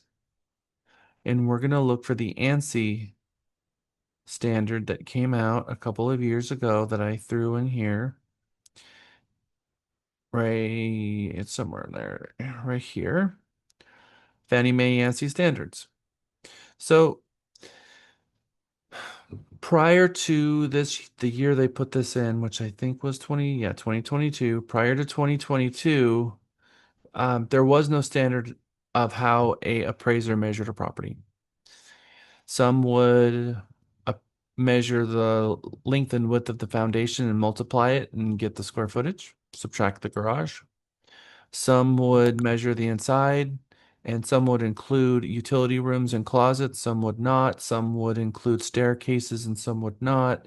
Some would include a entire second story loft, but some would only if it's 7 foot tall or more. Some would only if it had a window. And so Fannie Mae said, all right, stop the madness. Y'all have to do the same thing. So they created a standard, but the standard they created was leaning towards what would most likely be a smaller number for most houses by about 5%. So now when you do an appraisal and you had an appraisal done prior to 22, the chances of it being a smaller square foot number now is a much greater likelihood that it would be smaller. So again, you have 3 different appraisers come out, you're going to get 3 different numbers just based on their own math. So you're talking about in the chat of a less than 100 square foot difference. And so what you never do is you never say next to the square footage is a drop down and there's a source of where that source came from. It can be appraisal, it can be a flyer, it can be a builder, it can be tax records. There's a lot of pick list item choices of where the source of that number is. And I would follow the builder. If I had a builder flyer, I would choose that as highest and best. Outside of a builder flyer, I likely am not going to use my photographer because I have no idea if they even know what they're doing when it comes to the dimensions. I'm not going to trust them. I'm going to trust an appraisal more than them. And so that's why when if I question square footage, I'm going to ask my seller if they have an appraisal that's done in the recent past, so that I can take a look at that and see if that appraisal, how far off the square footage is, and I'm going to probably use that number, and I'm going to sort appraisal in my MLS entry. Does it have to be recent past, Jack, or could it be from when they bought the house and got their appraisal to show the square footage? If it's prior to 2022, then it was before they made that ANSI change. I probably would still use it, but I'm feeling like the next appraisal is going to come in lower than that. 5%. No, I'm not talking appraisal amount. I'm talking about square footage. Couldn't you use the square footage off of that appraisal for square footage? So if it varies from the tax? That's what I'm saying, is that in 2022 before, how appraiser measures a home changed. Oh, okay. Okay, thank you. Some would use closets, some would use utility rooms, some would use stairs, some would not. Some are used as second story lofts, and if there was a varied ceiling that's under 7 foot, some would use the ceiling height under 7 foot, some would use it only under 5. It's just a big hodgepodge. So prior to 2022, if an appraiser does a square foot analysis today, that same appraiser did it before 2022 on the same house, it's going to be different on average by 5%. All right, good questions. So thank you for asking, Bryce, and thank you, Mary Beth. All right, so what I added here was my comps. And I'm looking at a sold price of 350, 349, 950, and 380 and 350. So I take these 4 sold comps and I bring them into a grid in the MLS, and I see that the min price is 349,950 and the average is 357. This is something that I've always done, even from when I got into the business, how I was taught. When you go and you look at a property, you got to determine whether or not whether your property falls between one of two segments, between the min condition and average, or does it fall between average and max? Where does your property lie? And that's partly with upgrades and fixtures, backyard, all the things considered. Does your subject, based on all of the comps, is it min to average, or is your subject based on all the comps, is it average to max? And what do you think based on the subject that we saw and the active and the sold? Do you think that the subject is min to average or average to max? What are your thoughts? Raul. Meant to average because not everyone's going to like that carpet right to get into the kitchen. So they might have to rip it up. So meant to average. Okay. So what is the min to average numbers according to this grid?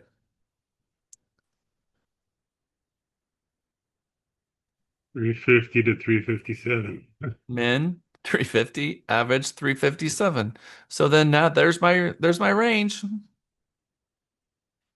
Now, if my property was more upgraded, then it might be 357 to 380, but I have a very tight grouping. I'm very confident in that number.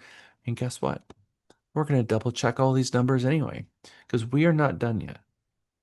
So is it low to average or is it average to max? And you were able to determine that very, very quickly. So that is good. All right. So now we are going to do this. We're going to create this. We're not going to create it in exactly the same way that you see, because I've got some stuff going on here, but we are going to take a look at doing this exact thing. How many of you have ever done one of these in the MLS before? How many is this going to be the first time? Does it look complex? It looks kind of complicated, doesn't it? Bryce is like, no, it looks easy. I want to do it. I don't even need you, Jack. I got this. All right. It's really, really simple, and you're going to be blown away just how simple it is. All right. So we already know what our criteria was. GTE, Terra Vista, 1,700 to 2,999 square feet. So you see the stats up here? All right, we're gonna click stats. And what I'm gonna look is for the historic sales price trend. I'm gonna click this button. And I'm gonna click customize. When was this house built, guys? 2014. Okay. So I'm gonna, on the time frame, click custom. And I'm gonna go back a couple years before 2014, just a couple. And we are not in December of 2026 yet. So I'm going to pick last month, June. Because if I pick a month in the future, my little grid is going to hit the bottom like the market just tanked. And I don't want that. And in July is not finished yet. So it's also going to hit the bottom. And I don't like that. So I'm going to pick the last full month that we had. And I'm looking for the close price median. And I'm going to group it by primary year, because if I do it by month, that's going to be too many jig jags up and down. So this is really all the settings that you need for the grid view. Very simple. The presets, again, and you're going to do this in groups, and you're going to come back and see if you have exactly the same thing as me. You're going to click stats. You're going to click the historic sales price trend.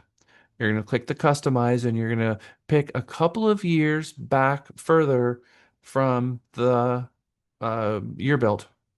We want the close price median.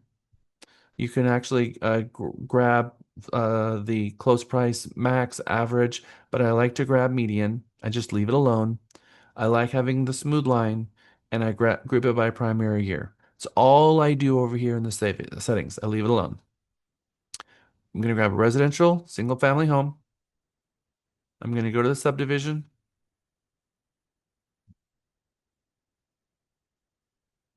I'm going to grab my square footage range.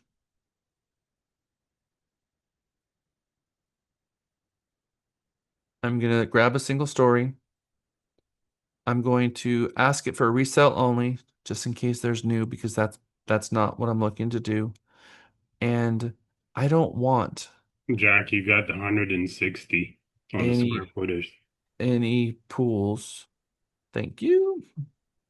I don't want to grab any pool, so I'm going to say private pool. No, because I don't want that messing up my grid. So now I've got a pretty good little grid going on here. We haven't messed with GTE, so I'm first going to look at it this way. We're just going to click generate. And here we go. So if we click the printer button and we click show tabular data, it will actually give us this grid of where it was. Does anybody remember the purchase price and what year? 177, wasn't it? No. Oh, it was like 240. 240 in 2016. Okay. 2014. 2014, I mean. Pending date was 2015. Closed August 7th, 2015. And Jack, the square footage was still wrong. Sorry, it's 1060. It's not 1600. Okay, so I'm going to come over here. I'm going to go back to our matrix. I thought it was 241, so I'm going to go back and check. 240. Okay, so 2015, it was purchased for 240 in 2015. Okay. Yeah, I do want resale. Because when it sold, it was resale.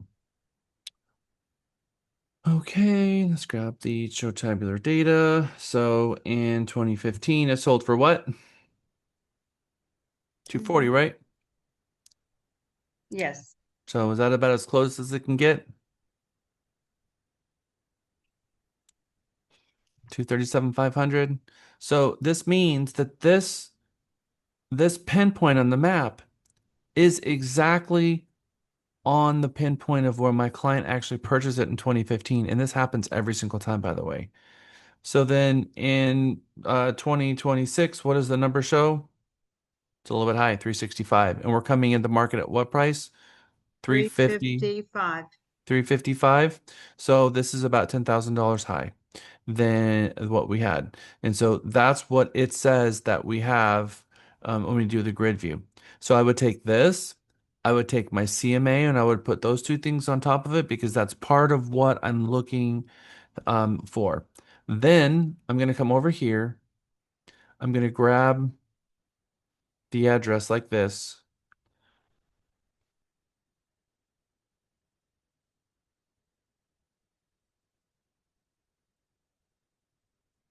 And I want to know what the Zestimate comes in at, 365.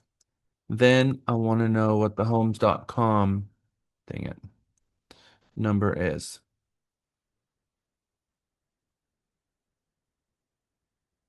Homes.com is kind of hit or miss. 355 to 387. And so they're giving a range. And sometimes at the bottom of the page, they have a better number, but sometimes they don't. So in this case, they are 355 to 387. Realtor.com, same thing. So we've done homes.com, we've done Zillow, and I print this out because I'm taking all things into consideration because I'm not using this for anything else, but I want to see. So now I see Realtor.com in the 360s, I see Zillow in the 360s, I see Home.com in the 360s, I see my grid at 360s, I see my CMA at 357, which is 2%, 3% difference than what the price is. And then my very last thing that I'm going to do is I'm going to go into the MLS let's see if I can find my actual, and I'm going to click on my matrix home. I'm going to click on Realtor Property Resource.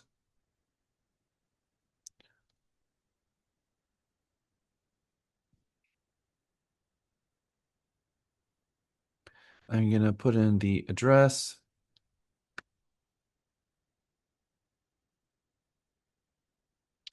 And I'm going to look at the RVM and I'm going to adjust it for today's. It's refined value as what? 364. So would this make you feel more confident if you were a seller? You have your CMA, you have your grid view, you have realtor.com, you have Zillow, you have homes.com, you have RPR, all showing 355 to 365. You have a very, very tight range. Where would I list this? Where would you list it? Seeing all of this today, seeing all of these different numbers. 365 to 360, maybe? Maybe 358. And none of that's the wrong answer. 358, 360, 364.9, any of those numbers is likely to get this sold, but I'm going to really then go back in Terra Vista and I'm going to look at all of the listings and I'm going to try to determine if I listed at 364 and there's two properties that are 350, am I doing myself any favors? It just depends on if they offer them more. So then the question is, what do we have in Terra Vista? Now, I want to take into consideration GTE or GTW because that's important. Because sometimes people have kids that they want to be in the Round Rock schools or they want to be in the Georgetown schools, so it matters. So that's why I've limited this to GTE, but I probably am going to zoom out. And when I zoom out, I see a whole bunch of stuff in the 350s south in the Round Rock proper part of Terra Vista. And I really would want to see what my competition looks like in the whole thing. And I would look, and I did look, and I did see a bunch of stuff in 350. So I would then really scrutinize. We've got our value range. We're good there. I've got my comp range. Now I'm really going to look at what my competition is, call the listing agents, look at the days on market, and see where I'm going to come in. But these days on market are very healthy. And these guys, 350, 350, 350, all sold for 350. Listed for 350, sold for 50. Listed for 370, sold for 350. Listed for 369, closed for 350.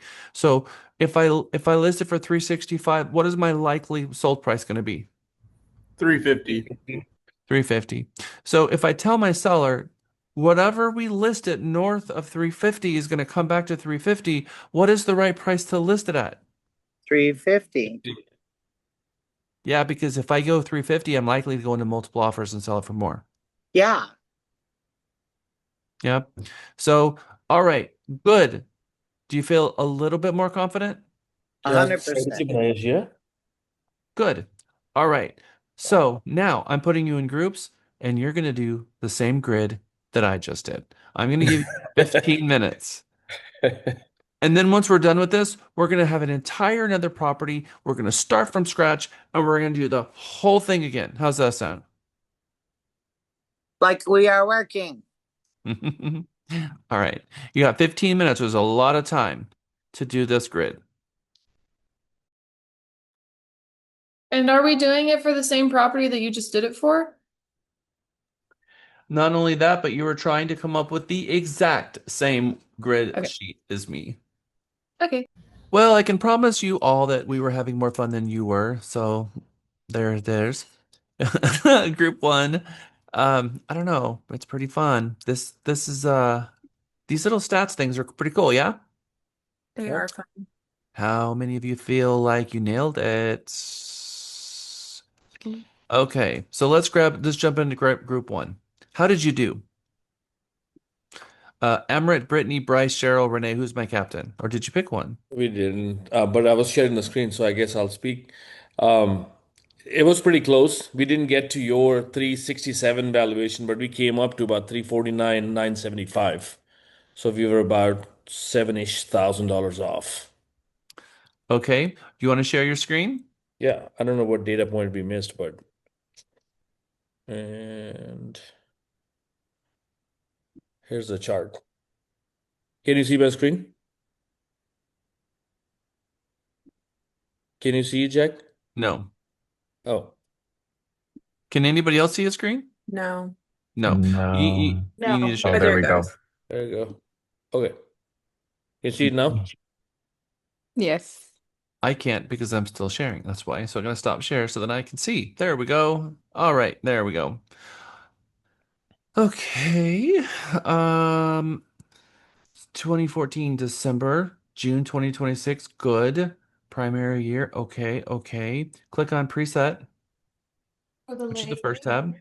Make sure that we have historic sales price 10. Good. Click on the search. Let's see what we got there. We have an open mic. So Jeanette, you can click that for us? GTE, I did not put in GTE and so take GTE out Okay. and put a star before and after Terra Vista, which it'll probably remove it out again. Yeah, I did put that. So You want to get rid of 2014 year built because you're not looking for this okay.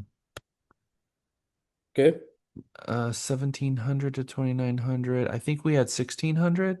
You did. We changed that later. Fee simple one and scroll down. Oh no, that's good enough. This is gonna, I also hit resale because I didn't want new, but you don't have that as, you'd have to add that as an additional field. And Couldn't it find will, it under here. What was Uh, the resale? Because I couldn't find a resale on here. it is new, type in construction. Oh, no, it's condition, property condition. Just put condition, COND. Okay. Oh, yep, third to the top. Okay, yep. Now click back. Now pick in there and say resell, okay, and you're good. Generate. Yep. All right.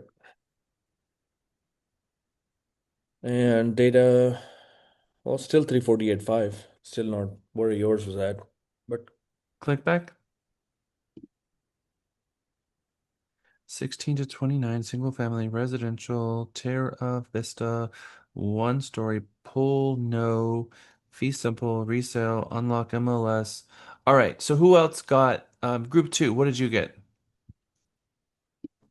I'm gonna be very honest. We were all very, very lost and had a pretty difficult time figuring it out. We got to the place like where you can put, your presets of historic sales and price range, but then like our customized tab, like we don't have Okay, so like share screen. yeah, like I don't understand how Amrit has more fields than I did.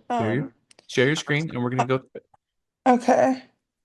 You keep turning off your video. I I'm on an iPad, so it's also very different. So, okay, this is where we were at. Can you all see my screen? Yep. All right. So first thing is your time frame. You need to change the time frame in the top left corner. And we need to put custom at the bottom. Oh my gosh. Okay. And now we need to go back to 2024. No, 2014. 2014, I think. 2014, yeah. So pick 2014. And then pick June because we don't, that's good. No. You don't. Oh, sorry. No, that's You want okay. January? Yeah. For this one, for the end date, pick June. Okay. Because